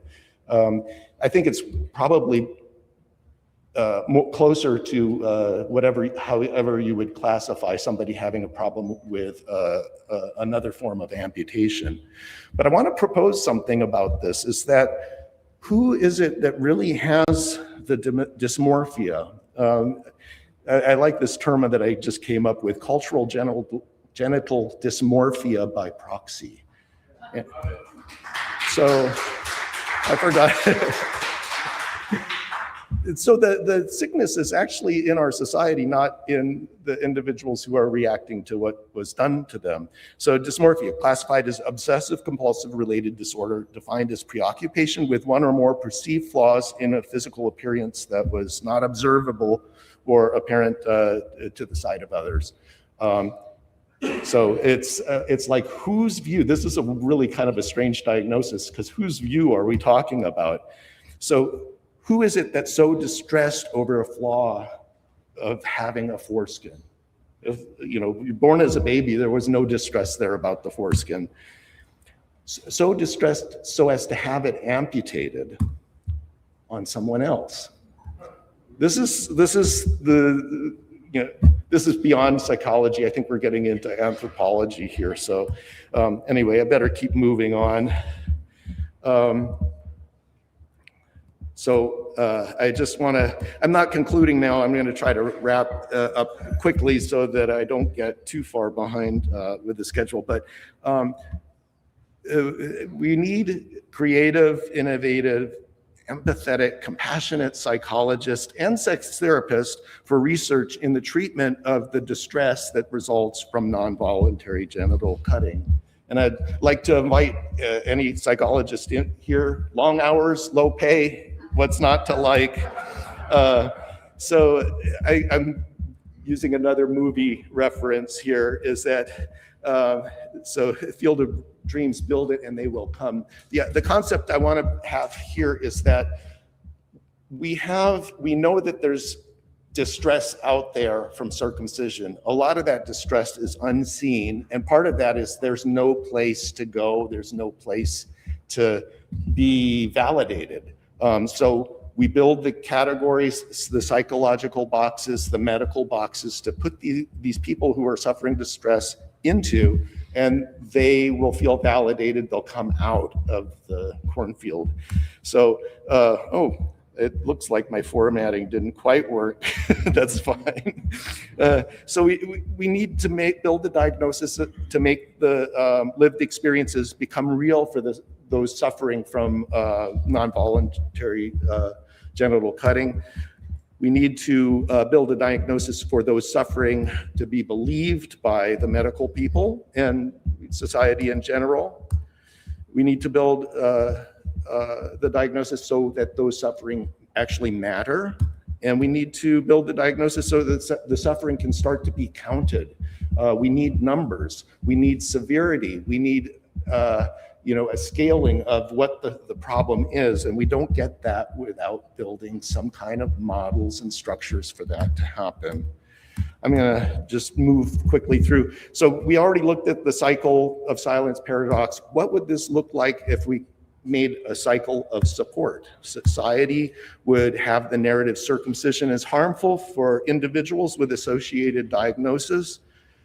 The individuals would think that their experiences are validated. They expect support when revealing their experience of harm. There's a vocabulary for that experience. I have ADHD, but back when I was a kid, I just maybe he should go into truck driving or something. It's the diagnosis makes a difference. And we're not pathologizing people, we're treating conditions. So people would feel validated. The trauma is real. You deserve trauma-informed care. The behavior changes. They speak openly about their experience. They seek care with the problems. The perception of the public is the harmful narrative is implicitly understood because we have those categories that are validated. Many victims do complain. This intuitively makes sense. We believe them and they deserve care. And then this goes back to the circumcision is abnormal, but those who complain are normal. And also that this is costly for individuals and for society. So I want to propose even another step. Go to the cycle of need and resources. Society, there's a perceived need. Services are made available. The experiences are awareness and syndromes related to non-voluntary genital excision exist. Those experiencing distress self-diagnose, and they are aware of their treatment options. Their behavior changes, they seek care. They expect trauma-informed care. The perception is more and more people are needing care. We need more accurate diagnostic models. We need more research. And the funding comes in, resources and institutions are created to serve the demand. So this is stepping out of, when we get into advocacy, the money is it's hard to bring the money in, but what I'm envisioning is if we move into services, or not we, but if services are made available, then begins to be an institutional structure that's created about serving that population. This is pie in the sky thinking, but it's just, I'm trying to be ahead of the curve. And I think I'm getting close to being beyond my time, but there is a known dissatisfaction rate of men who have been subjected to voluntary genital cutting, men and intersex and transgender. I want to be inclusive because they're all included in that. But these are various surveys. The first one was with YouGov, I think done independently, and the third dot on 2021 was the 4Gen study. I think that I got these online, so I think the 2018 and 2023 are both from Intact America, but I don't know the particulars about those. I'm just throwing in these data points. We need to be following the dissatisfaction rate of circumcised men and the severity of their dissatisfaction. I think that's crucial information, and I'll show you why. I plotted a regression line using these points, and it points towards increasing dissatisfaction in the future. The more we can track this, the more we can validate that the line is moving in a direction. And I want to project this out into the future. If these data points are reflecting reality and the regression line moves forward in time, we're going to have a lot of dissatisfied people, and some of those will experience high levels of distress. It's going to be increasing. So this is the area that we were looking at. I want to propose another idea. The men in these surveys were over 20, average age probably mid-20s to 30s. So I'm going to just say, let's say these were all 20-year-old men. A kid that's cut today in 2026, if you go to that, when that person is 20 years old, using this regression line, regression line, thanks. Yeah, I like that. We're getting up into 90%. I don't know whether the curve is going to be linear or exponential, but I do know this, that the increase means that there's a huge need that's going to be there in the future, and we need to be ahead of the curve. So the changing narratives that I want to see happen is the current social narratives. You all know these risk benefit, parents' choice, religious freedom on one side, circumcision isn't harmful. On our side, we're countering that with benefits aren't there, violation of human rights, goes against ethics, it's traumatic, discriminates based on sex. A lot of these are very abstract principles, but who is harmed actually in these? I would say that the experienced harm is the thing that we really need to validate moving forward, so that when you go into court and you're arguing with the attorneys and the judge of whether this harm is real, that you have some literature that's backing that up. So why focus on the care of those harmed? It's for ourselves as advocates, for those who are suffering and deserve care, and for crushing once and for all the narrative that non-voluntary genital excision is not harmful. So I think I'm close to being done on, or I'm over my time, I'm sorry. So I'm gonna just wrap it up with this picture. And I like this triptych because it shows the three flowers. We've had a lot of representation of the vulva as a flower, and we don't have very many as the penis as a flower, but I think it's also a flower. And I think all the wonderful variations of people with a variety of genital characteristics, they're all flowers, they're beautiful. And so our right to our own sacred flower is genderless. And I'm going to leave with my last slide of who's doing this work right now. 15 Square, obviously me and Dan are doing that. Darbon Institute's developing programs. They even have an online training module for psychologists, just like Gallup has produced for lawyers. Check that out. Intact America, I am actually a participant in this round of peer support with the psychologist. It's really going well, and I appreciate so much having that resource. And also, your whole baby and Pleasure Pie and No Harm have lists of trauma-informed therapists And this is my contact information if you have any interest in this area, or if you're a psychologist that wants to question me or brainstorm. I am really excited to be working in this area, so I hope you'll all reach out to me, and we'll talk to you. Thank you very much. As a gift from Intact Global, something to take home with you. Thank you so much for coming. So another round of applause for Dr. Thompson. Thank you so much for all your work. You do great work in this area.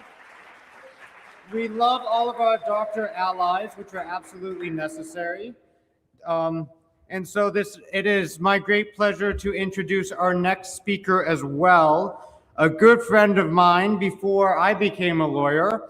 And he has helped me in my own lawsuits as well as Intact Global. He is one of, if not the foremost published legal scholars in the world of genital cutting. Please, big round of applause for Peter Adler. Thanks, Peter. Thanks for coming. So this is forward back. Hi, everybody. I'm Peter. It's good to see you. So Leif, his last slide was of flowers, and he said genitalia come in different forms.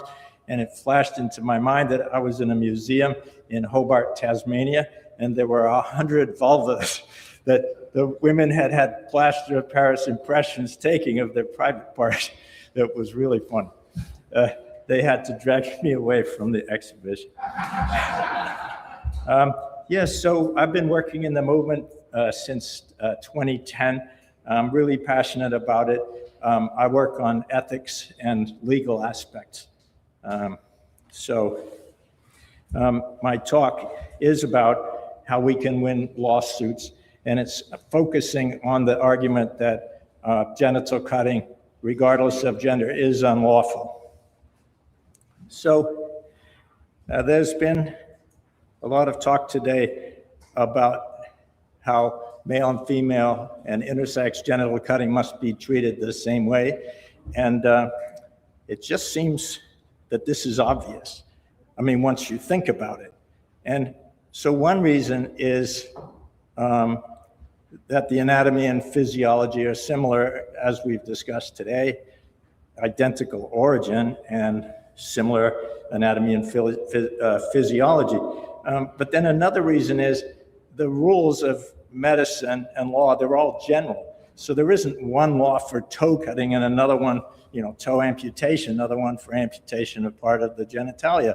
The rules are all broad, like these ethical rules that you have to respect the autonomy of the child. They're broad rules. And all children have the same rights, which I'll be talking about. So a big question, are we winning or losing?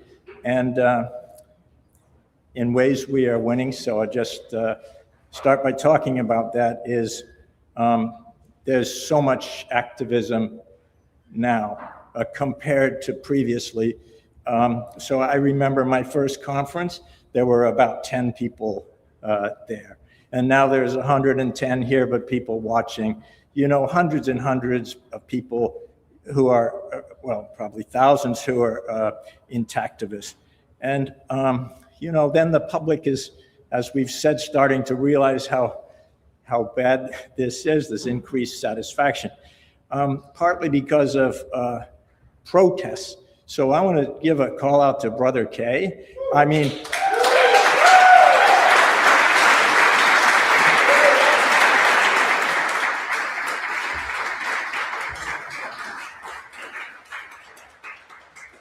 Imagine he's devoted his life to going out on the streets around the country at his own expense, wearing a suit with, blood on his crotch, which I don't think I'd have the courage to do that. He gets insulted, he gets arrested, people attack him, So also encouraging is that circumcision rates have declined. We don't really know to what extent, but it seems like it's getting toward the 50-50 point. And I think Georgianne said once that once the public is like 1/3 of the public's opposed to something, then it's pretty quick that it gets to half the people being opposed and then, the majority. So Steven Svoboda has also translated a lot of European case laws in court. And so I've read those, and they make interesting reading. And the plaintiffs are starting to win in Europe. They usually win. Then, I think, though, if you really think about it, we're doing better, but we're still losing. We have these powerful opponents. So the opponents, they're physicians in hospitals. But then, the Jewish lobby is very active in trying to perpetuate circumcision, which they believe to be a sacred religious right. And then also the US government is a proponent of circumcision. So Denmark was going to pass legislation making it unlawful. And Lena Nyhus said the US government came and said, don't pass the legislation. So there's lobbying a lot of money to perpetuate this. And we're losing cases in the US. So I'll talk about those cases in a bit. So then the question is, what can we do? What are different approaches? So one is lobbying, and here Tony Lasguardo is taking the lead. He's a very energetic, charismatic man, and he lobbies to end Medicaid coverage. He started with making progress on the state level, and he's brought several intactivists, including myself, to argue before legislatures in New Hampshire and Maine. And then he's also making progress on the federal level through lobbying. That's very exciting. So then the question is, what are the lawsuits that might be brought that could help end genital cutting? So one is the equal protection lawsuit that you heard about that we're bringing in Oregon. So another one is attacking the use of Medicaid to pay for circumcision.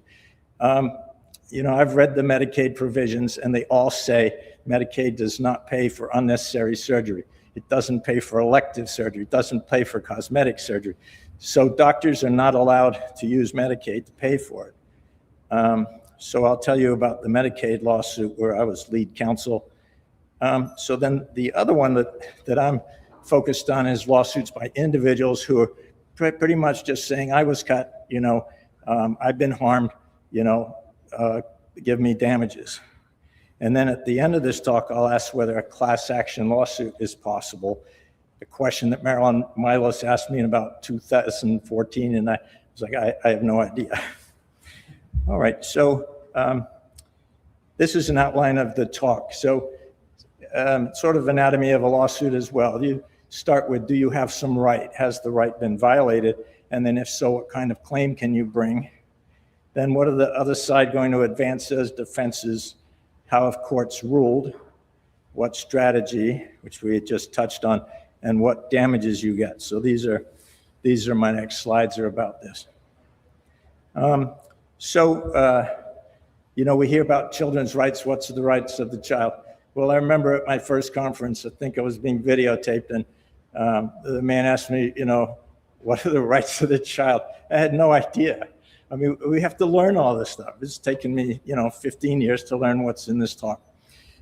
So the first is the right to bodily integrity. So this is the absolute right to be left alone.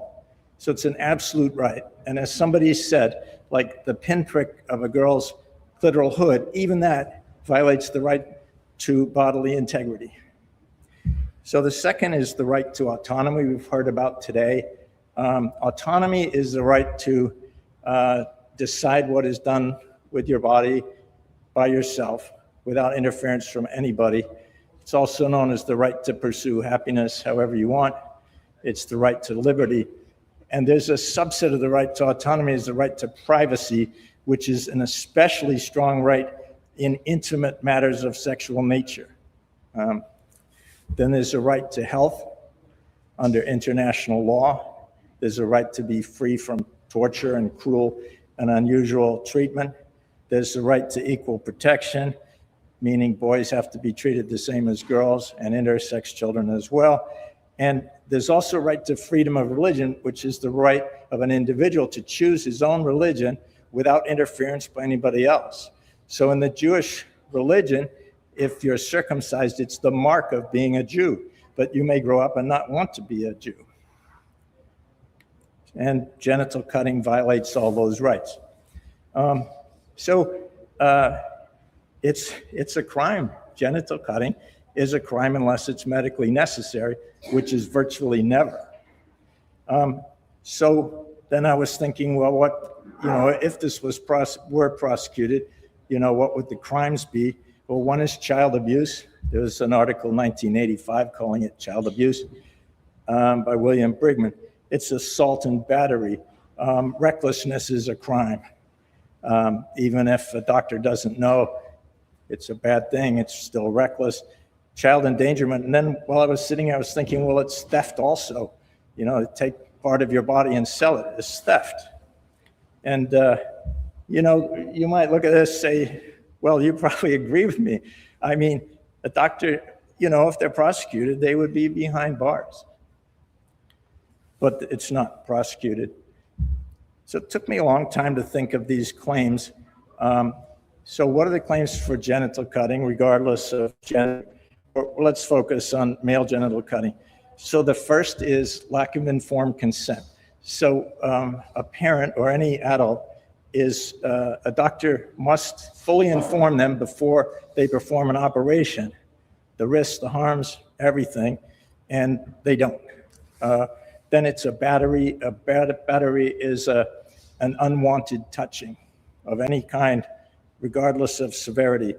Then it's unjust enrichment. So what that means is a doctor takes something from a child and enriches himself, so does the hospital. They get paid and they take something from the baby and the man. So the other, which is a powerful one, is breach of fiduciary duty. So that's just means breach of trust. So you go to a physician, you're trusting that they're going to do what's best for you, and they're not going to do what's best for themselves. And it's a grievous breach of fiduciary duty, male genital cutting. And then, as some of you know, I wrote an article arguing that circumcision is a fraud, and then I wrote a book about it. I might as well tell you what my next book is. It's How to Sue and Win Big. I think it'll sell. The other book didn't sell. This one might sell. So this is, I want to talk to you about fraud. And, people talk about their myths about circumcision, myths. And at first I was thinking, okay, they're not true, but they're just myths. And then I was thinking, well, wait a minute, who perpetuates these myths? And then I realized there's more and more myths that they permeate the entire business cycle. So there's false advertising. Come and get your child circumcised, it'll be good for their health. And then the mothers are incapacitated. They've just given birth, and doctors know that, so they take advantage of the mothers. Then, according to Intact America, parents are solicited on average 8 times, which is unbelievable. So they come and solicit your consent when you're incapacitated. They give you 2 minutes to decide, and if you say no, they pressure you 8 times to say yes. Is incredible. They make false medical claims. Basically, they portray circumcision as the simple, painless snip of a useless piece of skin, when it's absolutely the opposite. Even if they don't make any claims, a doctor, just by showing up and asking if you want to be circumcised, suggests that it's either needed or a good idea. And then there's false legal claims. That's the claim that parents have the right to elect circumcision. And so, as I said, the child has a right to an intact body, but doctors argue the opposite. They're arguing the child has no rights, the parents' rights supersede the children's rights. And then there are false diagnoses like phimosis or newborn boy. They're not real diagnoses. And then there's billing fraud, like Medicaid billing when it's not allowed. All right. So again, looked at these European decisions, and for the most part in Europe, the plaintiffs are winning, which is a wonderful thing. So I told my wife that, and she said, well, that's, European law, so who cares? And it's true that the European system is different. It's a civil law system. But I read these cases, and they use all the same concepts as under the common law, like the right to bodily integrity. So A lot of these cases involve a dispute where the parent is religious, usually a father, and wants the son circumcised, and the mother doesn't, and they end up in court. So in this English case, at the turn of the century, the court ruled that there's no religious right to circumcise, and they respected the child's autonomy. That's a huge win for the movement. Then there was this case in Austria. Lots of speakers today have said how the proponents say circumcision isn't harmful, and here was a case that said it is harmful, and it said it was unlawful. This German case is very famous. You might have heard about it in 2012. And the German court ruled that circumcision for religious reasons is criminal assault, that it harms the child, and it violates the child's right to bodily integrity. And it went on to say the child's rights supersede the parent's rights. So that was an extremely important case. But you may know the German legislature then came along and reversed it. So we have to be aware we could win only to have the legislature pass legislation saying it's lawful. Then there was this English case, and it said, well, FGM is harmful, and some forms of MGM are more harmful, more severe than some forms of FGM, like the prick of the clitoral hood, and therefore MGM is harmful. That was another big decision. So, you know, the lawyers here, we all know that in the US we usually lose. No physician's ever been held liable. And, you know, there's some terrible cases like the Hieronymus case. The parents entered into a divorce agreement, said that the boy would be circumcised. Then the mother learned about what circumcision really is. She said, I don't want it under any circumstances. The boy claimed, the father claimed a religious right. Well, the court completely ignored that the mother didn't want it done anymore, which should have persuaded the court to stop the circumcision. And it also ignored the boy's wishes. And I was involved in that case. It was terribly sad. By the time the boy was circumcised, he was about 5. Another case, the court said parents consented. Another case said there's no negligence, it's routine. And there was a case against the American Academy of Pediatrics, and the case was dismissed. And then Eric and I, both of us represented Flash Gordon. He brought a case saying it was unlawful, and the court pretty much laughed him. They got rid of his case so fast. We got crushed. Mostly he did. He was by himself. So I see I'm getting a little short on time, but see if I can say what I want to. So DOC was involved. Doctors Opposing Circumcision. This Bolt v. Bolt case in Oregon was a huge win, and it was a religious case, just like the others. And the court respected the boy's wishes. It wasn't a circumcision case, so it's not perfect, but you know, it's an example where a court listened to what the boy wanted. So this Medicaid case where I was lead counsel, we had a Jewish judge, and I was thinking, a Jewish judge, we're going to lose. But we won at the Superior Court level, and he issued a 26-page ruling in our favor. It was amazing.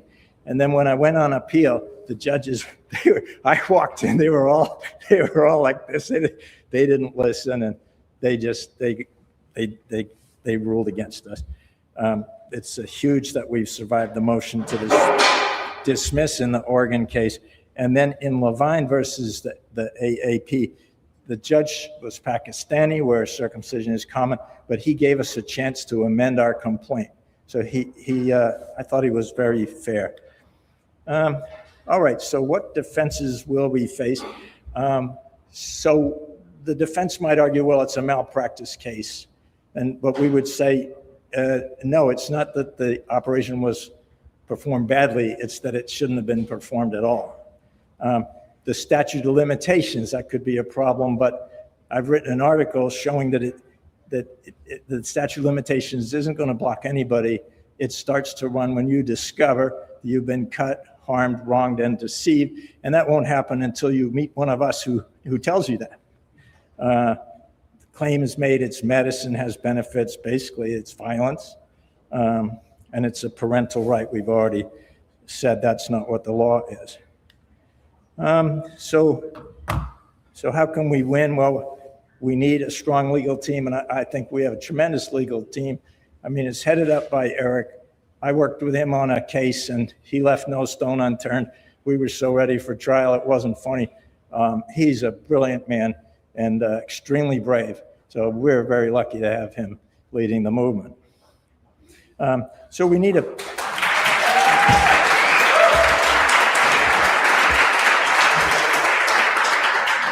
Yeah. Eric told me to say that. We need somebody, circumcised at birth or with a false diagnosis of phimosis. It'd be good if somebody's really injured, really harmed. The jury might be more sympathetic. And we want a case where the parents were really misled, not told the truth, and pressured. It'd be better to have it within the statute of limitations. And I wrote an article saying that there's no need for a trial. It's indefensible to cut off a healthy part of a child's body. You're just not allowed to do it. So if a female were cut, they don't have to have a trial. They just go in and say it was cut. Give me damages. It should be the same for a man. So we do need funding. I see I'm about at my limit of time, but maybe I have a few more minutes. What's that? Thank you. Appreciate that. Okay. I mean, look, it'd be very useful to have more funding. Really, we could use $100,000 for each lawsuit. And then, like the Oregon, I'm sure that's been spent. But if we had $500,000, we could bring 5 lawsuits at once. Tim Hammond once said we need a treasure chest, I think, of money. So this is interesting. There's never been an article about this, but I think it'd make a good article. If you prevail, what should you win? And I'm thinking you should win millions of dollars. I mean, if there's one body part that you would not want cut off, it would be part of your penis if you're a man. And so it's harmful in every case. It took me a while to realize that. So pain is harm, and it's harmful to lose part of your body. Again, if your foot was cut off, well, you can't walk as well. It's a harm that you lose part of your body. So I think the foreskin is priceless. Maybe we should use that expression, or maybe it'd be useful. And I think you could get multiple and punitive damages. And the argument is punitive damages are needed to stop the industry. If you just win one lawsuit, well, there's 100 million males have been circumcised in the United States, according to George Denniston of DOC, more than 1 million per year. So you win one lawsuit, well, you don't win for the others. So punitive damages are needed. That's when the defendant is charged with, tens of millions of dollars to dissuade others from doing this. So this is my last slide. Is a class action lawsuit viable? Look, I'm not an expert in class action. Well, that's an understatement. I hardly know anything about it. And they're experts in this field. But they handle big cases like tobacco litigation. And they have a lot of money. If you got one of these firms to represent us, they do it. They take a portion of the recovery. You don't have to pay for it. And they're very knowledgeable. So, I looked at the rules, and you need a lot of people who are affected in the same way. So that's more than 100 million people. And then you need the same liability. Well, they're all liable every time. It's indefensible. Everybody is harmed. And another basis for a class action suit is if people can't sue for themselves, and they can't, and that it's necessary to stop it. When do we bring suit? I talk to Eric about it often. What we need is find a good state like Oregon, maybe California. We just don't want to lose a case. So, but I'm ready to bring a case. I guess it's a question of when, but I guess we haven't done it yet. But I think soon. I think we have to do it. We have to test it. Well, thank you very much.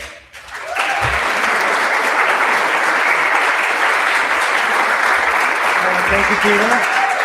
Great talk. As a gift from Intact Global. Make her a plaque. Appreciate it. Of course. Okay. Another round of applause for Peter Adler. key member of Intact Global's legal team and the movement. So we've got two more great speakers, but before we do that, if people want to maybe stand up for a minute, right? Shake out the legs. We're in the afternoon, right?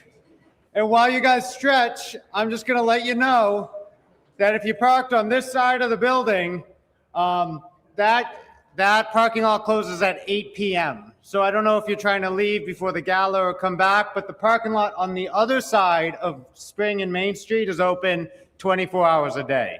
So when you go and freshen up, make sure you park across the street, not next to the building, or your car will be there in the morning, and that's no fun. So that's pretty much what's going on. We'll take a minute, and then we're going to have our next speaker, Dwayne Van Lanker. But yes, we love Dwayne. Yeah, let's take 1 minute.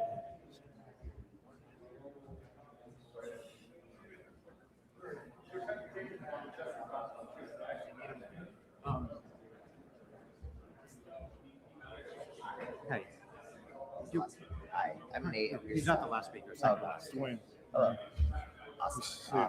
So try to be as close to this as possible. If you want, I can get a mic stand. But did you see Shane when he grabbed this? Yeah. That was how we were able to get police to not fit that. So optimally, have it on you. Well, If not, then I was going to plan on standing like right here, right to it. that works. Yeah. And I can just stand up.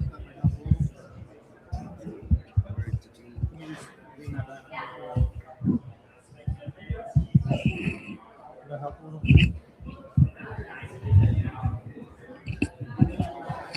Yeah. Should be better. He's short. Just don't lean this on this. That'll knock it. Oh, Okay. I saw it. PowerPoint Dwayne, go up. Oh, there it is. Okay, well, I'll tell Dwayne. Okay.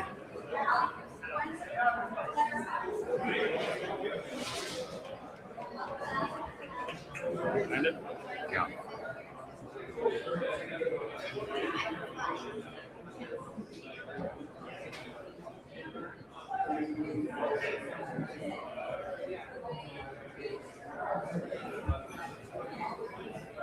So it says it's downloaded.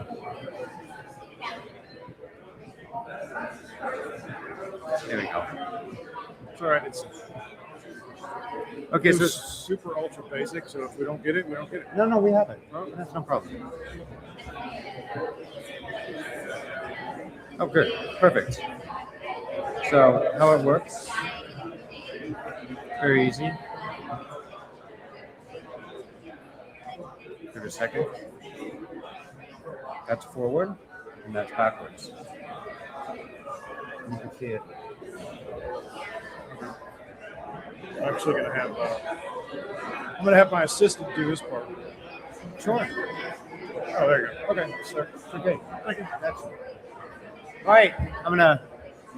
Okay, we're gonna get started in about 1 minute. So if everyone could take their seat, we're trying to get out of here at 4:30. We got 2 more talks left because we got the gala to set up for, right? We got quite an evening planned, but we need some time to turn the space over. So if everyone could take their seat. Sam, are you good for the final talk? We're a little.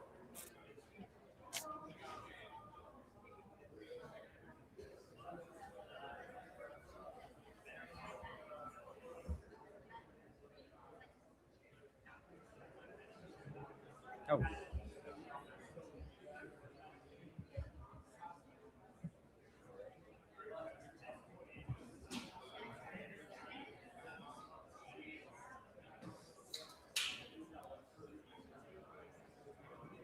Justin, we good? Okay.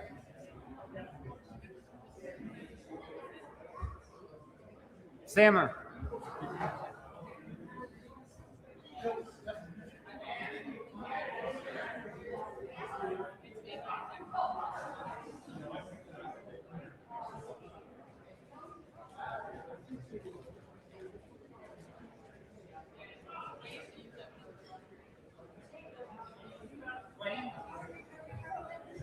Okay, we'll be starting in about 20 seconds, so if everyone could take their seat, we have to do the call out again.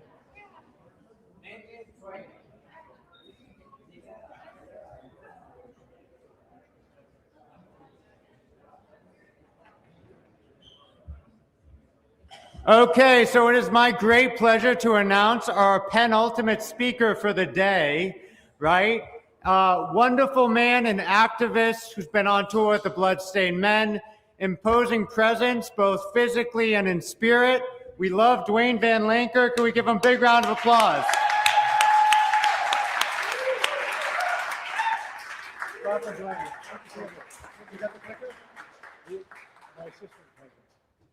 Thank you, guys. I think we need to acknowledge the significance that this is the only intactivist conference in the Western Hemisphere. Thank you, Intact Global, Intact Global team.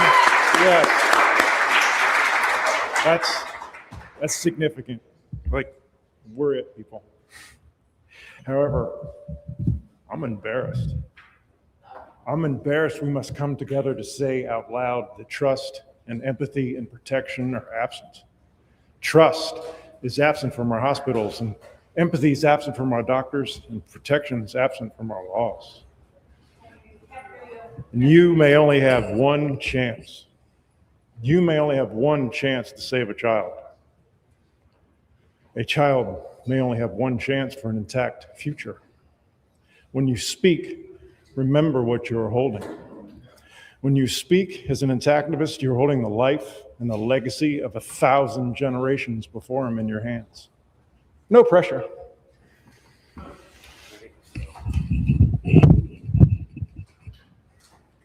When presence comes in, the person comes out. Presence is not passive. Presence is protection. Presence is empathy. And when someone is truly present with us, open, listening with eye contact, without shame or blame or criticism, the person we're meant to be steps forward. Our presence matters. Our language matters. Our tone matters. We are the lifeline for a child in a culture sacrificing their infant's genitals out of habit, fear, and unexamined belief. Far too long have intactivists been the cringe fringe. We see it. We know it. Yet we persist with language the culture refuses to hear. We speak the truth to a culture afraid to look at its own reflection. When we ask culture to preserve the body, we ask it to rise from fear and dogma in narrow perception into a larger view of human dignity. When we stand before the world as a movement for wholeness, we change the landscape of intactivism. I'm speaking of a larger frame. A movement for wholeness that lifts intactivism from the narrow argument into a public moral language people can speak out loud from kitchens to courtrooms. We are a movement for wholeness. When we expand the meaning of attack, we expand the meaning of intactivism. It becomes more than an opposition to genital cutting. It becomes the movement that defends the integrity of the whole person. Intact in mind, intact in body, intact in spirit. An intactivist brings sovereignty into the light. An intactivist preserves dignity. An intact person is whole by nature. We must transition to a human-centered principle. As we stand now, we stand against one procedure, one cut, one custom. Our calling can transform a culture. We have no choice. A culture that sees itself and others as whole and sovereign people. And I'm going to give you the entire crisis right here. When people are separated from themselves, children are separated from protection. Whole people protect whole people. Integrity begins when a person comes into alignment with themselves. We are a movement for wholeness. Although we have a core problem, it's stigma, defensiveness, and narrow-minded understanding. We speak the facts and people turn their backs. Facts matter, yes, facts give us ground and facts build the case. Yet facts alone rarely expose reality. Yet facts alone rarely move culture. Identity drives behavior. Culture shifts when a new identity becomes high status, emotionally resonant, and publicly repeatable, and socially rewarded. Most people already agree with us. They already agree a child deserves protection. They already agree that body deserves respect. They already agree that permanent decisions about another person's body deserve deep caution. The deeper question is no longer do people care. The deeper question is why does private agreement so often fail to become public courage? Why do people nod in silence then disappear in public? Why do people agree in principle then hesitate in language? Because most people are asking a deeper question than the one that's on the surface. And it's deeper than medicine. It's deeper than debate. What they're asking is, how do I sound? How do I look? What social identity am I stepping into? Who do I become when I say this out loud? Notice the I's in these statements. That is why the future of intactivism depends on more than evidence. It depends on identity. It depends on status. It depends on story. It depends on whether this movement becomes something people feel proud to stand for within themselves. We are a movement for wholeness. People repeat what gives them dignity and inner agreement. People behave and speak according to how they want to feel. People behave and speak and repeat what confirms their own identity. People rarely move because they lose an argument. Objection closes the door. Agreement, on the other hand, that is the psychological back door. People move when the door of truth becomes safe to enter. It's how they believe the world sees themselves. Remember those I statements? When we talk about the genitals of children, taboo rises to silence us. When we use language that's easy to carry into everyday life, our movement grows. Start with agreement. Every successful social reform movement has done one thing exceptionally well. It created language people wanted to identify with. A person is never too young for sovereignty. A person is present from their first breath. A child is a person, never a project. A child's introduction does not call for reduction. Human rights have no minimum age, and a person is someone whose voice matters before they have words. We are movements for wholeness. Intact, that word carries far more power than we realize. For years, we've heard the intact and thought only of anatomy, only tissue, only a procedure. Intact carries a far greater meaning. Intact speaks to the whole person. Intact means whole in mind. Intact means whole in body. Intact means whole in spirit, whole in dignity, whole in sovereignty. An intactivist defends the whole person. This changes the frame. Now we're speaking about far more than one procedure. We're speaking about a human-centered principle, the protected integrity of the whole. Because once our culture sees the person as whole by nature, our responsibility becomes clear. We honor that wholeness.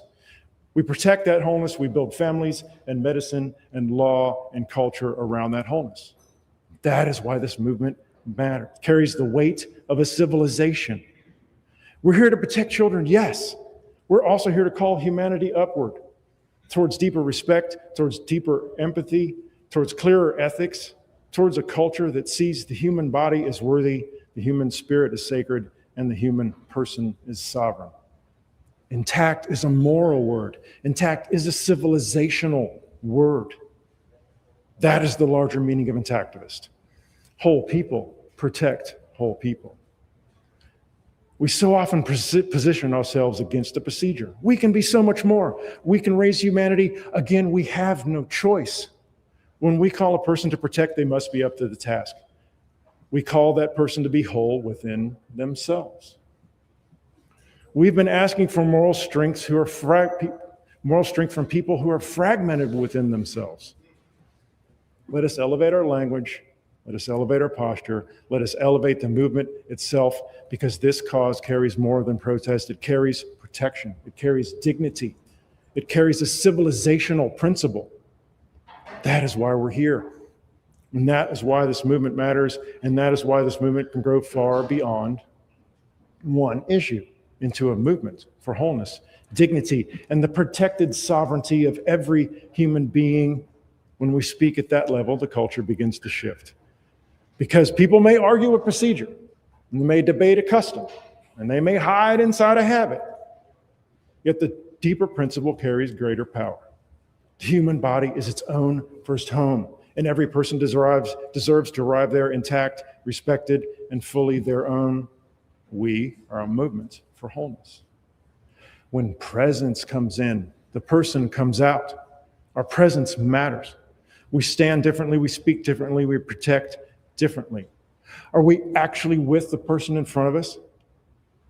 Are we fully present during the only conversation they may ever have about circumcision? Are we making room for their fear, their confusion, their defensiveness, their humanity? Are we waiting to unleash the latest zinger, the latest fat grenade, the latest performance of moral superiority? That energy may feel powerful in a moment. It rarely builds durable change. Our presence is stronger. Being reachable is power plus wisdom. Because when a child is received with presence, we see a person, a whole person, a sovereign person, a life with its own integrity and its own future. So our messaging can stay simple. Children deserve bodily autonomy. Their body carries its own wisdom. The body arrives worthy of respect. The body deserves protection, patience, and reverence. The intact person is whole and sovereign. Intact means more than anatomy. Intact means in body, intact in mind, intact in spirit, self-possessing, worthy of dignity, worthy of choice. A healthy society protects the human body. A mature culture honors the boundary of a person. A wise civilization treats the child as someone to protect, never someone to alter for convenience or habit or fear. When we speak this way, we give an identity people can stand with. Language shapes belonging, and belonging shapes culture. When our message carries shame or blame or fringe energy, people step back. When our message carries dignity and clarity and human wholeness, people step in. Better language reduces stigma. It gives people a clearer way to speak, somewhere to stand. Intact is a way to say children deserve bodily autonomy. Language broadens participation. Parents can hear it, men can hear it, women can hear it, and doctors and therapists and faith leaders can hear themselves inside it, and they can join with self-respect. Language strengthens coalitions. A movement shifts when when people from many walks of life can carry the same principle with confidence. That is the power of positive messaging. It invites people in. It lowers defensiveness. It raises humanity. It turns agreement into alignment, into action. Because in the end, we're building more than awareness. We're building a culture where the intact means sovereign. Our task is actually simple for ourselves and others. See the person, honor the person, protect the person. Doesn't seem like a big ask. This movement carries far more than a message about one procedure. This movement carries the future of a civilization in its hands. We'll build a culture that meets the child with reverence. We'll build medicine worthy of trust. We will build families and law that protects sovereignty at the beginning of life. I believe we will. I believe the future belongs to people who can speak with clarity. I believe the future belongs to people who can carry this message into homes, into hospitals, and everyday life, the media, into law. I believe the future belongs to people who can say with calm conviction that the human body is whole by nature and worthy of protection. Remember who we are. We are a movement for wholeness, and it begins with us.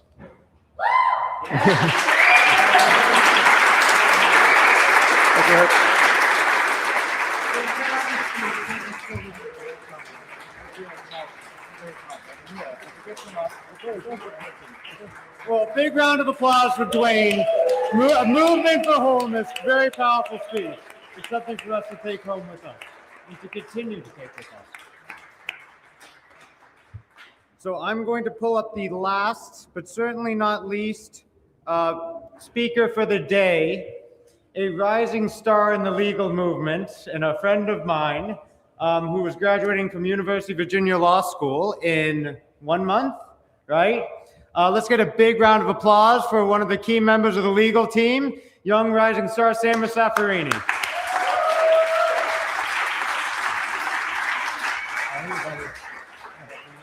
Yeah, I mean, if you go there. I'm not sure what the clicker is. Okay.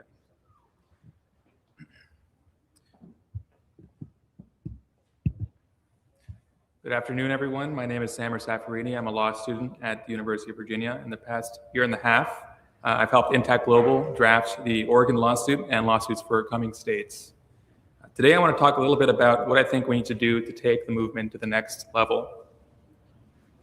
So my goal today is to give some perspective on how the anti-circumcision movement is currently perceived, especially by young future professionals. We have many motivated people in the movement, but sometimes I think our energies are being wasted on strategies with low returns. So I want to offer some constructive criticisms to focus our efforts on winning strategies. My talk today is not designed to offend or put down, but to modestly redirect.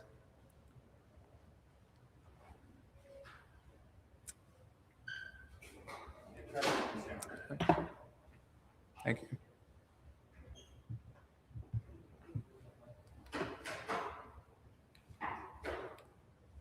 It's not working. Actually, yeah, I can click on that. Okay, there It's working now. Okay. This is the magic touch. Okay. Okay. Okay, so as we know, circumcision is already falling out of favor with younger Americans. We of course want to accelerate this trend, but we don't want to get in the way of it. But based on my experience, the current image of the movement is doing more harm than good. So what is our current public image? To the extent people think about the movement at all, they probably think about one or more of these epithets. Of course, the labels are mostly undeserved, but unfortunately that makes little difference in the world of publicity. Now, I do say mostly undeserved. Of course, intactivists have done plenty to earn some of these labels. Take our fearless leader, Eric Klopper, for example. Eric had me working until 3 a.m. on his presentation, so I think so it was hardly a few years ago that he was pulling eggplants out of his underpants on stage. Now, that certainly got some people's attention, but it didn't lead to a whole lot more in itself. So when you're passionate about something, it's really easy to be rash. You want change, you want it now, and you'll bang any drum to get people to put eyes on your movement. But counterintuitively, sometimes the harder you push, the more resistance you meet. Just take it from our president. I think we can take a page out of the book of hostage negotiators. Drop the knife and step away from the baby, that kind of thing. And their advice is not to shout down the hostage taker until he complies. No, that makes him hang up the phone and the dialogue is over. Rather, by all accounts, the best strategy is a gradual one that slowly wins the hostage taker to your side by showing how trustworthy and reasonable you are. And I think that is what Eric has achieved. In the years since his Harvard talk, Eric took steps to literally button up his image. He went to a top law school and founded a legitimate 501c3 nonprofit.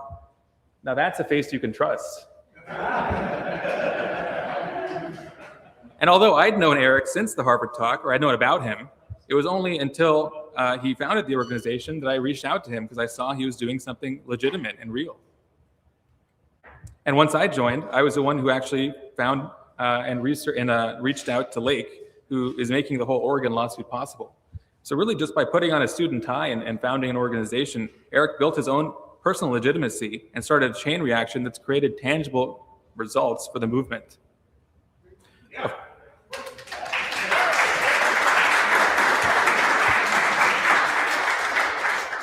Of course, Lake and I were already predisposed to be anti-circumcision before we ever met Eric or learned of Intact Global. So I think most people are less convinced than we were.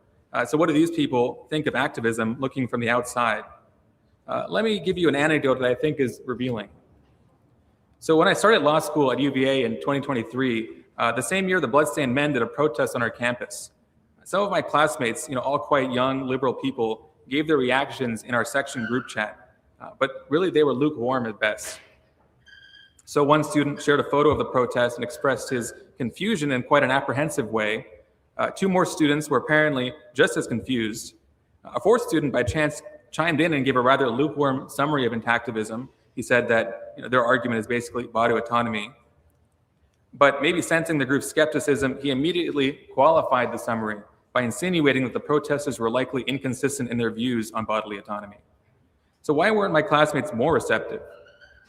I think it's because intactivism was presented to them in a way that didn't resonate for young liberal students. In fact, it was represented in a way that was repellent to them. First of all, it was confusing. The protest was devoid of context. It took place on a random street corner. Most students probably never considered circumcision before, so to be hit with signs like "stop cutting baby penis" and "circumcisers belong in prison," it must have come as a shock. It did a good job of grabbing their attention, but not really their hearts and minds. Second, I think something more subconscious was happening.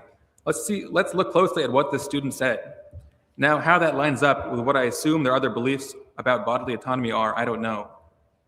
I can't help but think he's drawing a connection between the aesthetic and tone of bloodstained men and that of anti-abortion protesters. When you compare the two scenes here, there's many superficial similarities. There's a similar MO, they're carrying picket signs. There's a similar area of concern, protecting babies. Similar rhetoric, it's anger and shame. Even appears to be the same sort of people protesting, these older white Americans. So we unfairly carry the baggage of some other movement. The danger of being misunderstood is high, and I don't think this group chat was a one-off incident. Even Lake was at first skeptical when I reached out to him. He thought our mission to, quote, end child genital mutilation was an anti-transgender initiative. So this might be a hard truth to face, but the aesthetic and tone of bloodstained men is simply grating to younger generations, who we can't afford to lose. So that brings me to my central point. All of us are on some level weird for being anti-circumcision in a culture where it's normal, but intactivism is synonymous with an especially provocative tone and aesthetic. I can't help but think that onlookers think that to be anti-circumcision, they have to become one of those people. What we should strive to do in the near future is to reduce what I'll call the price of admission into the movement. Now, what do I mean by this? The price of admission is the amount of deviation from orthodoxy someone must accept to consider themselves anti-circumcision. It's the minimum set of beliefs one must hold to be on our side. So recall these unfair labels. Currently, they're part of the price of admission. People think that they must be these things to be anti-circumcision. We have to shed these labels as much as possible if we're going to go mainstream. And we increase the price of admission by gatekeeping potential supporters who are not fully convinced of certain claims. So if we stand outside the clubhouse door holding a sign that says circumcision equals mutilation, perhaps that drives away the doctor or the lawyer who believes circumcision should be banned because it's merely cosmetic and unnecessary, but not necessarily a mutilation. That doesn't mean we all have to ourselves hold the least radical view, but we want to maximize the number of people who feel comfortable joining the movement. This is the lesson of big tent politics. Now, of course, we don't want to water down our message so much that we're including people who support circumcision, but expressing skepticism about radical claims or our goals is not the same thing as supporting circumcision.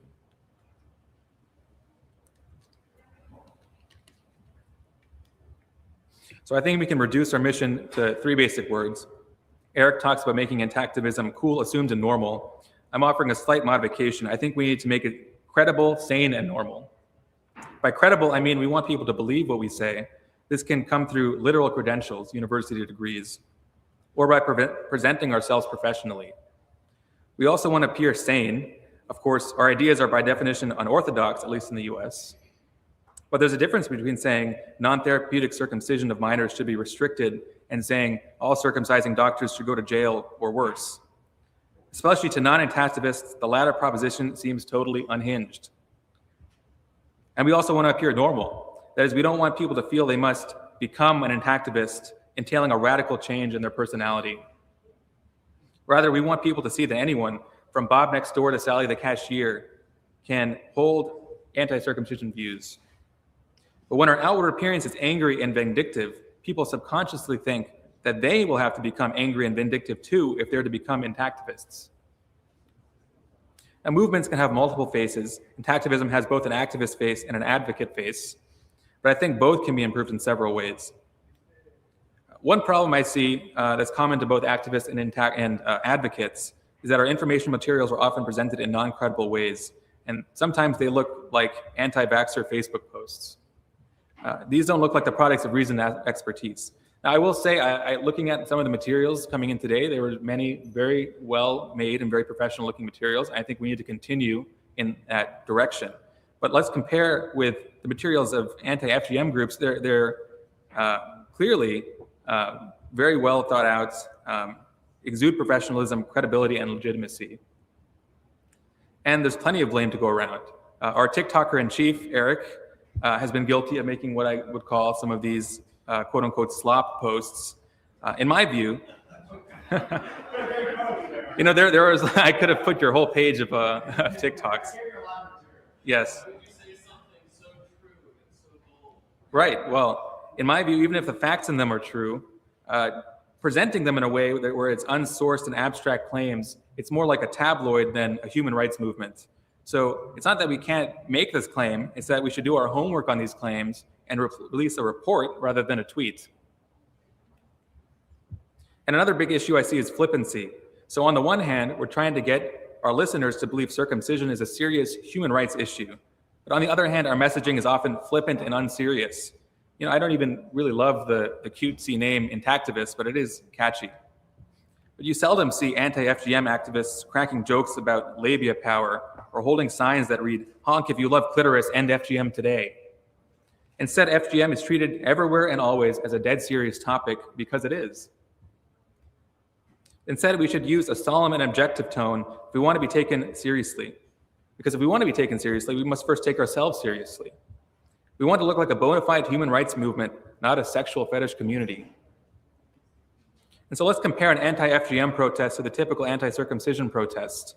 The FGM protesters use language like serious health effects.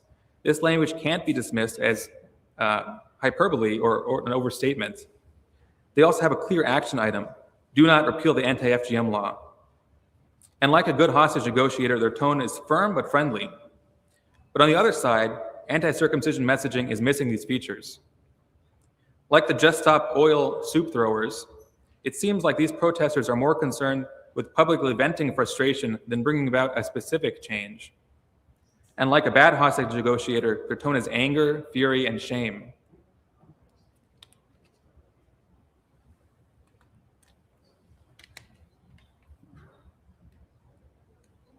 So now I know this might be controversial, but I want to envision what the future image of the anti-circumcision movement could look like. Currently, people see bloodstained men and they form an association. They associate being anti-circumcision with negative emotions: anger, shame, deviancy. But we want people to think positive thoughts about intactivism: compassion, reasonableness, and normality. So which group seems more approachable to you? Which seems more driven by logic than emotion? Which seems like a movement that doctors, lawyers, or politicians will want to associate themselves with? So remember this key point. A huge number of Americans either A, were themselves circumcised by their parents, B, have circumcised their own children, or C, have performed circumcision themselves or know someone who does. Your movement will not be popular if it depends on convincing much of the audience that they themselves condone or commit child abuse. Maybe you can get away with that message in Europe where circumcision is rare, but in the US, the message simply must be softer. Circumcision is a frivolous practice that is no longer supported by science. So let's talk about some specific steps to improve our image. One problem with the current strategy is that protesters start at the maximalist claim: circumcision is mutilation, which, though true, makes people scoff and tune out. Worse, there's no so what. Circumcision is bad, so we should ban all circumcision, compensate circumcised men, put parents and doctors in jail. Instead, we need to meet people where they're at and hold their hand from point A to a specific and achievable point B. Circumcision is not beneficial, so Medicaid dollars should not be covering it. So doctors should be banned from offering it unrequested. Accordingly, the rhetoric of protest signs and flyers should be toned way down. We need to get our foot in the door to people's hearts and minds. And remember, being right is only half of the battle or less. In fact, plenty of political movements have won, even though their sponsors were totally wrong on the facts. And for organizations should help activists by creating materials and resources with an air of legitimacy and seriousness. We should root out foreskin power and I heart foreskin messaging and focus on clear factual claims which we can strongly defend. Even if a claim has truth, we shouldn't even mention it if we can't defend it with legitimate mainstream sources. Why? Because if a claim turns out to be wrong or overstated, people will doubt even the defensible claims. Again, we want to reduce the price of admission. In order to be anti-circumcision, all you have to believe is X. You don't also have to buy into dubious claims Y and Z, like claims of a widespread foreskin black market or that circumcised men can't get sexual satisfaction. And finally, there's some steps people can take as individuals. I'm especially talking to the younger listeners. If people who control the institutions oppose circumcision, we'd have no problem at all. But it's very hard to change institutions from the outside.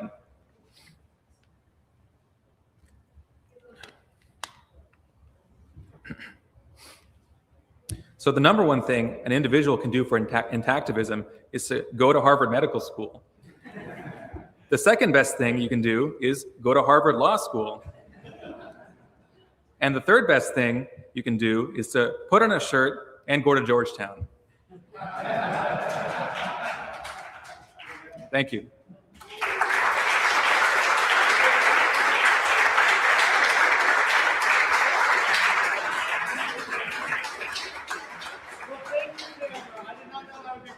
And a puff piece, but thank you so much.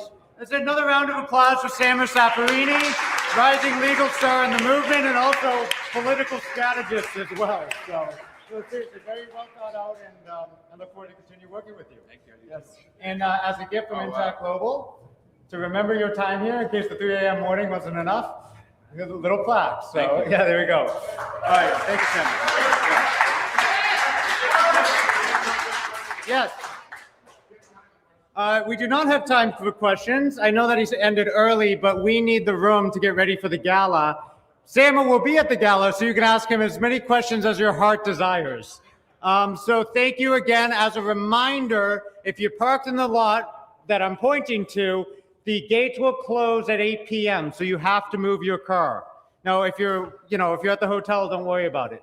Other than that, put on your finest Roaring 20s gala theme, whatever you may have, some type of party outfit. We're going to have magic bartenders and dancers, live performance. It's going to be quite the night.